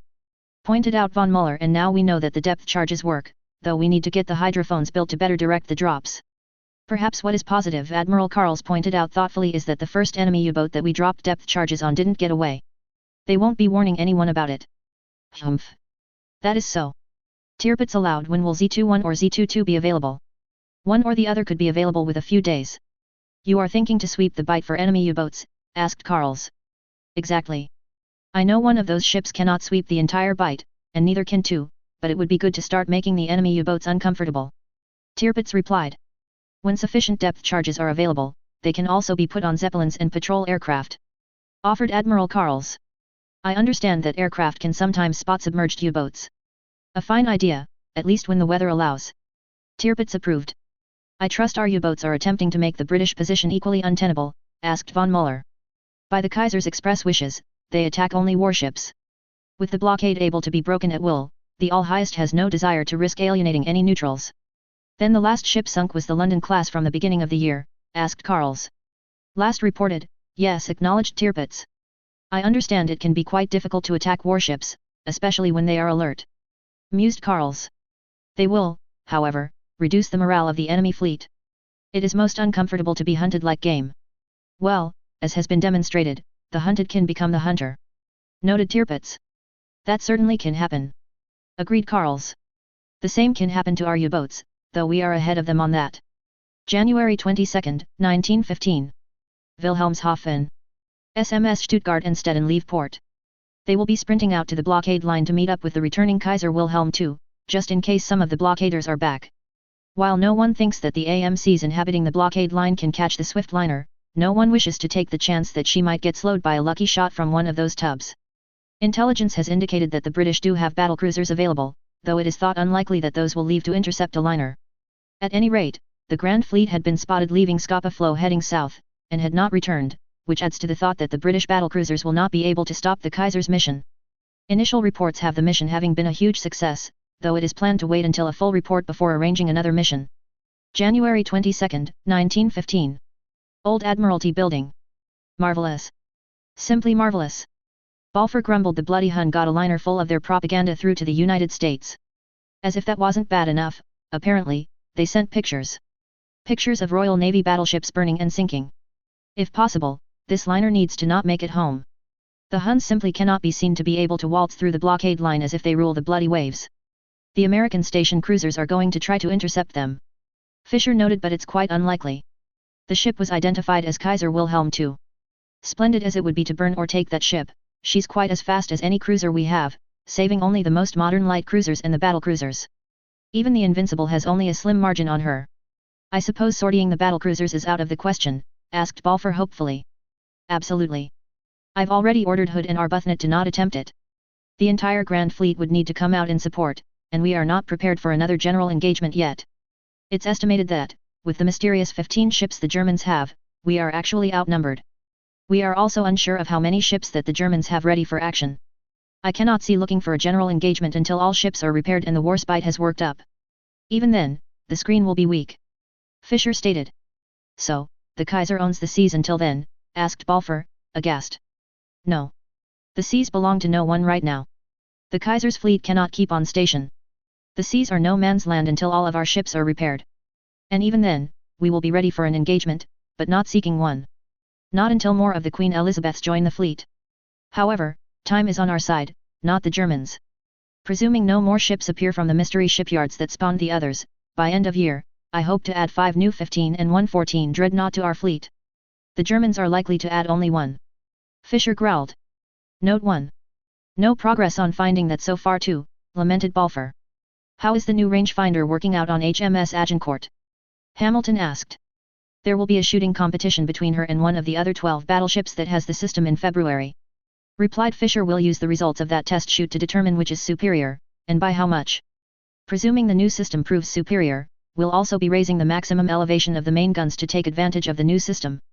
Well then, may we live to see 1916, when we erase the stain of defeat. Balfour said hopefully. Note 1, with construction on capital ships accelerated, Fisher hoped to add all 4 remaining Queens, Canada, and HMS Revenge completed. Completed does not mean battle ready. Conversely, they know Lutzow is nearing completion but won't have as good an idea on Salamis. Note, Fisher is probably exceeding his authority, but I believe he'd be far more able to push Balfour around than he could Churchill. Churchill and Fisher both thought they could control the other and created a power struggle in the Admiralty culminating in Fisher's resignation. OTL. January 23, 1915. Dusseldorf. A group of engineers opened the large doors leading to the factory yard. They all wore guilty expressions as they looked around, making sure that no one was looking. Upon verifying that no one was around to observe, they ran back inside and climbed on top of a steel box. This was the prototype of the new Panzer I. Still incomplete, nevertheless the controls, running gear, engine, and transmission were all completed. The engineers working on the project had thoroughly convinced each other that it would be necessary to test all of this completely before carrying on work. Still to be completed was the machine gun turret, and armor plate. The higher UPS had been quite firm on the point that it needed to be full weight for proper testing. The steel box rumbled to life. It jerked as the driver attempted to get it started, before hesitatingly moving forward, out through the large factory door. The engineer pulled first one steering lever, then the other. The Panzer obligingly turned one way and then the other. Pleased, he pushed the throttle forward. The engine roared, and the Panzer clanked forward faster, roaring around the factory yard at around 20 km per hour. The throttle had more to open, but no one wanted to try that without more room than they had here. The machine abruptly turned under the guidance of the driver, and 2 men lost their grip and fell off the box, hurriedly scrabbling through the snow to get away from the Panzer. Forgetting themselves, some began to yell excitedly. Suddenly, the machine came to a halt.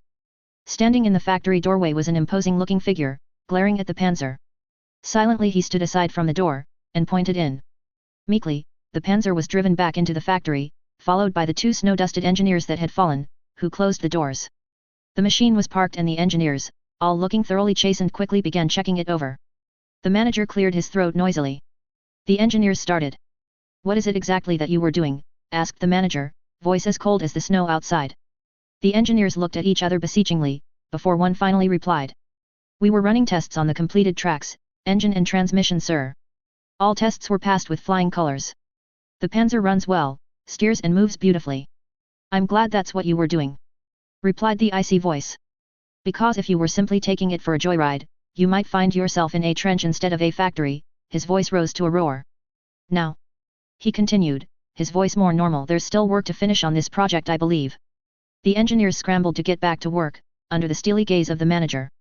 A smile tugged at the corner of his mouth as he watched the eagerness with which they got back to work.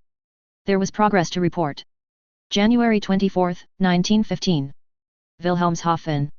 A group of rather green technicians woozily debark from a destroyer. They had just finished testing a simple hydrophone. It had worked. Unfortunately, it worked too well. They couldn't hear a thing over the engine noise of their own ship. Coming to a complete halt allowed them to hear, but even then, it was far too general. They could hear the U-boat that was hiding from them but couldn't tell in the least where it was. It ended up being a big game of blind man's bluff. They would stop, listen, move to another location and stop and listen again, and try to judge whether the U-boat sounded closer or farther away. This was not at all conducive to catching U-boats, especially if other ships were nearby. They would have to try again. For now, though, they gratefully returned to their offices, where the ground didn't move beneath their feet constantly. January 25, 1915. North Sea. 6 armed merchant cruisers with extremely jittery crews man the blockade line. A submarine had spotted the German battlecruisers re-entering the Jade Bight, and so it is decided that the blockade line needs to be re-established. A large plume is spotted to the east, however, the ship dispatched to try and investigate is unable to make contact, and the plume disappears over the horizon.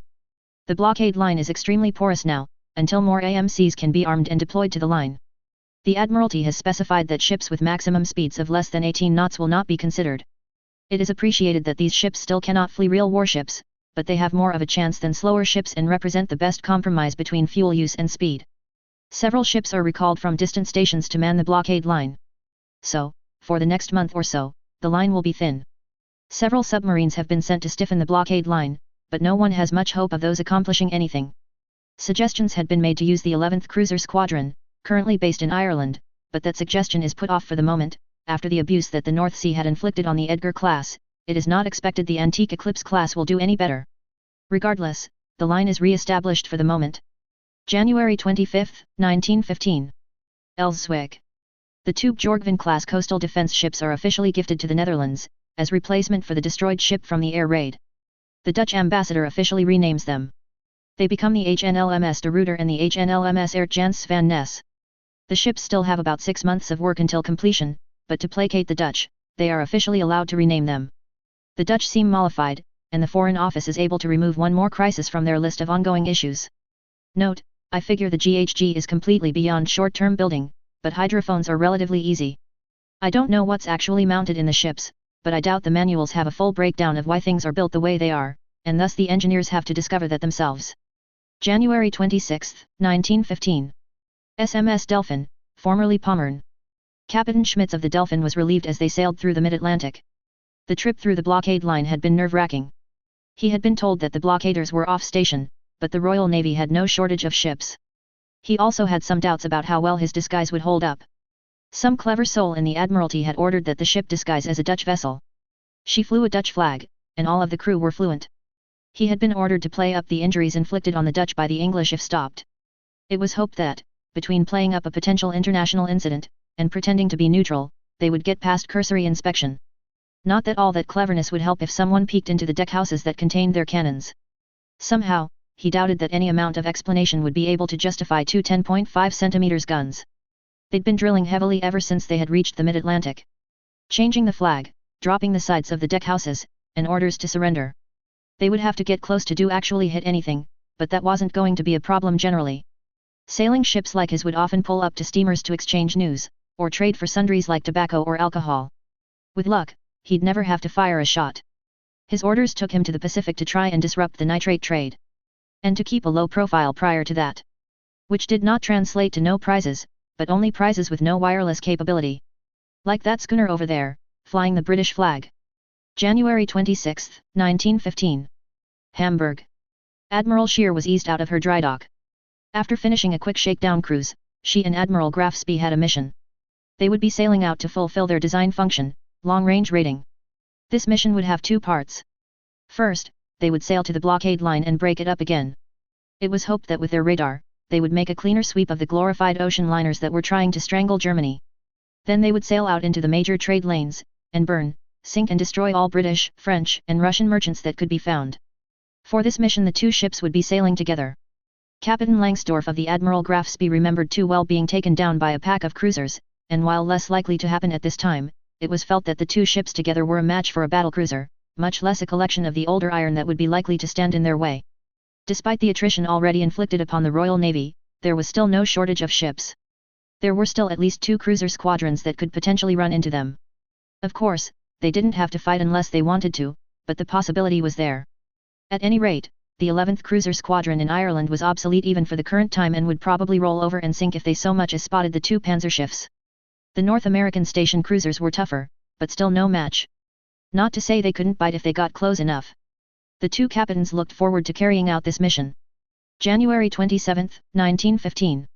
SS Berlin, auxiliary cruiser.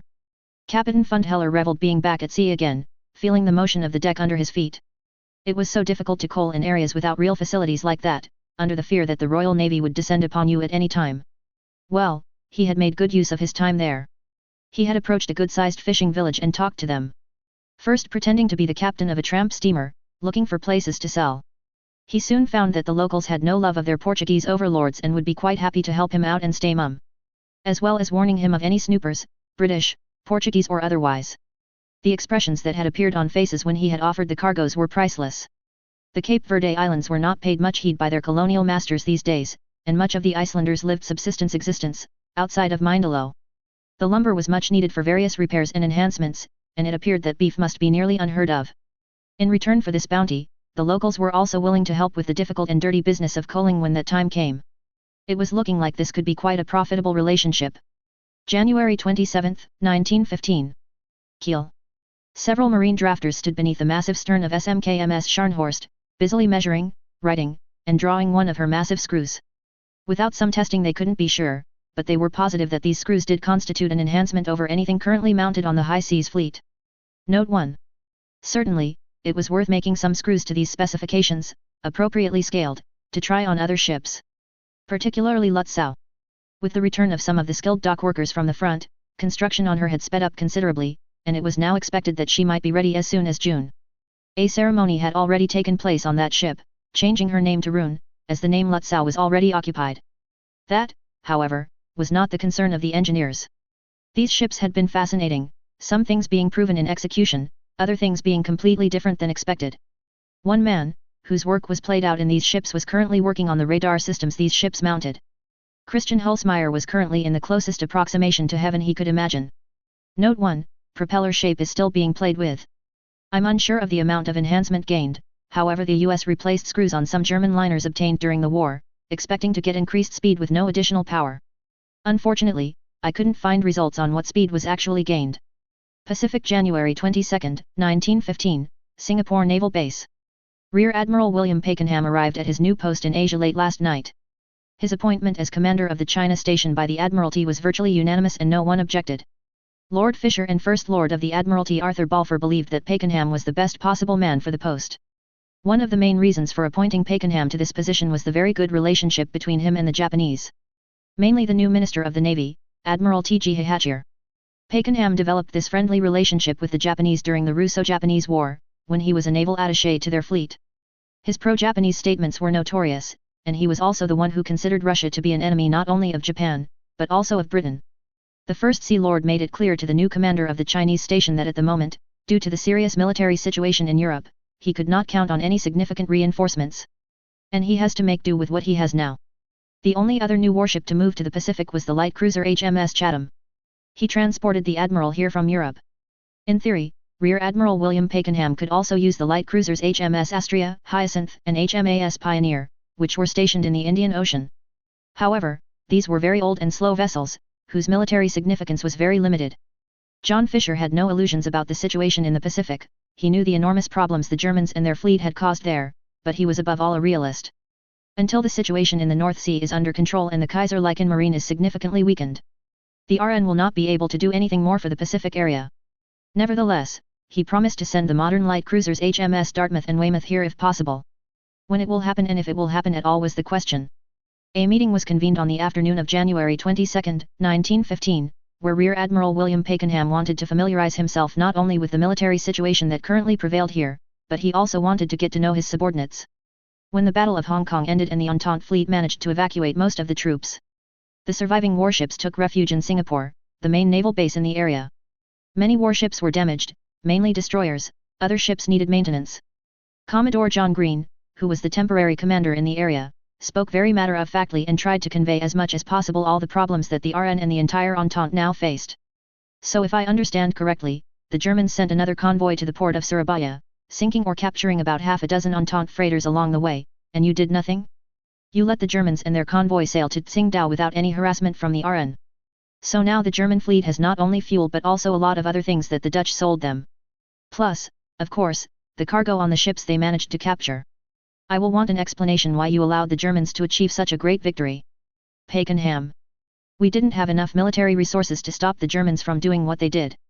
I would like to remind you that the French squadron consisted of 8 cruisers and was completely wiped out after fighting the German large cruisers. German ships have great firepower and are much faster than anything we have now. It's good to remember that those big German cruisers also sank HMAS Australia, which only confirms our fears about these warships. Green. Okay, do we have any feedback from the Japanese on how they're working with us so far? Pakenham. The Japanese Navy helped us all a lot during the Battle of Hong Kong, and with their help we were able to evacuate the colony's garrison. The Japanese suffered heavy losses, as did we. A month ago, their navy carried out a massive naval bombardment of the port of Shanghai, causing considerable damage. The Japanese have withdrawn their fleet to the Mother Islands and are now, like us, maintaining their ships. We don't know much about their next plans. It is very likely that the Japanese fleet will try to support the Imperial Army during their military operations in Manchuria. Green. Do we have any information about the convoy that sailed to China from the US? Pakenham. Unfortunately no, none of our ships made contact with him, and if the Japanese plan to stop the convoy none of us know. But I don't think they'd try, certainly not with so many damaged ships weakening their fleet significantly. Green. I understand the Admiralty now expects us to retake the initiative with the forces at our disposal. If the Entente fleet has to undergo maintenance and repairs, the German will face the same. The Chinese fleet is not a threat, the few of their ships that survived the attack on Shanghai are unlikely to leave that port in the near future. By the end of January, it is necessary to get all combat-ready ships back to sea. We will once again turn our attention to the Chinese coast and begin bombarding it from the sea. We will start with the Chinese ports closest to Singapore and pay special attention to Hainan Island. Pakenham. With all due respect, sir, is such a strategy really wise? This will only provoke the Chinese again. Moreover, it will provoke a response from the Germans and they will have to sail to the aid of their allies again. Experience tells us that once the Entente began bombarding Chinese cities from the sea, the German fleet was very quick to join the fight. We have already told you that we do not have enough warships to face the Germans. If there is another battle, especially at night, we will lose it. This is not cowardice or defeatism on my part, but a reality based on our experience. My warship is an old pre-dreadnought HMS Canopus and it doesn't stand a chance in a night battle against the Germans. Heathcote S. Grant. I'm well aware of the risk, but doing nothing is a mistake, and the Admiralty is demanding the attacks. He doesn't want us to launch a massive offensive against the Chinese coast, but we need to remind China that we are still a threat to them. And don't worry that I would send HMS Canopus and HMS Albion on these missions unprotected. All our armored cruisers will accompany both pre-dreadnoughts. I will personally participate in those events. I was in command of the armored cruiser HMS Antrim in the past, so she will be my new flagship. We will use HMS Chatham as a scout. Thanks to her high speed she can always break away from the Germans and warn us. I certainly do not intend to provoke a battle with the German fleet until I have the support of the Japanese and their fleet. I have my orders from the Admiralty, but I am not so zealous as not to understand the threat posed by the Germans and their ships. Pakenham. Rear Admiral William Pakenham was silent for a moment as he surveyed the RN captains in the room with him. These men, at least many of them, had fought at Hong Kong and knew very well how complicated the military situation was now. He didn't question their judgment, they were veterans, many of their colleagues were dead. Pakenham himself was already the third commander of the entire area in less than half a year, both of his predecessors were already dead. The Admiralty did not recall them, they died in battle and always their entire command staff, including their possible deputies, perished with them. Which unfortunately always created a bit of a power vacuum when the fleet was left without a command, it caused a lot of trouble. Gentlemen, I want you to understand one thing, I am not an arrogant and vain madman who craves recognition and promotion. I fully respect your combat experience and want to use it against our common enemies. I promise to do my absolute best to convince the Admiralty to send us more reinforcements, even if it's just 1 or 2 more pre-dreadnoughts. We must now make life miserable for the Chinese and their German allies, and we must begin as soon as possible. Pakenham. What are we going to do with the presence of German light cruisers in the Indian Ocean? They had already sunk or captured at least 10 Entente ships. SMS Emden and SMS Königsberg operate either together or very close to each other. If we attack the Chinese, we will not have the warships to eliminate them. Green. The Admiralty has given me control of the older cruisers HMS Astrea, Hyacinth, and HMAS Pioneer. These warships will attempt to hunt down the Germans in the Indian Ocean. If necessary, I will have a convoy prepared for the most important ships and they will be accompanied by the mentioned warships. I know that convoys are the worst option, so I will personally write to the Japanese and ask them to lend at least 3 armored cruisers to protect shipping in the Indian Ocean. Pakenham. Sir, do you think France might send some warships from the Mediterranean? The French have problems in Indochina and expect us to attack from the sea the areas held by the insurgents. We can comply once or twice, bombardment is possible with our destroyers, but in the long run the French must help themselves. Green. I would like to answer in the affirmative, but I have not the slightest idea whether France will send another fleet to the Pacific. Most of the French interests are now in the eastern Mediterranean, attacking the Turkish coast and destroying their fortresses, or in the Adriatic, where they face the Austrians. My personal opinion is that in the Mediterranean the Entente naval forces are outsized, but I don't know the political background. Perhaps this is so that our increased military presence will increase the pressure on Italy. I am not so well informed in this regard. Pakenham. The debate continued for more than an hour, Pakenham trying to make his subordinates more aggressive and a little more enthusiastic about fighting. A plan of attack against Hainan and other Chinese coastal cities was soon to be drawn up. If these attacks go well and the Admiralty is satisfied, maybe it will lead to something more. For example, even in a naval invasion of the island of Hainan itself, which would be retaliation for the Chinese conquest of the colony of Hong Kong. Only time would tell if any of this would actually happen in the future. Now his main task was to bring the war back to China's doorstep and force her to invest resources in the defense of her coast. The more troops and guns China sends to defend its coastal cities, the fewer will be stationed on the borders with Burma or Indochina. January 28, 1915. 10 Downing Street. Thank you for coming, Arthur greeted Asquith, showing him to a comfortable chair in front of the fireplace. There are things we need to discuss. It unfortunately also involves the Foreign Office, and so we are also enjoying Edward's presence. Balfour felt a sense of foreboding. Speaking with the Prime Minister on behalf of the Navy was hardly unexpected, but to have the Foreign Office involved, well, that might mean trouble. The pleasure is mine, Herbert. What is it that is on your mind? Replied Balfour. Edward Grey cleared his throat. We have a problem. With the recent difficulties of the Royal Navy, there have been rumblings of discontent amongst the sundry neutrals that we have convinced to not import materials to Germany. I can see why that would be a problem, but I don't understand what it is you need me to do. Answered Balfour, puzzled. We need to prove that, despite setbacks, Britannia still rules the waves. Explained Asquith. Precisely, agreed Grey. The repercussions of the situation are going to be widespread.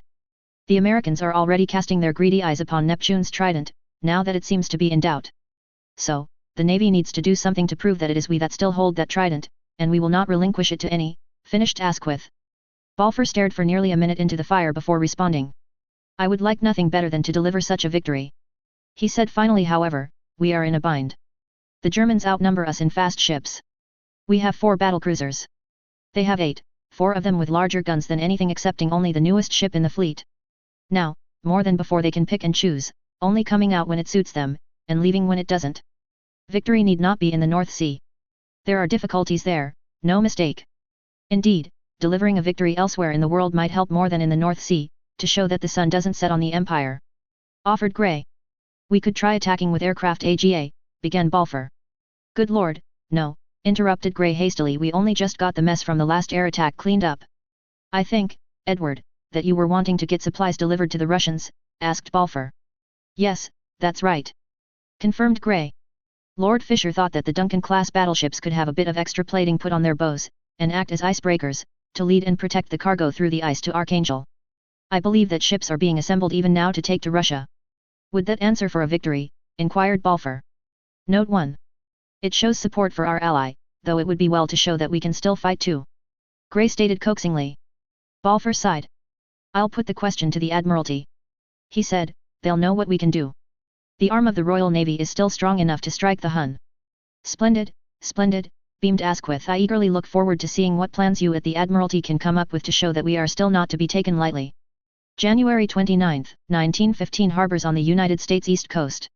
A number of merchant ships from the Netherlands, Norway, and Denmark depart from the United States, each heading ostensibly home, laden with as much in the way of what is thought to be most valuable to Germany at this time. Additionally, the 2 colliers left New York Harbor, laden with copper and vanadium, as much as could be safely stowed in their holds that were not designed for such loads. After disgorging their coal on the Faroes, they had made their way, unmolested to New York. The arrival, filling, and departure of the German ships did not go unnoticed, and that was duly reported to the ships of the North American station. These ships were duly requested to interdict the Germans. However, they were requested to not wait off of the coastal waters of the United States. That would look bad, given that American public opinion was now in flux, since the German point of view on world events had gotten to the public. Consequently, Admiral Stoddart was requested and required to interdict the two ships not less than 50 miles from the American coast. He had 3 ships to do this with, though 2 were in dire need of boiler cleaning, and would not be able to make full speed. This was not thought to be important, since the 2 cargo ships were unlikely to make more than 10 knots.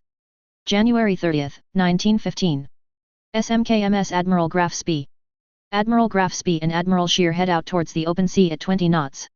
That speed is considered to be completely safe from U-boat attack.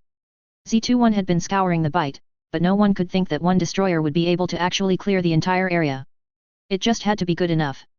Some new crew members had been brought on, to start teaching new men the newer systems, and start creating a corps of trained men who would be able to rotate into the new ships, so that experienced crew members could be rotated out, to better apply whatever expertise they had to outside systems.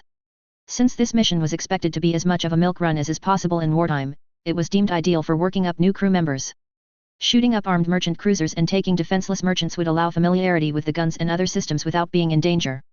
The ships could also outrun anything short of a Lion-class battlecruiser, so action could, and indeed, was, expected to be declined under all but the most favorable of circumstances. Doubled lookouts saw nothing as they dashed to open waters, safer from enemy U-boats. Despite the efforts of the lookouts, HMS E9 spotted the ships as they left, and reported as soon as they could. Note 1, OTL, HMS Jupiter was used as an icebreaker to keep lanes open. January 26, 1915, Great General Staff Building, Königsplatz, Berlin. Again and again, he read the report. The numbers and words almost danced mockingly before his eyes, taunting him over his mistakes that would have come, had it not been for the Lord's intervention. With a sigh, Falkenhayn lowered the report once more and tiredly rubbed his eyes. This was not the first time he had read these files, but they did not get easier with every repeated reading. It still felt like a dream, sometimes. The revelations that the Kaiser and those from the future had told them all at the Kronrad, it seemed otherworldly. Like a fantasy. But Falkenhayn had seen the ships from the future. The technology. The weapons. The reports of what was to come. It was real, all right. And if the German chief of staff was honest, that frightened him. Standing up and walking over to his window, looking into the dark night outside, Falkenhayn let his thoughts wander to how exceptionally fortunate the Kaiser Reich had been. An act of God, sending the future German Navy to warn them all from the terrible path their beloved nation had been about to follow. For a moment, he wondered if there was any greater proof that the Lord did love the German people. He shook his head. No. He couldn't think like this. Like their salvation was already a certainty. They could not afford to squander this chance they had been given. Not considering what would have been ahead of them had the fleet not arrived. A cold shiver ran down Falkenhayn's spine as he remembered the reports. Germany carved up and humiliated, its spirit destroyed, the Kaiser robbed of his throne, replaced by a weak, flailing republic that in the end collapsed under crisis after crisis and gave way to a tyrannical, insane regime, a regime that ignited and then subsequently lost an even greater war than the one they were currently fighting, leaving Germany desolate and in ruins, perhaps completely destroyed. A bitter feeling welled up in him as he remembered his own part in this future catastrophe. Small, perhaps, compared to others, but notable nonetheless. His attrition strategy on the Western Front had, in the end, failed to cause significantly more casualties to the Entente than to his own forces, leaving the flower of German youth slaughtered on the field of France. And for what? Just so that 2 years later, they could all be swept aside by their enemies, anyways? He had imagined a tiring out of the Entente to force them to the negotiating table, not believing that Germany was in the position to force them into a peace dictated by them.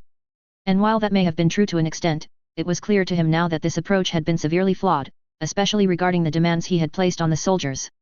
His mind circled back again and again to a name, that had become synonymous with the slaughter and attrition of the trenches in that future. Verdun.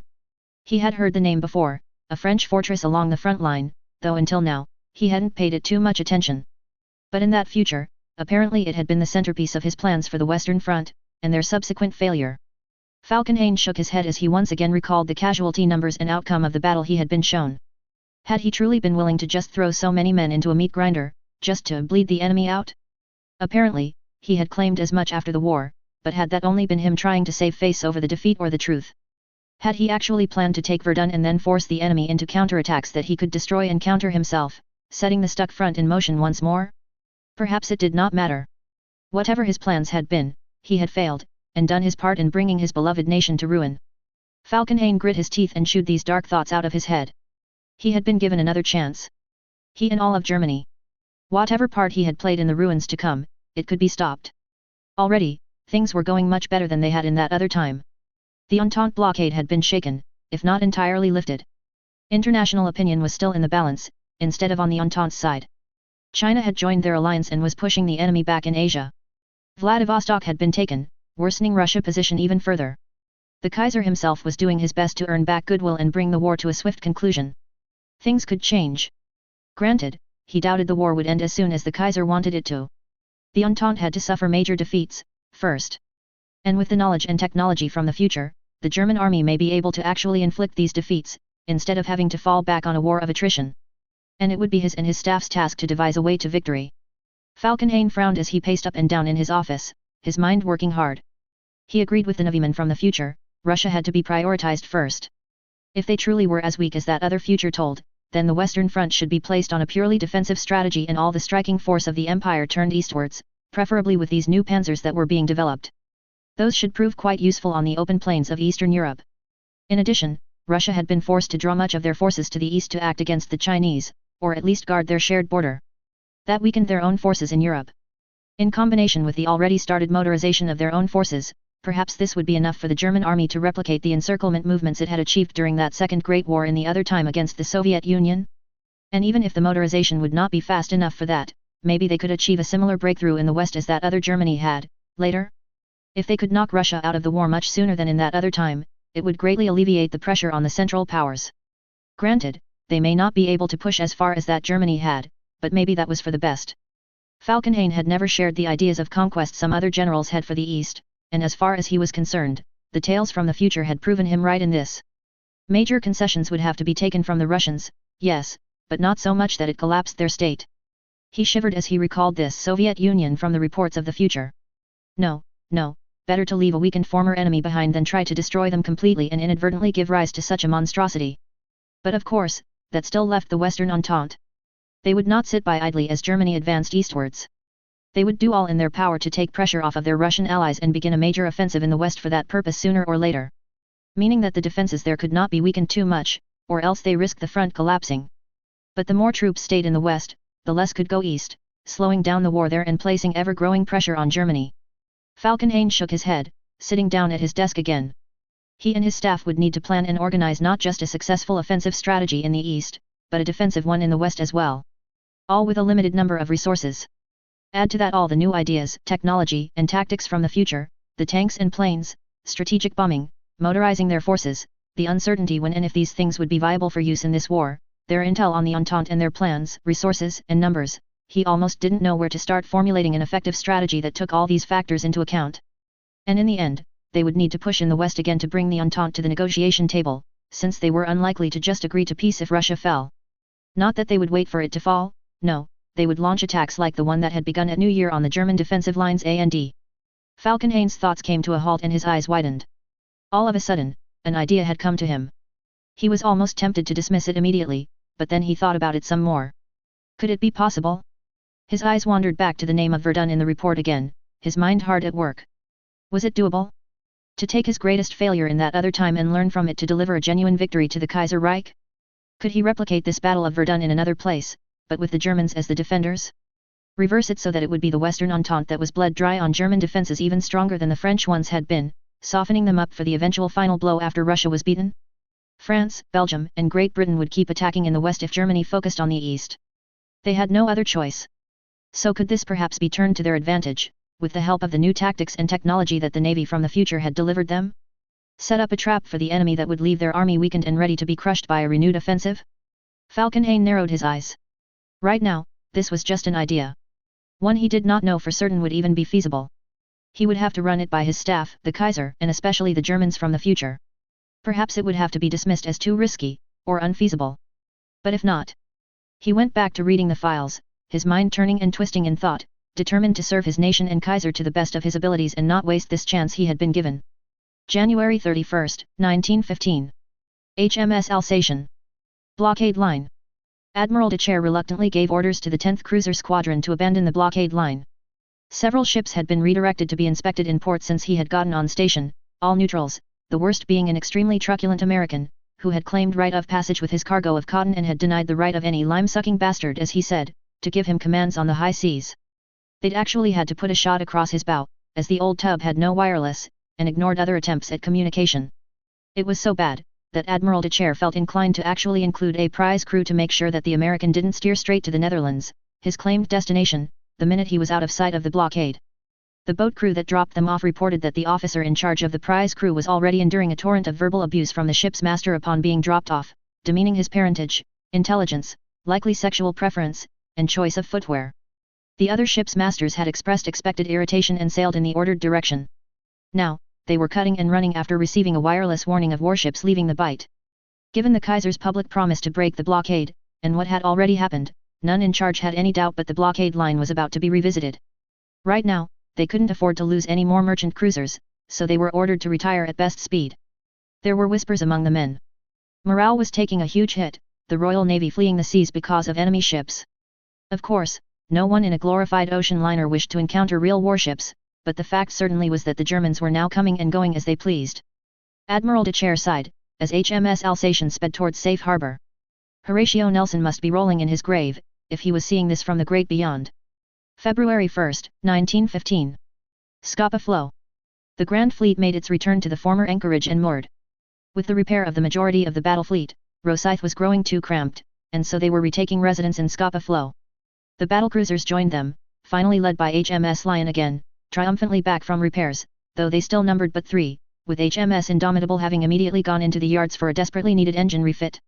Of the survivors of the battle, only Benbow, Emperor of India, and Neptune still languished in the yards, and by the time all of them had returned, HMS Warspite was slated to be joining the fleet, which would place the Grand Fleet at 18 battleships, once Lord Nelson and Agamemnon were returned to duties outside of the Grand Fleet.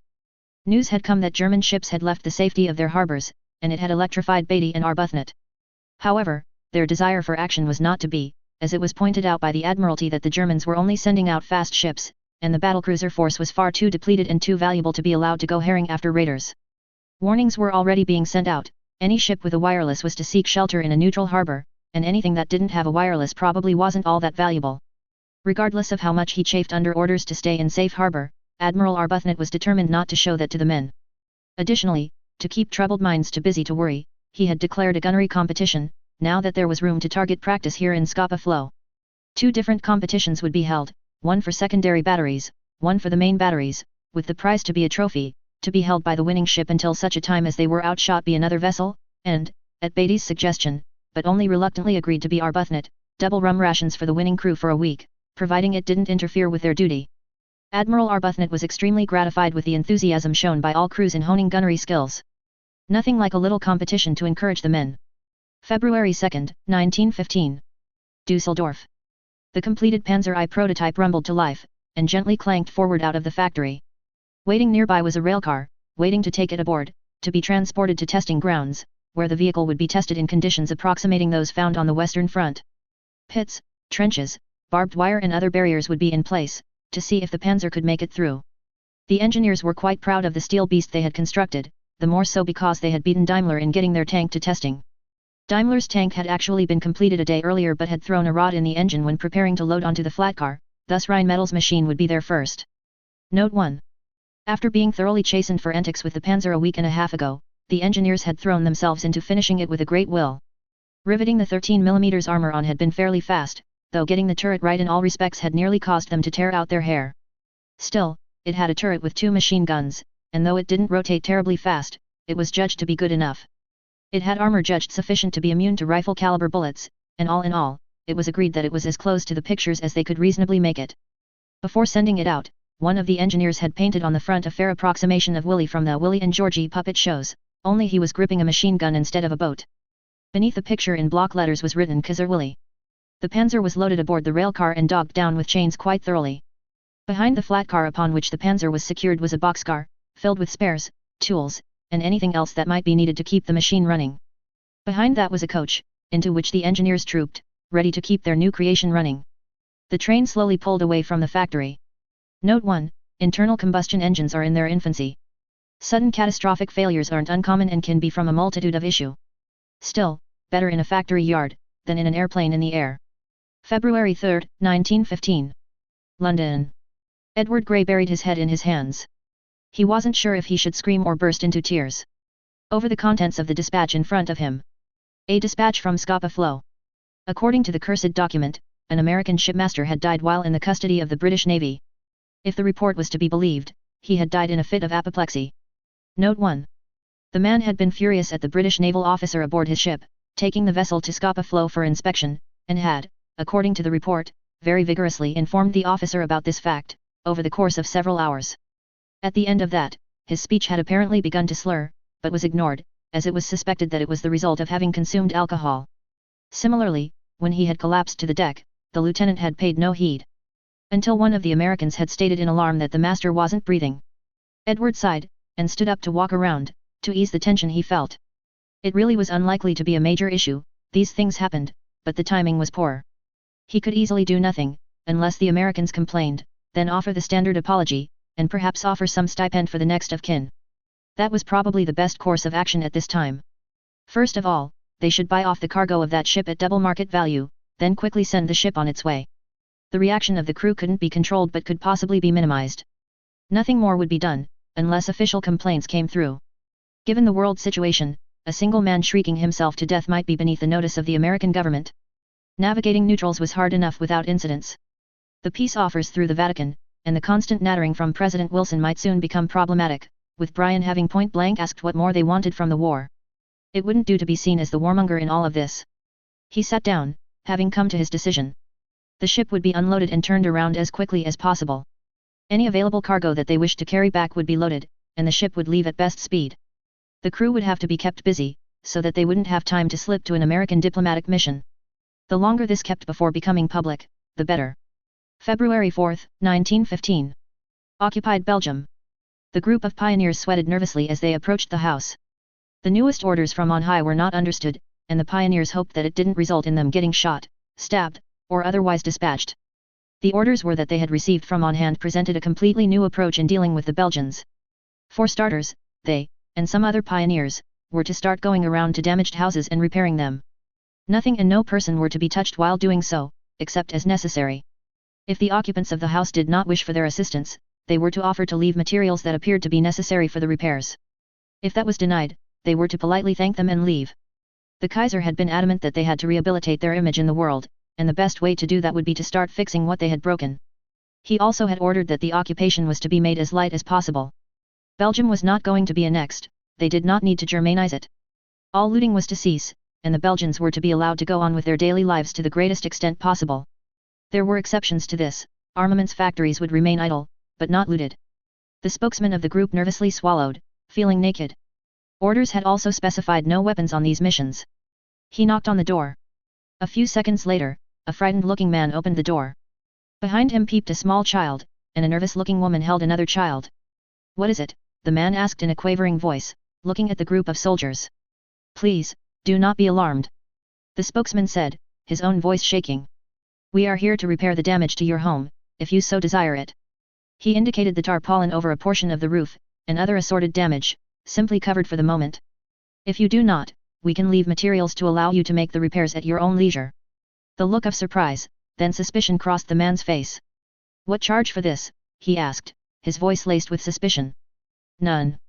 We will be repairing and rebuilding all damaged and destroyed houses," stated the spokesman.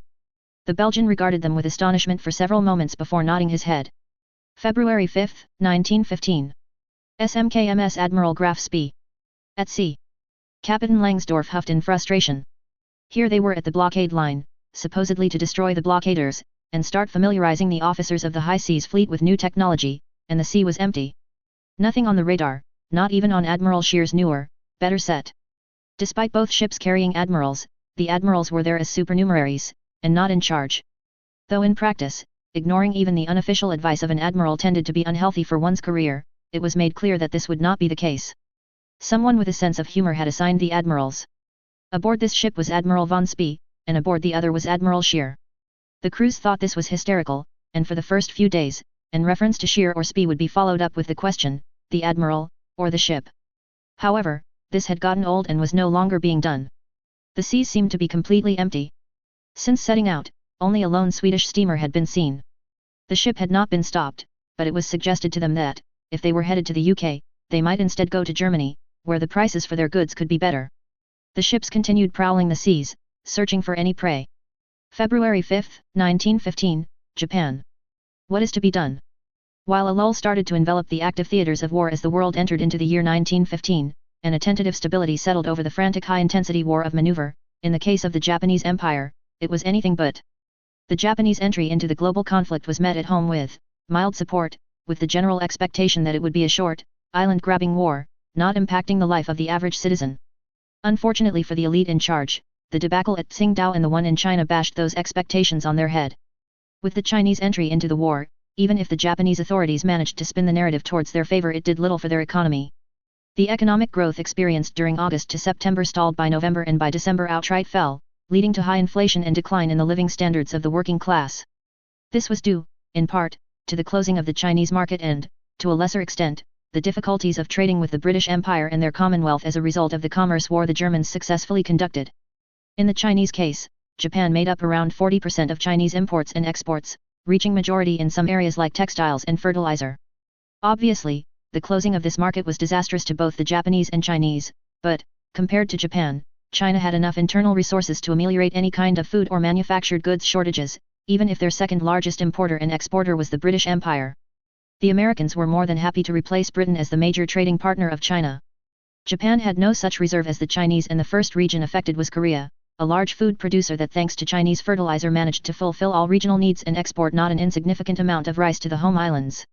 The deployment of the Japanese armies to Korea saw the need of creating a large stockpile of food, ammunition, medicine, and so on, a need that would see all exports to the home islands curtailed, and, as the war progressed and the prices for fertilizer increased, so did the price of food. Initially, as it was an outright war Japan found itself entangled into, the population was willing to support the hardship for the emperor. However, as news of military defeats and outright humiliation kept returning home, together with the following cover-ups and banning of news organizations critical of the people in charge, the mood of the population started to change. Ears started to listen to the opposition, to pacifists, and to outright communists.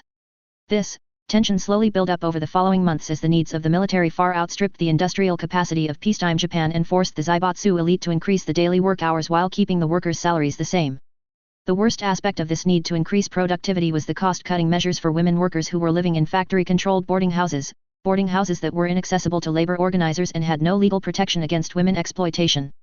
Therefore, as a consequence of increasing productivity, the already abhorrent working conditions of women workers turned from harsh to outright deadly, resulting in high casualties of poor women workers. While this might have been ignored in normal circumstances by the paternalistic Japanese society for a few more years, the chance encounter between Kaoru Yusino, a man living on the edge of poverty from the former samurai class, whose daughter he buried recently as a result of the deadly working conditions at one of the many companies located in Kobe, the chairman of said company with his entourage and a group of farmers protesting the increase in price for various goods and food, would lead to a series of events that would shake the whole country. It was no surprise that Yusino stabbed the chairman with his family heirloom through the abdomen, leading to a cascading effect that encouraged the farmers in turn to turn violent. This spread like wildfire throughout Japan. People of all walks of life, be they fishermen wives, cattle or rice farmers, students, artisans, samurais and so on, they all had one or more reasons to protest, which eventually lead to riots that overwhelmed the local police forces. The government was absolutely terrified of what was happening and, just as expected, ordered the military to break up those protests violently. However, as most of their peacetime military personnel was manning the trenches in Korea, the task fell upon the recently mobilized youth, many who came from universities or from local areas currently rioting. It should come as no surprise that a good % of these soldiers ended up turning their weapons against their superiors when ordered to shoot at persons they knew or empathized with. However, it should be noted that some cities and villages were pacified, some through blood and some through threat. Realistically speaking, in the long term, the protesters would lose as they were acting not as a unified group with clear, common goals, but as disorganized mobs with no chance at fighting off any serious governmental response. It was perhaps fortune that saw the syndicalist Hitachi Yamakawa come back from his self-imposed seclusion when he did, as not only he managed to join the nascent revolutionary movement overtaking the whole country, but he managed to organize a united front between the farmers and workers. He, like many other intellectuals or people dissatisfied with the status quo, was a reader of Hyman Shinbun, a socialist, anarchist, anti-war publication created by Tokushi Sui, the former leading socialist of Japan, following a model of Christian pacifism and anti-war thought, who was executed on false charges in 1911. Yamakawa met with Shui while he was alive and subsequently ended up meeting other elements of the nascent socialist, anarchist, communist, and syndicalist movement. This allowed for him to get into touch with other elements from all over Japan, creating a network of like-minded people who would rather see the current government removed. While Yamakawa was the face of the United Front, or how it would come to be called, Kokumin Kaisai Sensen, the National Salvation Front, he was certainly not alone. A notable component of his United Front came in the form of the nascent feminist movement led by the anarchists Itno and Kano Shugako, and socialist Morita Kik, representing initially the women workers who suffered under abhorrent working conditions but eventually expanding to all women suffering under the current system. Friction and cracks were already starting to form, if it could not be obvious enough, foremost being between the feminists and everyone else. Surprisingly, they found some support from, of all things, the former samurai families, though, the ones with similar experiences as Kaoru Yusino. However, it must be noted that this united front was not wholly composed of socialists, communists, and anarchists. No, it also had elements that would be anathema to the communists of Europe, like venture capitalists, monarchists, nationalists, and so on.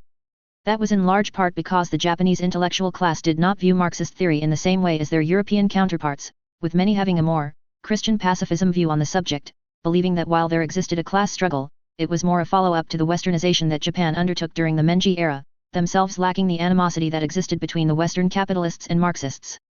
Katayama-sen, for example, a notable Japanese communist, did not really understand Marxism theory. Obviously, there were proponents for a direct action stance in the mostly parliamentary United Front, or outright Republicans that added more friction to this wide tent group, but, again, they were in the minority.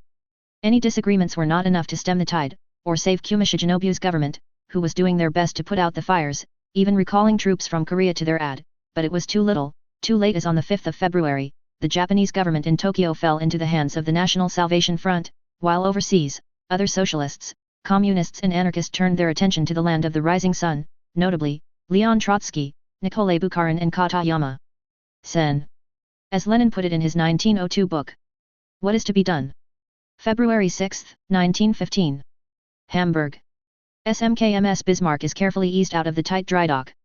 Her work is finally complete, and detailed drawings have been made of her screws and rudder arrangement, which will be further tested. Marine engineers and technicians had a fine time going over every inch of her machinery spaces, and were extremely fascinated, and somewhat troubled by her high-pressure design. They were quite positive that no boiler tubes to those specifications could be made anywhere in the world, so once they were worn out, the ship would lose speed, as replacements wouldn't have the same quality. The gloomy assessment was that the ship would probably be limited to 25 knots, once they had to start using contemporary tubes. The mechanical rangekeeper was also being continuously puzzled over. Though some of the workings were completely beyond them, some concepts were well understood. Note 1. Technicians from Austria-Hungary were traveling to assist with the development of a new system, as they had experience on the Argo system, and might lend some advice. Note 2. The going is quite slow, as no one wishes to scrape the newly cleaned, refitted, and painted ship against the sides of the dry dock. Eventually, she is back in open water, and slowly pulls away from the dock to begin shaking down. As soon as she was clear, SMKMS Tirpitz began to be eased into the docks. February 7, 1915. Old Admiralty Building. Driven off station again, lamented Arthur Balfour. What can we do about this? If the blockade must leave station every time the Germans send out ships, it's pointless. Only 2 ships were seen leaving. Pointed out Admiral Hamilton. Could we send the battlecruisers to try and hunt them down? Send out our battlecruisers to try and hunt down raiders in the vastness of the ocean, leaving the Grand Fleet without eyes, asked Fisher sarcastically, an ingenious plan. I remember a similar plan working so very well. Be that as may, we have to do something, lamented Balfour. The Germans can't simply sail out whenever they please. I don't know what that might be. Grumbled Fisher. Last time the battlecruisers went out, they stayed out longer than we thought possible. We can't keep the Grand Fleet on station indefinitely, even laying aside the possibility of an enemy sortie or U-boats. Then it was the battlecruisers again, asked Balfour. The submarine commander was unsure of what was sent out. He said they were going very fast but looked like pre-dreadnoughts. Remarked Tudor, looking at a paper. Could we keep a picket line of submarines watching for their return, with the battlecruiser force on standby? Asked Balfour hopefully. I see no harm in that. Fisher assented. Next order of business, then. Which could be related to the first. It is a political necessity that the Navy be seen to be accomplishing something. If the battlecruisers can destroy the raiders, well and good. But if not, what mission might the Navy accomplish to show that we still rule the waves? Fisher looked at Balfour with distaste. One of those missions again? Don't those meddling bureaucrats understand that military operations cannot be at the whim of some office-dwelling pencil pusher? Balfour sighed. I do understand that, but the reality is that the Navy is on the back foot, and the public needs to have confidence that we can stop an invasion. The disastrous battle already has people seeing invasion forces everywhere. Lord Kitchener is livid that he has to keep forces at home against a non-existent threat. What about sending submarines to the Baltic? I don't think we can currently, due to icing, but when the ice melts, we could do so, to try and disrupt iron ore shipments from Sweden to Germany. Suggested Tudor. Balfour winced. I don't say no, mind you, but if we did that, they must only sink German ships. We're having enough issues with neutrals right now. Aside from that, it isn't very visible. Fisher began turning red. The coastal bombardments are far too dangerous now. Apart from the fact that the Germans have more fast, heavy ships than us, there are surely minefields now. You may as well pack the men into rowboats and send them off to German prisoner of war camps now. That's just the problem, I don't know what to do, replied Balfour testily. All I know is that the Royal Navy is losing respect, and not trusted by the people. I ask you gentlemen for some way to change that, to show that the Royal Navy is still a force to be reckoned with in the world. Fisher seemed to calm down somewhat. Perhaps it's time we try to repay the Germans in their own coin. He began. I'm sure we all remember what happened in Loka. February 8, 1915. Somewhere in Germany. The Panzer I, Kaiserwilly was at rest, having just completed a round of tests. These were extremely promising right now and looking better than the Daimler machine. Not only was Kaiserwilly faster but lasted longer on a tank of fuel. Being nearly half a meter shorter would also reduce its target profile. Otherwise, both machines proved capable of easily traversing shell craters, trenches and barbed wire entanglement without issue. Both teams had learned quickly about replacing track segments and repairing tracks, as those had proven to be more maintenance intensive than thought. Overall, the Panzer I is significantly better liked by both crews, since they are all given a chance to drive both, to get a good feeling for performance. Reports are sent up the chain to be considered for ordering. Note 1, at this time, the RN used an electromechanical computer for range keeping, whereas the Germans did not, but were developing a method of mechanically averaging ranges from up to 6 rangefinders and comparing it to a running range track. Note 2, Argo was a competitor to the Dreer system of fire control in the UK. The fact that Frederick Dreer was in charge of procuring range-keeping hardware certainly did not play into that decision. Honest. bought the Argo system, and some were trained on it, but no units were delivered before the war. February 9, 1915. SS Sheriff, Mid-Atlantic. Captain Davidson stretched and walked into the bridge to take his turn on watch. So far, it had been a quiet run, outside of when lightning had struck the wireless aerial, rendering the entire set quite useless. The operator had been reduced nearly to tears attempting to track multiple issues, before deciding that it was quite above his pay grade. The ship was making excellent time, which was always a plus when carrying produce, as was currently in his refrigerated holds. A large load of citrus was the cargo of the trip, and the sooner this got to port in Liverpool the better. Not to mention the fact that his ship had been the first of several to leave, and if he got there first, he'd get the best prices. His eye swept the horizon. Nothing of interest, just a small liner of some sort coming on a reciprocal course. Such vessels were all over the Atlantic, and beneath notice. This one though, seemed to wish to communicate, and was coming within hailing distance. Possibly they had tried with wireless and failed. Liners deigning to speak to a cargo ship like his was a bit more unusual, maybe they had news of some sort. The liner swung around to come parallel with his course, and someone came out on her bridge wing. Nice uniform, must be one of the fancier liners.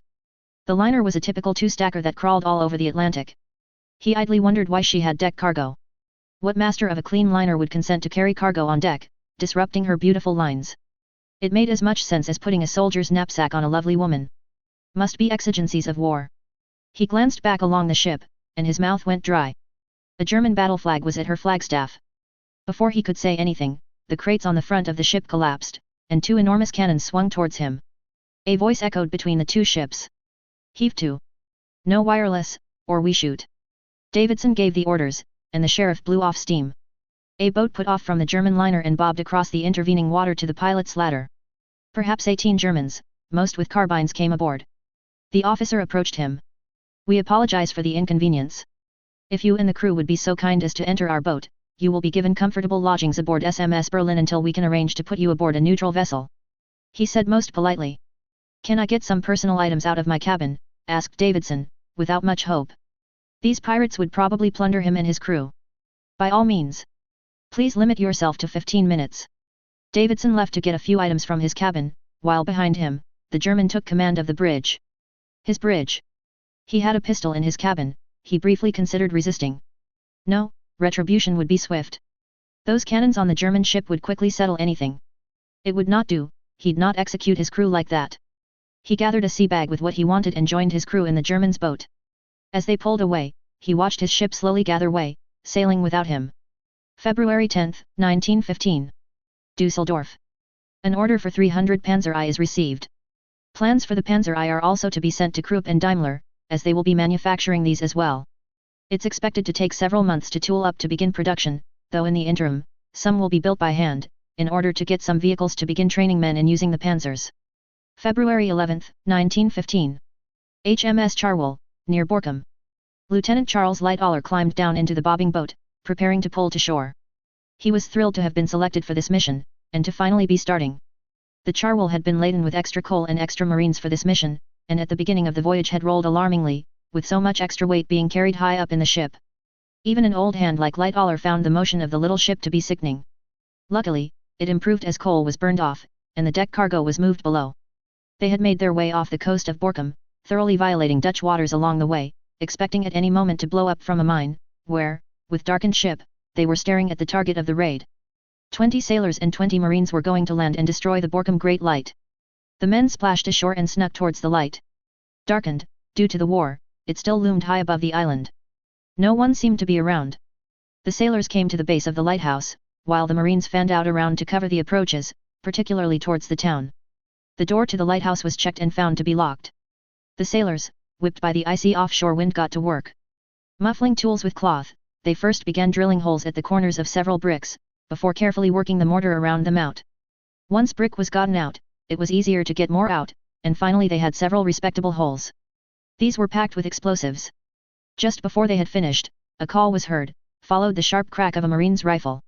After that, a silence for what seemed an eternity, while the sailors hurriedly finished their demolition work. A further shout, and more rifle fire. "Light the fuses," shouted Lightoller. "This is going to have to be good enough."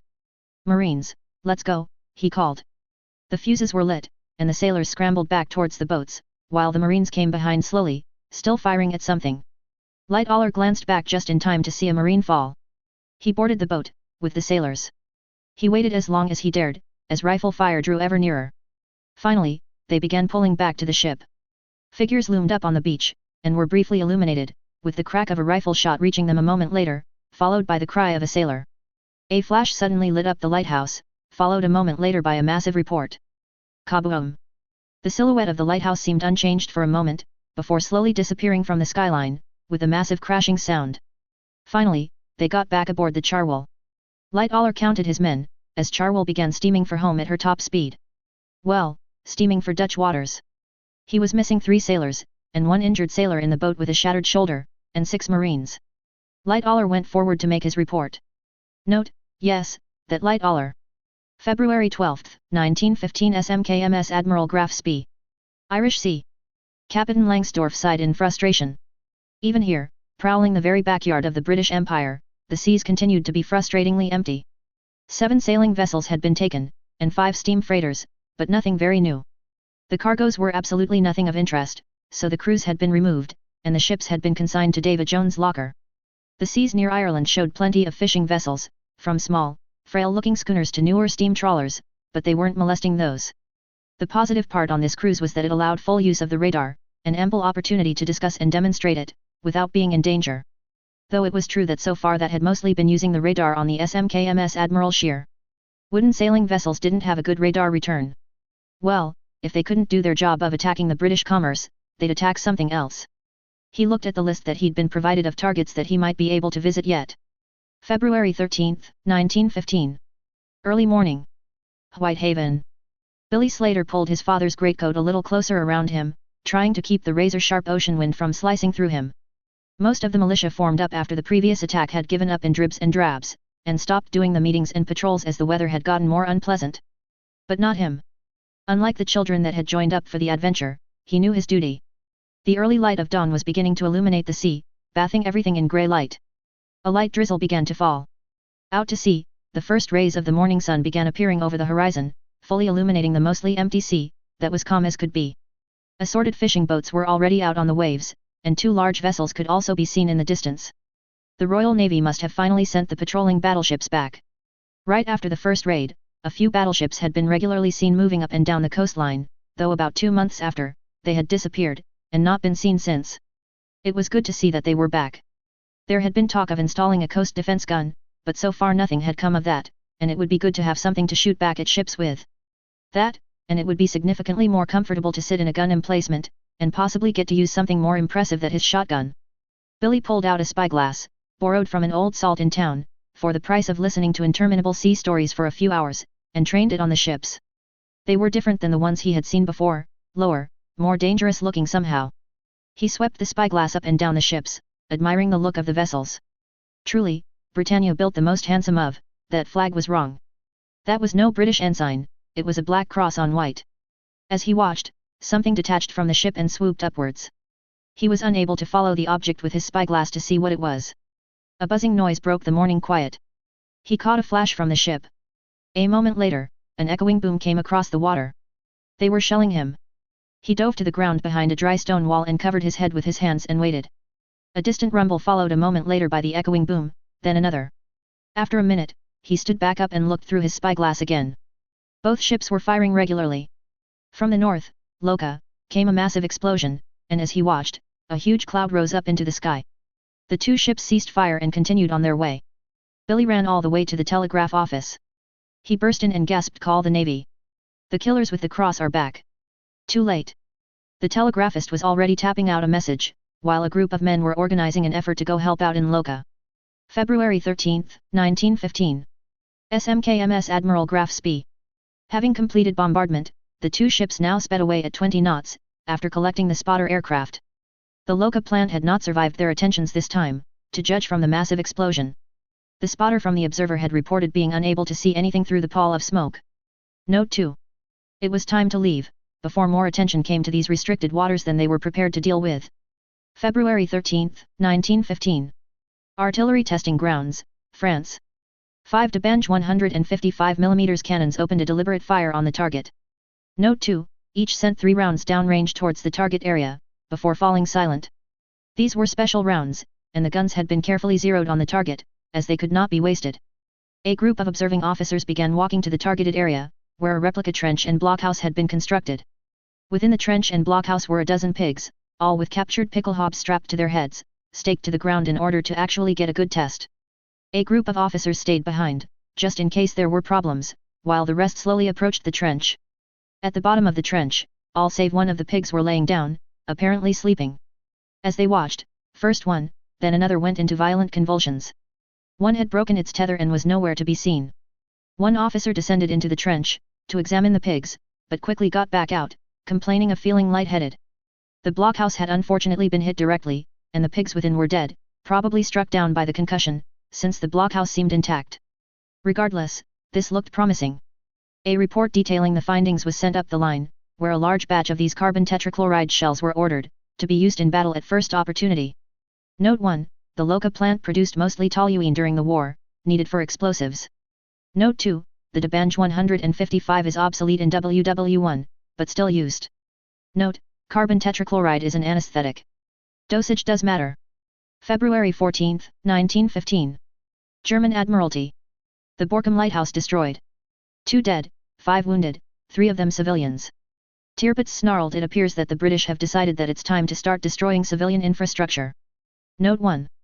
When the raiding ships return presently, perhaps we could plan a larger operation to take their attention off of us, speculated von Muller. If we could force another engagement with the Grand Fleet, perhaps we could finish what we've started there. Hipper chuckled, a sound immediately strangled when Tirpitz turned a furious eye up on him.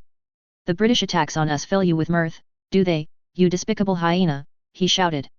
Looking thoroughly chastened, Hipper replied, "No, I was struck by the irony that we might be looking for a general engagement with the Grand Fleet, after our previous strategy of attempting smaller engagements.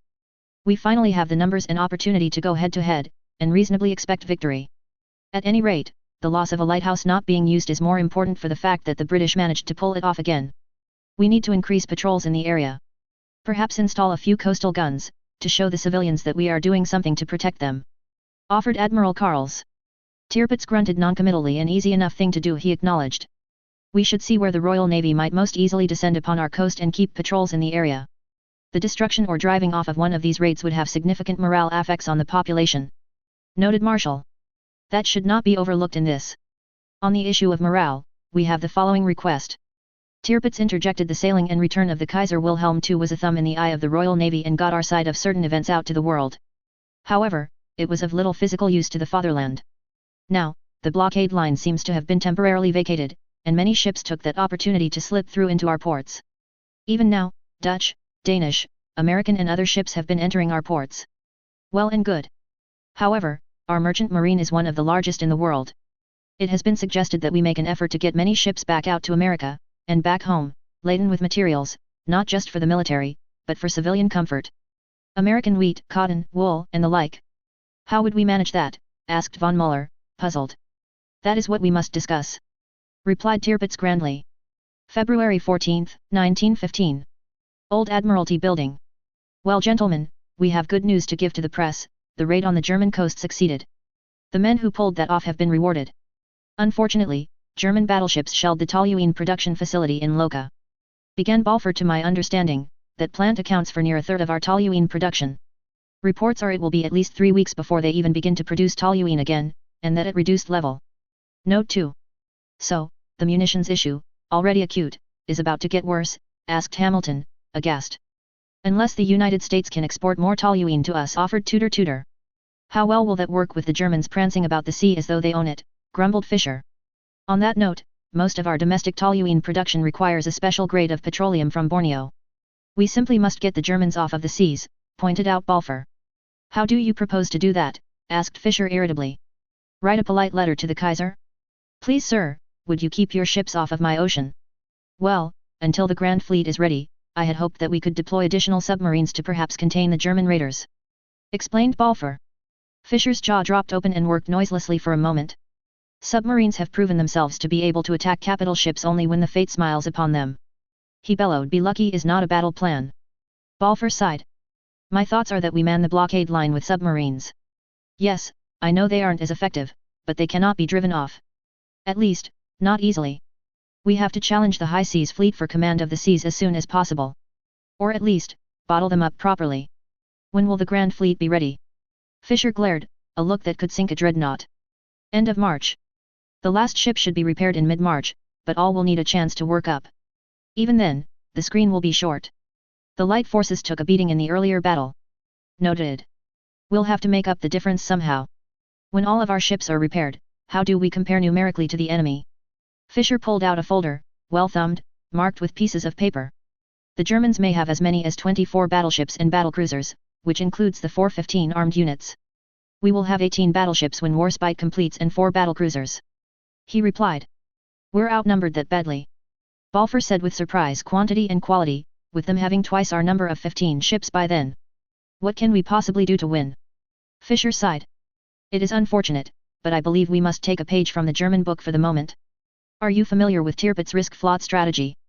February 15, 1915. Harwich. Lieutenant Commander Charles Lightoller looked proudly at his new insignia. As reward for the raid, he'd received promotion in command. His ship, HMS Mersem, was to be arriving here at any time, after which he would finish shaking her down. The commander of Charwell had also received a promotion and new command, and had already taken possession of HMS Phaeton, with similar orders to his, finished shaking down. They had both then received a stern dressing down about violating neutrality, and placed in the Grand Fleet, where they would be under more direct governance. Which was followed by a wink, and a good show, both of you. Acting as screen for the Grand Fleet, he might get a chance to torpedo one of their dreadnoughts. With a bit of luck, maybe one of the battlecruisers that had done it for poor Admiral Jellicoe. A sleek destroyer pulled into the anchorage. There she was. A beautiful command. Note 1, civilians that happened to catch rifle bullets that missed their mark. Note 2, it is incredibly difficult to completely destroy a factory by shelling or bombing. See what was done in the WW2, and how fast bomb-gutted factories restarted production.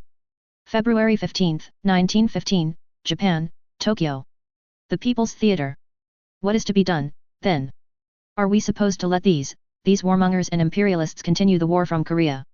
Arahata Kansen exclaimed in frustration to the various leaders and members of the National Salvation Front. What can we do? Send our non-existent army or navy to bring them back into the fold. The elderly Inyakite Tsuyoshi retorted, much to the annoyance of the anarchists. Barely a week passed since the National Salvation Front took power, and yet, it was paralyzed since the beginning as a result of hours of arguments, infighting, and simply, either lacking the resources needed to put into motion any plan or more commonly, trying to put out the fires the previous riots and outright revolution brought. It must have left a bitter feeling in the mouths of the revolutionaries that their legitimacy came from the now Social Democrats, one in the form of the reformist, liberal-minded Inyukai Tsuyoshi and his Rikken Koku Constitutional Nationalist Party, together with Suzuki Bunji the militant, Christian Union leader and his Yuueikai, the Friendly Society.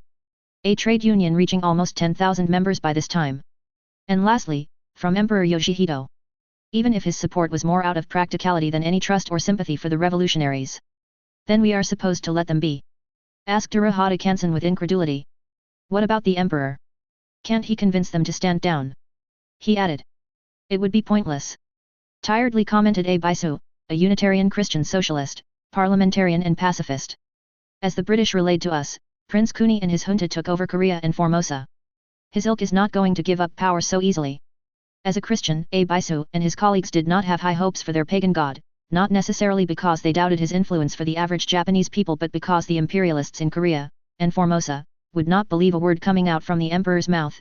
After all, the emperor was under duress in their eyes. The presence of the Christians was another point of friction in the National Salvation Front. Well, every group was a point of friction to another group at the minimum. It must be mentioned that the socialist movement was broadly divided into three tendencies: one social democratic, in this case, represented by Inyukai Tsuyoshi, more or less sympathetic to Christianity, with the Christian group being represented by Baisu, one Marxist-leaning, represented by Sakai Toshihiko, and one anarchist with a tendency towards syndicalism or anarcho-syndicalism represented by Urahata Kansen and Asuji Sakae. While the anarchists were the most numerous in the socialist movement compared to the Marxists or socialists, they were the least influential, or better said, marginalized, not as a result of infighting or some malicious attempt by the other groups, no, but because they lack a firm grasp on reality, as some more mean colleagues would say. Suzuki Bunji, the union leader, in a very humiliating way would shut up Asuji Sakae when the anarchist would start raving about the bourgeoises and how the intellectuals are just another extension of the conqueror class, enabling the continued domination over the conquered class. Mr. Asuji, you are a bourgeois if you were not aware. Yamakawa Hitashi, the face of the National Salvation Front, by chance continued to retain his position even when more qualified people were available, mostly as a result of his realism and practicality, managing to moderate between the clashing interests or personalities of the group. Mr. Asuji, the proletariat that you so represent, doesn't actually want what you believe they want. Our goal is the abolition of capitalism. We understand that without the abolition of capitalism, no amount of reform will bring emancipation. However, if the proletarian masses do not demand the abolition of capitalism but rather improvement in their actual conditions, our movement must base itself on these actual demands. We understand that the producer has to get control over the means of production. However, if the masses of the working class still do not demand control over the means of production and instead only demand an increase in wages as low as 10 cents per day, our movement must base itself on the people's demand. Our movement must base itself on the actual demands of the masses, and from these actual demands we will get, step by step, closer to our goal. He also disliked Asuji Sakae to an extent, as Asuji lived all his life in urban areas and enjoyed the life of a middle-class man. Though, to be fair, many colleagues found the anarchist who was more interested in what Georges Sorel, Kropotkin, or Romain Rolland, and many others, had to say about art, theatre, and human spirit, to one extent or another, weird. Especially with his whole idea of free love and the completely un-Japanese promotion of individualism and self-assertion, rather than altruism and the achievement of self-fulfillment through service to society more commonly held by the Japanese. I believe, started Inyukai Tsuyoshi, that we should let them be.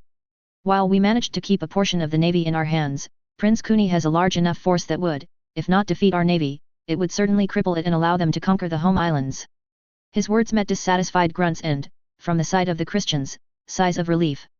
The masses want peace and better living standards. We are already struggling to feed everyone, our industry's productivity is worse than it was before the war. Korea and Formosa can't feed and supply the imperialists without end, the proletariat will rise in revolt at some point in the near future. Said Yamakawa Hitashi. What about the Entente then? Can't they keep them supplied to continue fighting in Korea and China? Asked Urahata Kansen. The Entente has enough problems on their own, even if it irks me that everyone refuses to recognize our rightful government for the warmonger one in Korea, they are intelligent enough to not make more enemies when they are stretched so thin over the seas. Inyukai Tsuyoshi responded. Then we should let the Germans deal with them? Let another imperialistic power and democratic sham, China, reconquer Korea and Formosa? Let 100,000 countrymen die? Asuji Sakae asked in sadness. They were never ours to begin with, even if our control was softer than the previous regime, started Baisu. The truth is, retaking those strongholds at this time, or even in a year's time, would take a price too high to pay, too many people would be sacrificed to, at the end of the day, revolutionary imperialism. The once loud room was now filled by the awkward shuffling of a dozen people, grim-faced and reluctant to refute the Christian's words. The plunge of civilization into this abyss of blood and darkness is a thing too tragic for any words. 3 Asuji Sakae muttered in gloomy room. 1 They just rebranded themselves into social democrats. 2 Asuji's thought bears a resemblance to Marxist thought. His commitment to a socialist society, whatever its definition, and his European sources, are within the socialist spectrum. Nevertheless, there are major differences between Marx and Asuji that make the resemblance superficial. Like Marx, Asuji assumes classes to be irreconcilably antagonistic and seems to accept an economic definition of class. Asuji, however, does not assume that classes are based strictly on their relation to the means of production. Instead, he theorizes that classes originally were established by force of conquest and that the subsequent rise and fall of a class relates to its ability to employ violence to overthrow the ruling class, then to use the organs of government and institutions of culture in addition to force to subjugate other classes. This process has no specific relation to the economy except that the ruling class is able to appropriate the fruits of the economy for itself. The ability of a class to bully its way to superiority depends solely on whether it has sufficient will to achieve its goal and whether other classes lack the will to oppose it. Thomas A. Stanley, Asuji Sakae, anarchist in Taisho, Japan, The Creativity of the Ego. This guy is a pretty interesting character. NGL, his ideas were weird and, compared to other socialists or intellectuals, later in life, he realized that he doesn't understand and isn't part of the working class, something quite uncommon, he. 3 From a quote or letter in this case by Georges Sorel. Big note, it wasn't explained in the text but, they are still keeping the old structure in place, with a few laws added or removed, universal suffrage for example, until the situation starts to improve. February 16, 1915. Germany. The first batch of steel helmets are produced for testing. There was resistance in the army, but high command pushes the prototypes through. About 100 have been produced and will be issued to the most dangerous part of the front. It is made eminently clear that these helmets are not bulletproof, but shrapnel resistant. The men they are issued to are not eager to put a metal hat on their heads in the cold weather, especially one that is specifically not going to protect them from rifle fire, but they are accepted on the test front. February 16, 1915. Belfast. The 11th Cruiser Squadron is ordered to patrol the Irish and Celtic seas far more heavily, especially within sight of land. The ancient Eclipse-class cruisers aren't expected to do anything in the presence of German warships except sink, however it is seen as imperative to be showing that the Royal Navy is in fact, still there. Plans are also being made to deploy additional coastal guns, though most of them will likely be without gunners. While there are many guns in storage, 12-pounders to 6, there are not gunners to be able to use them. February 17, 1915. Scapa Flow. Winston Churchill looked with pride over the mighty ships of the Royal Navy assembled here. Emperor of India had just pulled into the anchorage, so now only HMS Neptune was still under repair. HMS Indefatigable was receiving an overdue engine refit, she was only good for 23 knots when she finally went. He had heard that there was to be a gunnery competition amongst the fleet soon, which would no doubt be enjoyable. Churchill had finally slipped away from the endless reports that he had been going through to take a vacation from the suffocating paperwork to visit Scapa Flow and see the fine battleships of the Grand Fleet. And to take a chance to go spy hunting. Intelligence reports had indicated that there were spies in nearly every neutral port. If the British managed that, then the Germans must have. At least one of those cabbage-gobbling curs was doubtless telling the German high command all about what was going on here. He had everything planned out. He would blend with the local fishermen in the pubs and listen. He knew that locals tended to have their own haunts, away from interlopers like the Royal Navy. Ironically, the local fisherman's haunt was called the Admiral Benbow Inn, while the Navy place was called Fisherman's Wharf. He had already discarded the thought of telling Admiral Stiddy. It was best if he didn't know. At least, until he had found out a spy. That would finally redeem his name in all circles. He settled himself into the room he had rented for the duration of his stay. It was somewhat dilapidated, but it would do. He'd never be able to blend with locals if they saw him staying at one of the nice places in town. The smell of fish and stale gin permeated the place, but he would tolerate that. The bed frame was creaky but held his weight. The mattress seemed to be stuffed with straw, during the reign of William IV from the feel of it. A battered tin bowl and pitcher were provided for washing, and that was about it, other than the chamber pot under the bed that looked as watertight as a sieve. He made a note to not use that. He took out a notebook to jot down some observations. This would certainly count as a low point, prior to his hopefully triumphant return. It would look very well indeed when he wrote his memoirs. Elsewhere in Scapa Flow. Several submarines depart for the blockade line. The decision has been made to attempt to keep at least 18 submarines on the line. There are not enough submarines available in Scapa Flow to keep this level of operation up, so more have been sent for. The numerous, though dubious C-class will be bearing much of the load until more E-class are completed. Critics have pointed out that the fragile submarines are unlikely to fare better in the vicious North Sea than the Edgar-class cruisers, however the advocated point out that they can stay on station in the face of German raiders. Ultimately, it is decided that it will be a hybrid blockade, with the submarines always on station, while the auxiliary cruisers will be on duty when it is thought to be safe. There is also the hope that the submarines may be able to collect a raider or two when they go hunting for the blockading cruisers. February 17, 1915. Liverpool. About 15 merchant vessels of various types are sitting at anchor in a group. These are the first of the convoy being assembled to sail to Russia. The shipmasters aren't pleased with the mission, though they are being paid extremely well. Nearby, HMS Exmouth placidly sits, her bow looking strangely swollen with the additional beak fitted to it, reinforcement against ice damage. The cargoes would be some foodstuff and coal, but more uniforms, boots, rifles, and rifle ammunition. Neither artillery pieces, nor artillery ammunition can be spared from the front at the moment. About 15 additional ships will be sent to the convoy, and 2 additional battleships and several cruisers will also join, scheduled to leave inside of 2 weeks. The rifles being sent are not the most modern Lee Enfields, but rather a large collection of Lee Metfords, along with the black powder cartridges used. It was not felt that modern Lee Enfield ammunition could be spared at this time, as production struggled to keep up with the voracious appetite of the war.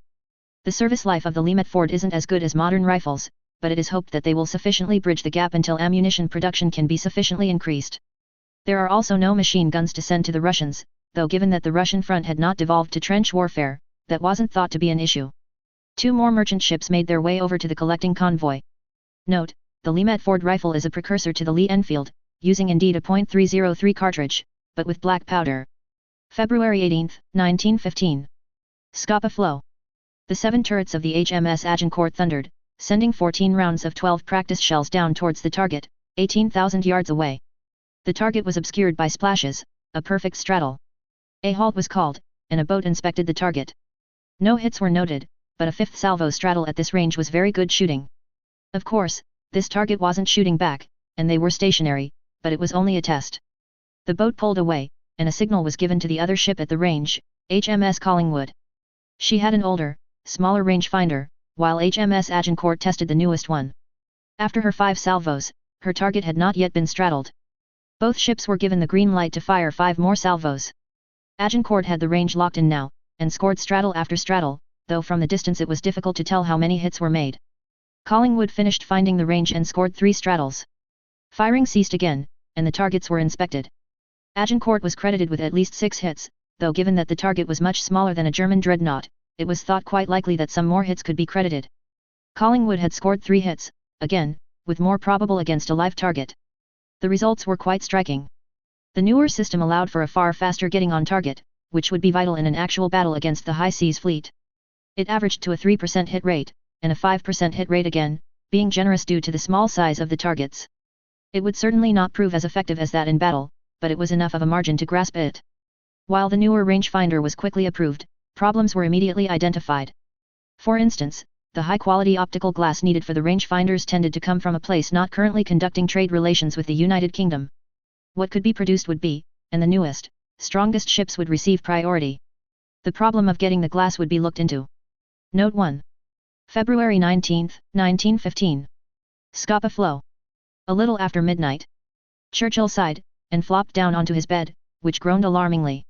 Despite his attempting to blend with the locals, they seemed to without fail, see through his perfect disguise. Note 2, he had gotten these fishermen's clothes before coming to Scapa Flow and couldn't understand why they didn't blend. Consequently, he had been treated with suspicion the entire time, with all voices in the tavern dying when he came in and sat down. The drinks available were decidedly inferior, as though they had been made in a bathtub. He got up off of the bed and poured some water out of the dented pitcher into the bowl. He glanced out of the window, which looked out over the wharf where all the fishing boats tied up. The weak moon illuminated enough to see that all was quiet, the ghostly shapes of the assorted trawlers bobbing gently in the swell. Wait. Not quite all was quiet. There, that old sailing ship had activity. The men were, loading something. Bait? No, bait wouldn't be in boxes that large. And why were these men working when no other men were? Obviously, they were up to no good. He watched for another moment, then hurried out of his room, towards the Admiralty House, where the Port Admiral stayed. The walk to the Admiral's house took far too long, then after ringing the bell, it seemed to take forever before a sleepy, irritable-looking servant finally opened the door, and showed him into a sitting room, after he patiently, to him, explained that, despite his clothes, he was no fisherman, but with the naval intelligence, and needed to see the admiral at once. Another eternity, and Admiral Duftonsteady appeared, still in a nightshirt and nightcap, with a robe wrapped around him. "Churchill," he said, his voice still thick with slumber, "what the devil do you want? Do you have any idea what time it is?" "Admiral, I need a ship at once. There's a trawler, and they are certainly up to no good. Loading boxes at this time of night. No other boats are preparing, we need to follow them and see what they are up to." Churchill babbled excitedly. "A submarine would be better. We could follow them, and they would never know." Steady blinked sleepily, trying to understand what was happening. He considered the matter for a moment. He knew Churchill well enough to understand that, if he simply dismissed the concern, he would spend the next several hours attempting to convince him. No, if he wanted to continue his sleep, he could get rid of him. "Fine, fine," he mumbled. Steady walked to a desk, took out a piece of paper and pen, and quickly wrote out an order, allowing Churchill to board a submarine, and follow the suspicious vessel. He handed the paper to Churchill, who seized it as though it was precious. "There's a submarine, HMS D7 that was to leave at first light. Go, they should be ready to leave now, and good luck." Churchill thanked him profusely, and ran out the door. Steady turned and went back to bed. February 19, 1915. Trawler, a lovely fortune. Some hours later. Guy Broke was beyond pleased with this haul. He had finally made the right contact in the Navy, and his cargo today consisted of spoiled supplies from the Navy warehouses. Tea and coffee mostly, things that were becoming rather scarce on the civilian market. Spending time in the Navy pub, he had met a clerk who enjoyed cards a bit too much, without the skill to back it up, and soon had the man consigning supplies out as spoiled. Little enough in the scope of what was delivered here, but enough to make a fine run. In addition, he had the names of all of the Royal Navy battleships currently in harbour, and a notation about them testing some new gunnery system. Guy didn't understand it, but the Navy men in the tavern had spoken at length about it. Such intelligence would hopefully be worth a bit more of a payment. He checked his pocket again. The snuff box, in which was stuffed his papers, was still there. The steam trawler that he met with was approaching. He hailed them, and the crew rigged bumpers. Before the trawler could come alongside, however, a monstrous shape emerged from the water, perhaps 100 yards from his ship. His mind hadn't wrapped around what had happened, when a gun was pointed at his ship. "Stand by to be boarded," a voice shouted at him. He froze. His cargo still bore the Royal Navy marks. Since he wasn't storing it, he hadn't thought to remove it. He'd never get it overboard. All too quickly the submarine was alongside, and several men with carbines, and someone dressed as a fake fisherman clambered aboard. Belatedly, he thought of the snuff box. If that was found, he'd be shot as a spy for sure. He reached into his pocket to get his snuff box, and surreptitiously toss it over the side. "Halt!" shouted a Navy man, and a carbine was trained on him. He froze. The fake fisherman came over and pulled the snuff box out of his pocket. He grunted, apparently satisfied, but then opened it, revealing, not snuff, but papers. These were glanced at, then a penetrating glare was directed at Guy. "Well, spy, I believe we will need to have a closer discussion," he said, with a most unpleasant expression.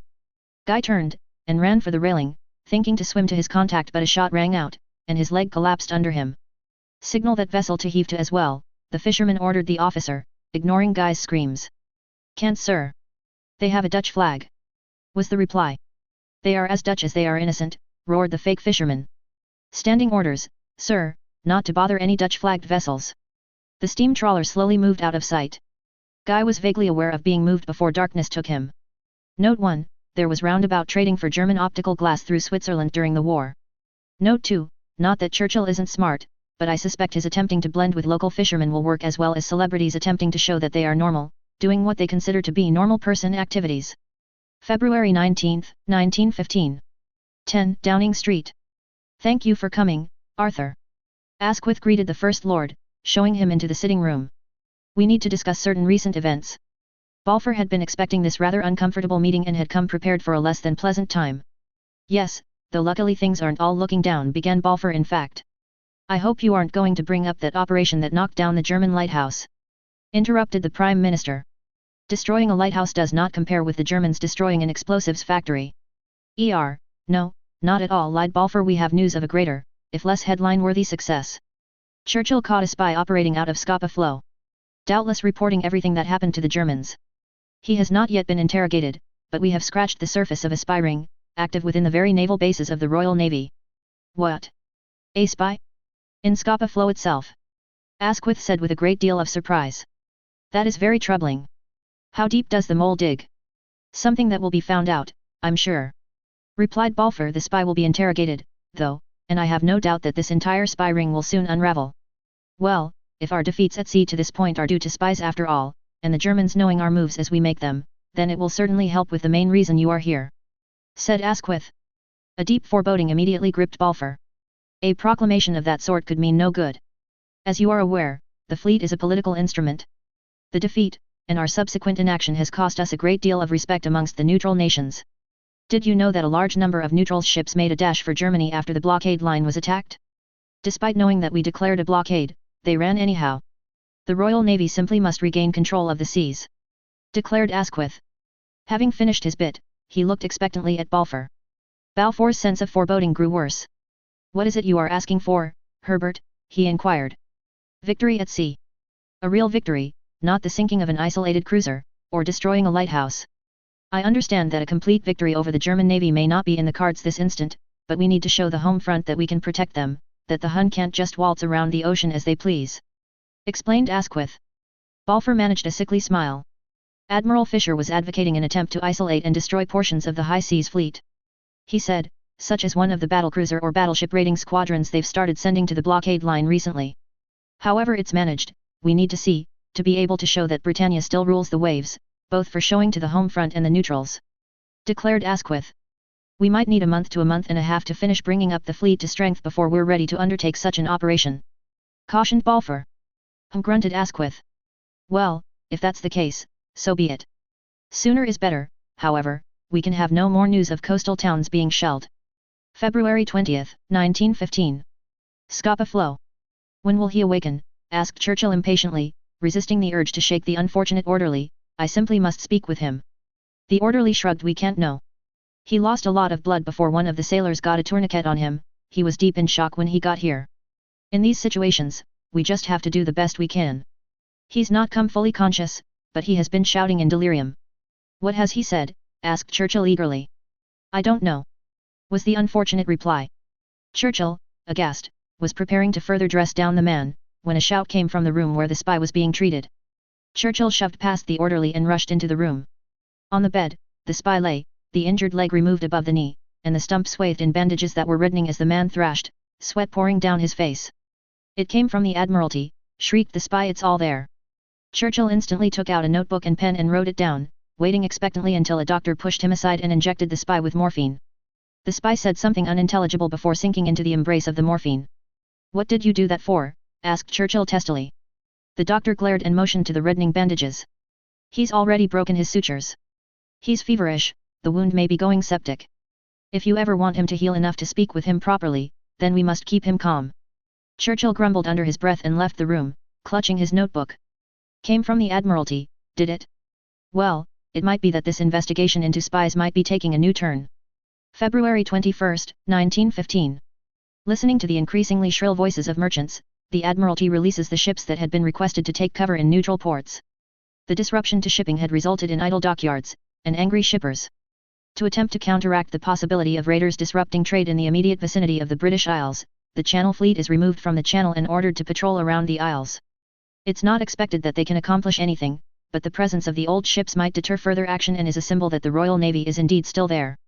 The Admiralty is in a bind. While loss of further merchants is bad, the disruption of ordering all sailing cancelled while raiders are at sea is worse. Thus, it is decided to let the raiders take their tithe and overcome the issue through sheer numbers. The British merchant marine is still the largest in the world, after all. February 22, 1915. East of Warsaw. Two massive Sikorsky bombers set down on the ground after their raid to the German front lines. The Ilya Muromets was truly a wonder of modern warfare, an enormous four-engine bomber, able to drag 1,764 pounds of bombs through the air at up to 81 miles per hour to an enemy target. Note 1. Nearby, two more were preparing to fly off make another raid on the front lines, this time carrying Allied liaisons. Upon seeing the enormous machines, a British and French observer had each reported to their respective commands the existence of this enormous machine. Initially, these reports had been tabled, with the UK command looking to their fleet, and the French command looking to their army for victory. However, as victory had been proving elusive, other ways to strike at Germany was being sought. Consequently, plans were being sent to the Allied powers, for them to be able to either obtain licenses to construct would be obtained, or their own version would be developed. French designers declaring that they had nothing to learn from Russian aircraft were silent when then asked why France did not already have an equivalent aircraft. The plans were being transferred via a courier to Norway, where they would be given to the British, who would then get them to London. Some were already looking towards the future with fleets of these massive bombers reducing German positions to rubble, with the army then walking slowly in and taking possession of the rubble. Others advocated using them to directly attack Berlin and the Kaiser, sure that, once threatened directly, the Kaiser would surely capitulate. However, first some of these machines would need to be built. With a building roar, the massive aircraft lumbered down the runway and slowly heaved into the air. February 23, 1915. Old Admiralty Building. Admiral Fisher, Balfour noted with a degree of concern, seemed visibly shrunken. So, the fleet is being ordered to fight. He reiterated, in a voice quieter than any that Balfour had ever heard him use. No. The fleet is ordered to win a victory over the high seas fleet. Not annihilation. Even destroying a few battleships or battlecruisers is enough. Balfour replied reasonably. We're outnumbered, outgunned, the screen is less than it should be. Listed Fisher mechanically. In time, all this would be remedied. I'm confident that we can perform an operation that would satisfy political needs without an undue risking of the fleet. Offered Balfour. Warspite joins the fleet in a week. Indefatigable returns at the same time, Neptune returns in 3. Fisher noted. But there's the question of spies. One has been caught in Scapa Flow itself. How many others are there? If our plans and sailings are being transmitted to the German Admiralty itself, how can we hope to manage anything? We have time to make sure the others are caught. I believe the intelligence committee that was formed after the prior battle will be allowed to search for more. We'll catch them. Balfour stated, with more confidence than he felt. Like many, finding out that a spy was within the inner sanctum of the Grand Fleet had shaken him severely. Unfortunately, said spy had not regained consciousness, and had been growing worse according to reports. The crew of the spy ship had denied any knowledge of the activities of the master, claiming to be common, upstanding, loyal smugglers, though many were clamoring for more intensive interrogation to be carried out. Fisher sighed. I will prepare the fleet to the best of my ability. Then I will offer my resignation. That's certainly unnecessary, Balfour's voice trailed off as Fisher left the room. February 24, 1915. Liverpool. Another merchant, another battleship, and the cruisers Amphitrite, Argonaut and Europa join the 22 merchants preparing to make for Russian waters. A few more merchants, and one more Duncan-class battleship will join, then they will make for Archangel. The Russian ambassador has been informed and has promised that the icebreaker will be making a way for the ships, and that Archangel will be ready, and cabled Petrograd. The orders made their way from Petrograd to the necessary locations via wireless. Unencrypted. Though the Russian operators all have encryption manuals, many do not bother, not seeing the point in taking the extra time. Note 2. Regardless, the orders to prepare sea lanes for passage is noted by German wireless officers, and it is sent up the channels. February 24, 1915. German Admiralty. Unfortunate though it is, we lost an information contact in Scapa Flow. Noted Tirpitz. Our contact pretended to be Dutch, and so escaped to tell us. It is well that the British feel the need to placate the Dutch currently, agreed von Muller. What does that mean for current intelligence? Asked Bachmann. While the loss of a contact in the main base is unfortunate, it is not vital to our operations. The intelligence so gathered was low level. What ships were currently there, and that sort of thing. The most recent thing that we discovered from him was that the Grand Fleet returned to Scapa Flow, and the first Queen Elizabeth has joined the fleet. Replied Tirpitz. So, given what we know, we may actually outnumber the Grand Fleet once all ships complete repairs, asked Muller incredulously. It is quite possible, acknowledged Tirpitz. Then we may wish to renew action, when possible, to perhaps finish the Grand Fleet. Said Bachmann thoughtfully. I believe so. We'll consult with the admirals from the future and see what they think. Replied Tirpitz. The last of the future ships is nearly completed, and only a few of the battleships of the high seas fleet are still under repair. The 2 modified Mackensen class are due to be laid down later today as well. Rune, former Lutzow, will also join the fleet in a few months. However, we know that the Royal Navy will be receiving many 38 cm ships over the next 2 years. We should certainly move sooner rather than later. Agreed Muller. I concur. We'll have to see what we can do with that. Tirpitz said, rising to indicate the meeting was over. Note 1, a magnificent machine, only a little smaller than a WW2 Lancaster. Note 2, OTL. It took some time after the beginning of the war before the Russians regularly used encryption. The Germans believed it to be a trick, and did not attempt to use it tactically. Edited for a change to the plane transferal. Only plans now, mostly via a neutral. February 25, 1915. SS Berlin, Auxiliary cruiser. Mid-Atlantic. After far too long of a dry spell, a tanker is spotted. Unfortunately, as they get closer, Captain Fundheller spots an American flag flying from her stern. Well, it can't hurt to see if her captain is interested in a chat. Perhaps he can be induced to tell if he's seen any ships recently. Heaving close to the American tanker, he called across the water. "Ahoy! Can I send a boat aboard?" Permission was given, and a short time later Fundheller was climbing aboard the pilot's ladder with difficulty, also carrying a bottle of brandy and a small box of tea. The captain of the tanker, a clean-shaven middle-aged man with somewhat wild graying hair, greeted him, in accented German. "Welcome aboard. Karl Veldhusen." He introduced himself, offering a hand. "Hans Fundheller, of the Imperial German Navy. This is purely a social call, not at all official, please understand. If I may offer you, for your hospitality." Here, he offered the brandy and tea. To see the tanker captain's eyes, the tea was more interesting than the brandy. "Please, come to my cabin and we'll visit there," replied Captain Veldhusen, leading the way aft. The captain's cabin was a comfortable space, with a very homely feel to it, with a table and comfortable chairs, which they sat at. "Well, what news of the outside world? I've not made port in some time," began Fundheller. "The war continues on. It's good for business, though can be a bit uncomfortable going through contested waters," replied the tanker master. Pausing a moment, he called for hot water from the galley and opened the box of tea. When the water appeared, he began brewing some of the tea, fine Indian Assam, liberated from a British ship. "May I offer you refreshment?" "Tea, water, something harder." "Tea would be excellent, thank you," answered Fundheller. "May I ask where you are bound?" "You may. We're taking a cargo of toluene to Portsmouth. Story is that the Brits can't make enough." The American captain offered a cup of tea, which Fundheller took with thanks. "Toluene, you say? Might I suggest that you might receive a better price for it in Germany?" Fundheller offered. "You might," replied the Dutch master with a chuckle. "Time was only a few short months ago I would have laughed at attempting to run the Royal Navy blockade.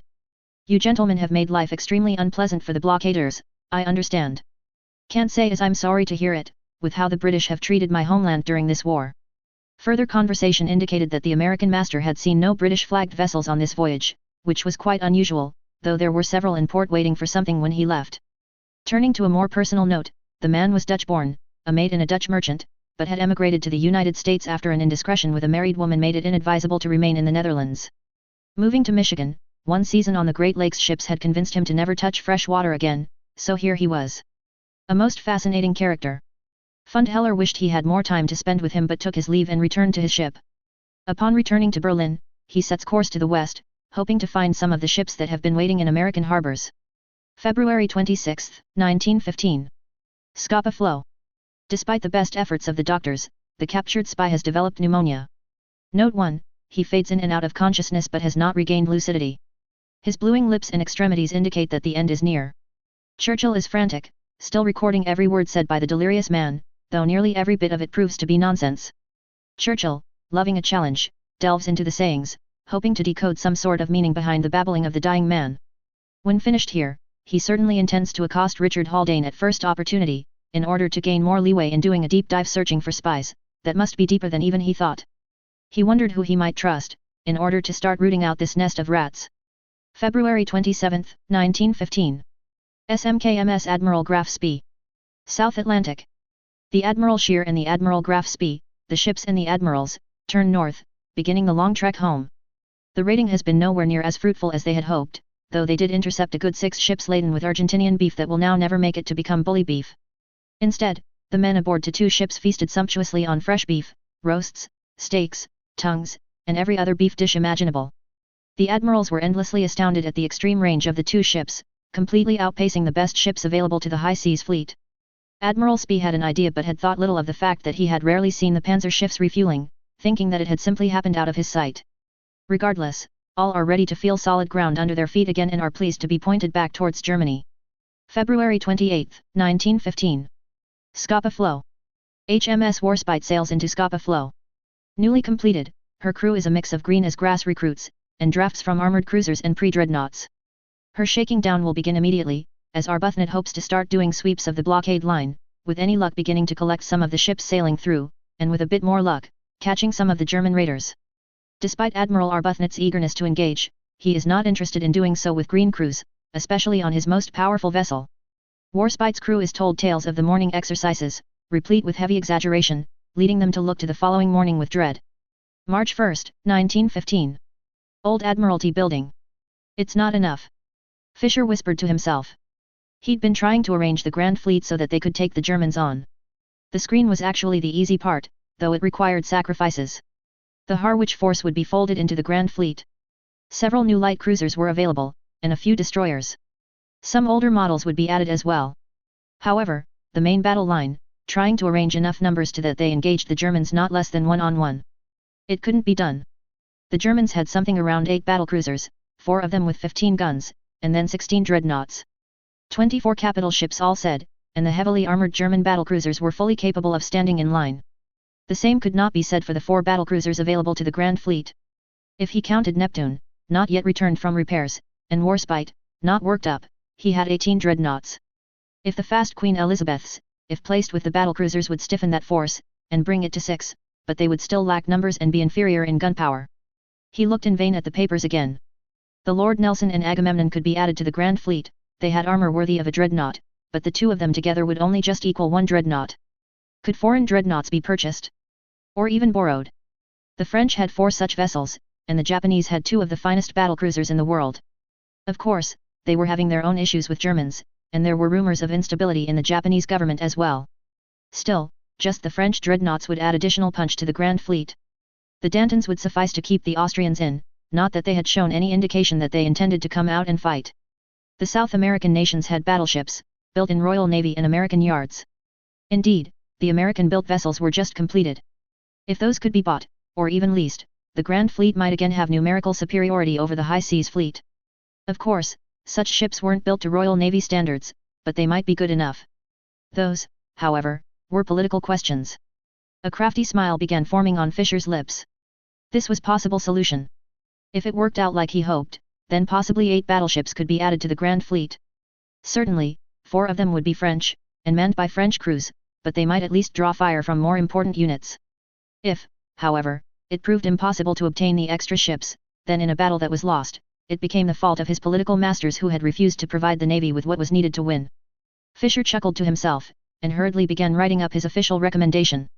The sooner he could this sent up, the better. What the result of this would be, he didn't know, but asking couldn't hurt. March 1, 1915. HMS Warspite. Scapa Flow. To the surprise and pleasure of the men of the Warspite, only half of what they had heard about exercise turned out to be true. The redoubtable Admiral Arbuthnot had indeed clambered aboard at dawn, followed by the very doubtable Admiral Beatty, and turned everyone out for exercise. However, only the officers were participating. Today, at least. The Admiral had informed them that they would be participating as well, however, no officer would be making such demands of the men without participating themselves. So, the men watched, grinning, as the officers sweated in the cold morning air. Intensive training would begin later today, with the ship being put through its paces to get worked up as quickly as possible. That would be later, though. For now, it was time to watch the officers doing the sweating. Ashore in a naval hospital, with a horrible gurgling noise, Guy Broke breathes his last. March 2, 1915. Ferry between Scapa Flow and the Clyde. Winston Churchill paced impatiently. He simply had to get back to London as quickly as possible. He had wired ahead, that he had caught a spy, but had not told anyone as yet, that the spy had, with his dying breaths, revealed the existence of leaks within the very Admiralty itself. Well, perhaps not dying breaths, but close enough. He did, after all, die shortly after. Regardless, he simply had to speak to the Prime Minister at once. A deep dive was needed at the Admiralty was needed, to see how deep the rot went. It would have to be discreet, of course. It wouldn't do to let the public know that there were spies in government. And they couldn't afford to let the spies know that the days of their perfidious activities were numbered, and not with very many digits. Such a task should still certainly fall to him. He couldn't imagine a better choice than himself. The very picture of discretion, with the willingness and fortitude to do what needed to be done. There was also the question of where to begin, though he had his own idea on that. Perhaps the public sentiment had been right about certain members of the Admiralty at the beginning of the war. That would soon be discovered. March 3, 1915. Western Command. Haig, Joffre, and French studied a map. Nearby, a message indicating that the first gas shells were expected to be produced this month. It wasn't known how long it would take to have enough for an attack, especially since it would be the French handling production alone, due to unspecified disruptions in the UK. Joffre favoured attacking Ypres with the new shells when available, Haig and French were still debating. All favored attempting to have Russia attack at the same time, so as to put maximum pressure on the Germans. None had any confidence that the Russians would actually accomplish the coordinated attack, however. For now, they studied the map, and debated the best attack. Germany, Imperial Palace, Berlin, February 24, 1915. Since the fleet had returned to Germany, the Emperor had met weekly with Captain zur See Harold Netzband, his liaison officer from the Kriegsmarine. He had conversations with him not only about the future of Germany, but also wanted to be informed about news about his fleet. The Emperor had indeed tried his best to be involved in questions that concerned not only the war but also the political and economic situation of his nation. As February drew to a close, it was more than obvious that his great peace efforts had ended in complete failure. Not that the Germans had not warned him of such a thing from the future, but Wilhelm too wanted to believe that there was a chance for peace, however small. But he too understood that the British and French were not interested in peace. There was still a chance to convince at least Russia. He wrote a personal letter to Nicholas and sent it via the Vatican, where the peace conference was taking place. But his cousin had not yet replied, so this attempt also failed. The whole peace conference in the Vatican had turned out to be an absolute waste of time. And the German delegation had attended it to find out that the Entente had no interest in negotiating. And the attendance of the Entente emissaries was a mere sham. The Entente had agreed to the conference only to give the impression to the neutral countries that the British and French also wanted peace. It was the height of hypocrisy, and Wilhelm too felt in a sense not only deceived but also humiliated. Humiliated above all because he had tried to do the unselfish and honorable thing and had been rewarded with an international spit in his face. Every day Wilhelm too read the reports from the front, and although Germany had not suffered any frustrating defeat at the moment, it did not seem to be winning. On the Western Front the Entente was still attacking the German defences, with the aim of breaking the stalemate.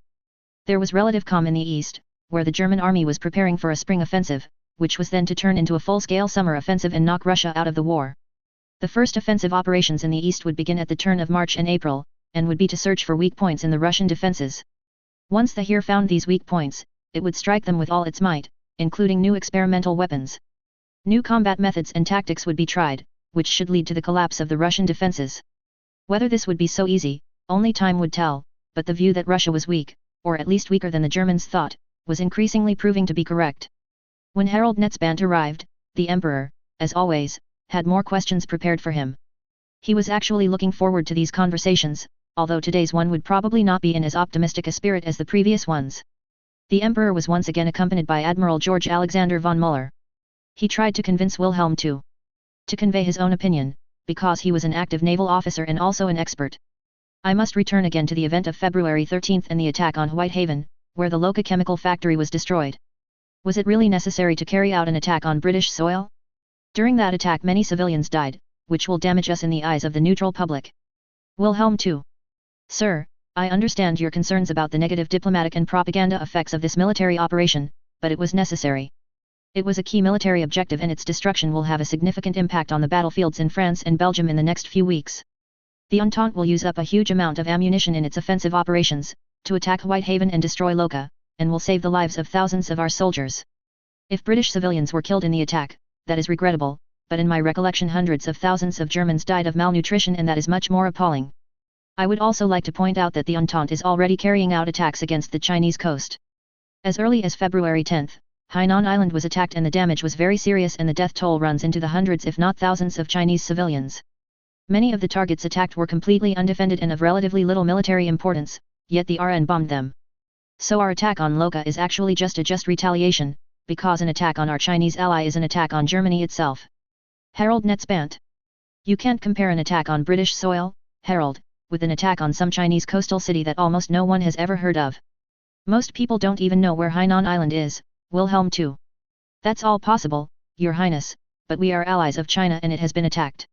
China itself cannot carry out a retaliatory action, but we can, it is our duty to support our ally morally. Believe me, the Chinese government will greatly appreciate such a military action on our part.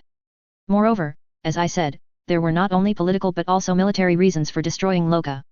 My superiors have already drawn up plans to bomb the English coast and another attack will soon take place.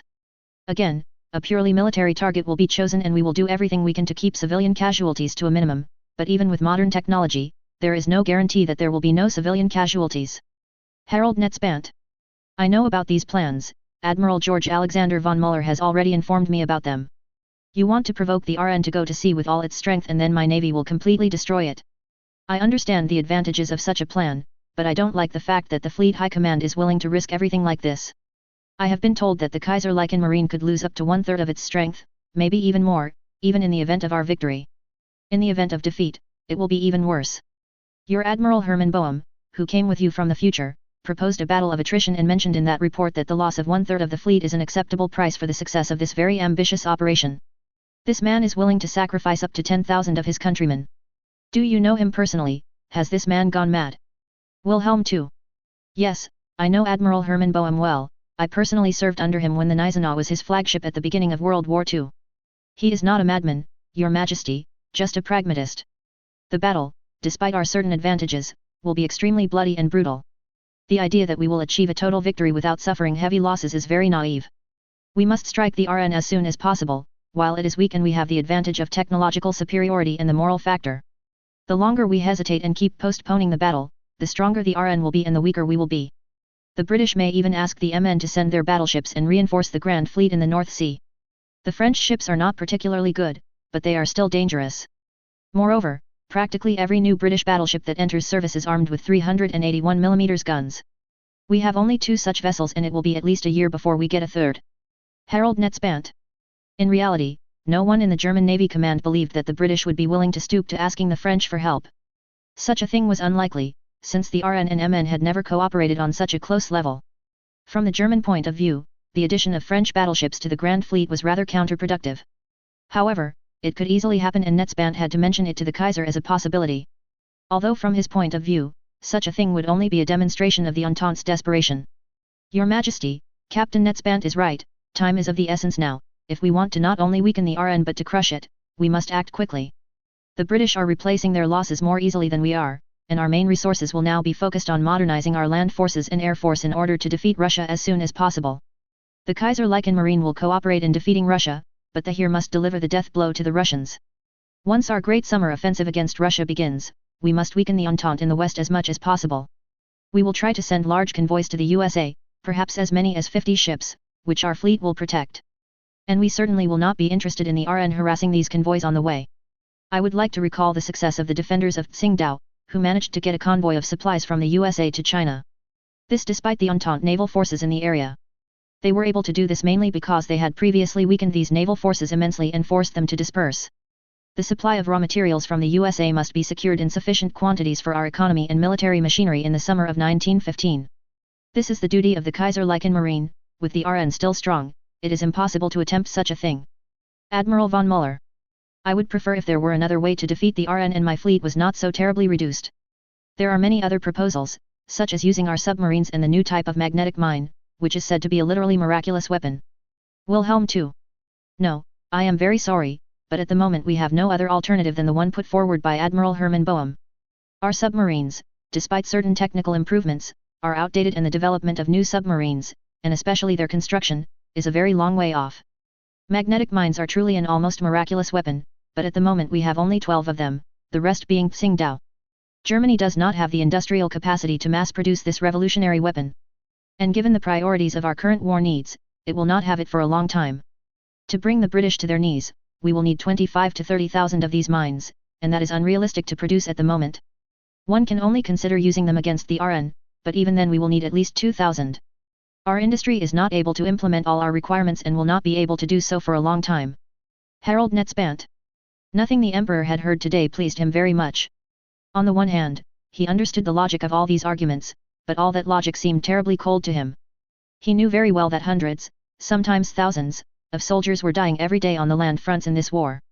Still, the idea of losing over 10,000 sailors in a single day was terrifying. What disheartened him even more was that practically all of his naval commanders, including those he knew well, had accepted such a thing all too easily. Yes, he knew that the fleet had fallen apart morally because of him. And in the end, its sailors had mutinied because they did not want to sail into another battle and die. This was something that drove all of his subordinates more and more to the unequivocal conviction that a decisive naval battle in the North Sea was the only possible solution. And this solution could not be postponed at any cost. He had a very serious conversation on this subject some time ago with Admiral Wilhelm Marschall and then with his colleague Günther Lütjens. Both tried to explain everything to him and to convey their experiences, from Günther Lütjens's point of view probably the most terrifying. Because Admiral Lütjens died in battle and the responsibility for his own death and that of his subordinates was primarily his own. This stigma weighed on him as strongly as the stigma that Wilhelm II had from the defeat of his country. In December 1914, the RN was practically defeated in the North Sea, but it was allowed to escape and survive to continue to be a threat. Many representatives of the Navy, including Grand Admiral Tirpitz, now regretted that the Kaiserlichen Marine had not pursued the British further and weakened them even more. This did not happen for many reasons. The High Seas Fleet was badly beaten by the RN during the battle and many of their ships were seriously damaged. In addition, Hipper's battlecruisers and ships from the future had almost no ammunition left. So retreat and disengagement from the enemy was the only rational option the Germans had that day. For everyone except the Emperor, the only rational option now was to completely wipe out the RN in open battle. It was certainly going to be a trap for the British and the operation would certainly not be simple and somehow soulless. The plans were very complex and no one underestimated anything. That is why the terrifying losses were expected. The Emperor knew very well that when Alfred Tirpitz came to him to approve the entire operation, he would have no choice but to do it. But whether he wanted to or not, he still internally considered it a mistake to bet everything on just one card. He did not feel sorry for those warships, he loved his fleet, to say the opposite was a lie, but he had already sobered up from that. So the loss of those warships was not such a problem. What bothered him most was the loss of their crews. He felt that he was sending them to certain death. And he simply could not accept this if his admirals had promised him another battle like the one that took place in December. That is, a great naval victory at a very reasonable price, he would have accepted it and not protested. The December battle had cost the Kaiserlichen Marine many warships and 1,700 dead and 2,500 wounded, which was the worst loss of the crew since the beginning of the war. It was a great blow and he himself was surprised that there were so many dead despite the triumph, but by all accounts there were not many missing and the losses could have been double. Now the decisive battle was expected to result in at least 3 times the number of dead, missing and wounded as the December losses. His brother Heinrich, who was a high naval officer, asked him to take part in this planned battle. Which was quite a shock for Wilhelm II. And he certainly did not expect such a thing from his brother. He immediately forbade him from doing so and had a big fight with his brother. They had not yet fully reconciled and Wilhelm II. It was very sad. He felt that not only he, thanks to the knowledge of the future, bore the mark of failure. His brother felt the same and wanted to rehabilitate himself at least in the field of honor. But Wilhelm II, fearing for his life and partly also for his own selfish motives, refused to allow him to do so. He loved his brother very much, but he also realized that at a certain point he was actually jealous of him, because Heinrich was willing to risk his life in battle. While he himself, nothing so courageous had ever occurred to him. He did not consider himself a coward, but his egotistical personality still did not allow him to be overshadowed by his brother. When Wilhelm II realized this, he was not very proud of himself. March 4, 1915. Foreign Office. Lord Grey groaned inwardly when he saw a missive from the Navy. What had they done now? He read it, then leaned back thoughtfully. A large ask, to be sure, but one that should be doable, with appropriate stroking of national pride. Well, parts of it at least should be doable, others might be a bit beyond them at the moment. For the first, the temporary attachment of French dreadnoughts to the Grand Fleet. That should be easy enough. Invoke a spirit of fraternity between allies, and perhaps the Admiralty could be persuaded to send a few ships to the Mediterranean to strengthen cooperation between members of the Entente. Yes, that sounded good. He would write that up shortly. It would play well in the press as well. The second and third asks, though. Would the South American nations be willing to sell, or at least lease their battleships to the Royal Navy? Argentina had been discussing selling the 2 Rivadavia class shortly after acquisition. They might, with the right offer, be induced to sell them. The Brazilians would be another question. They were closer to the United Kingdom, but unlike the Argentinians, seemed to wish to maintain a fleet. Finally, the thought of having the Japanese send some of their battlecruisers to help stiffen the badly damaged Grand Fleet scouting forces. The Orientals were always inscrutable, one never knew. However, asking cost nothing. Glancing over all these requests, the Ursine Admiral Fisher viewed the stiffening of the Grand Fleet to be a prerequisite to even considering any engagement. Grey sighed. It was going to be a long day. Possibly an expensive one as well. He would manage the French request last, first proposing to the Admiralty that a similar number of older ships go to the Mediterranean, in exchange for the Courbets. The Royal Navy ships sent would provide additional stiffening against the unlikely sortie of the Austrians as well. Then proposals to the other nations. March 4, 1915. HMS Cornwallis. Heading north. Admiral Lewis Bailey was certain that this assignment was punishment for not taking the U-boat threat seriously and losing the Prince of Wales. Escorting, and breaking ice for a convoy of 30 merchants up to the end of the earth. Archangel. He had Exmouth, Albemarle, and 3 cruisers as well to get these vital supplies to the Tsar's armies. The flagship gave a sickening lurch. With additional plating added on the bow, to strengthen against the ice, the ship had a slightly nose-heavy plunge now, different from normal. He'd get used to it, he supposed. Seeing the lines of merchants stretched out behind his vessel, he gave a sigh. Calling this collection of ships orderly would be a joke. He wasn't sure that any two of them were maintaining station together. The other two battleships were on the sides of the convoy, which was 5 columns of 6 ships. On paper, at least. 2 cruisers were attempting to sheepdog the ships into position, but for every ship they managed to get into position, another seemed to wander out. Of the 30 ships, 4 were laden with supplies for the escort, coal, spare parts, lubricants, and the like. The rest were going to arm the Tsar. Rifles, ammunition, uniforms, boots, and who knows what else was being shipped. A great hooting of whistles sounded as 2 ships barely managed to avoid colliding with each other. Bailey looked at first one ship, then the other with his binoculars, and saw figures on both bridge wings gesticulating wildly at each other. He wasn't close enough to see, even with the binoculars, but he suspected that those were anything but friendly waves. He walked over to the plot and measured the distance again. 2,500 miles. 2,500 miles, at no more than 10 knots, with ships constantly wandered off station, or tried to ram each other. Dante was wrong. The innermost circle of hell apparently consisted of frigid temperatures and was reserved for the careless. March 5, 1915. SMS Delphin. Delphin had finally rounded Cape Horn, and was in somewhat calmer waters, seeking the prey that she had been sent to find. Captain Schmitz was relieved. The ship had never been in apparent danger, but the rounding of the Cape was always unpleasant, even in the largest of ships. Now he would begin hunting for British and French merchants, laden with nitrates. With no nitrates, there would quickly be no explosives, and no war.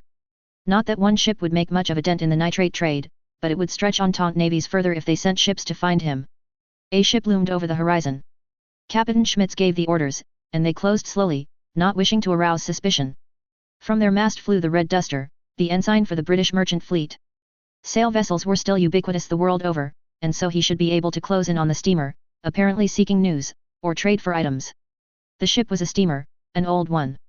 A wireless aerial was apparent, so he'd have to play this carefully. This ship flew a duster like his own. In these seas, it was likely to be one of the nitrite ships. Sailing alongside the vessel, perhaps 50 meters distant, Schmitz gave the signal. In a smooth motion, the Red Duster came down, and the German naval ensign went up, and the sides of the crates on deck fell away, and guns were swung to around to point at the bridge. Schmitz was pleased, the whole affair completed quite quickly. Surrender. No wireless, or we shoot, he bellowed across the water to the other ship. So many came out on the bridge wing, glanced, then ran back in. A moment later, steam gushing out of the stack showed that they were complying. Excellent. A boat with armed men was carefully lowered to go take possession of the captured ship.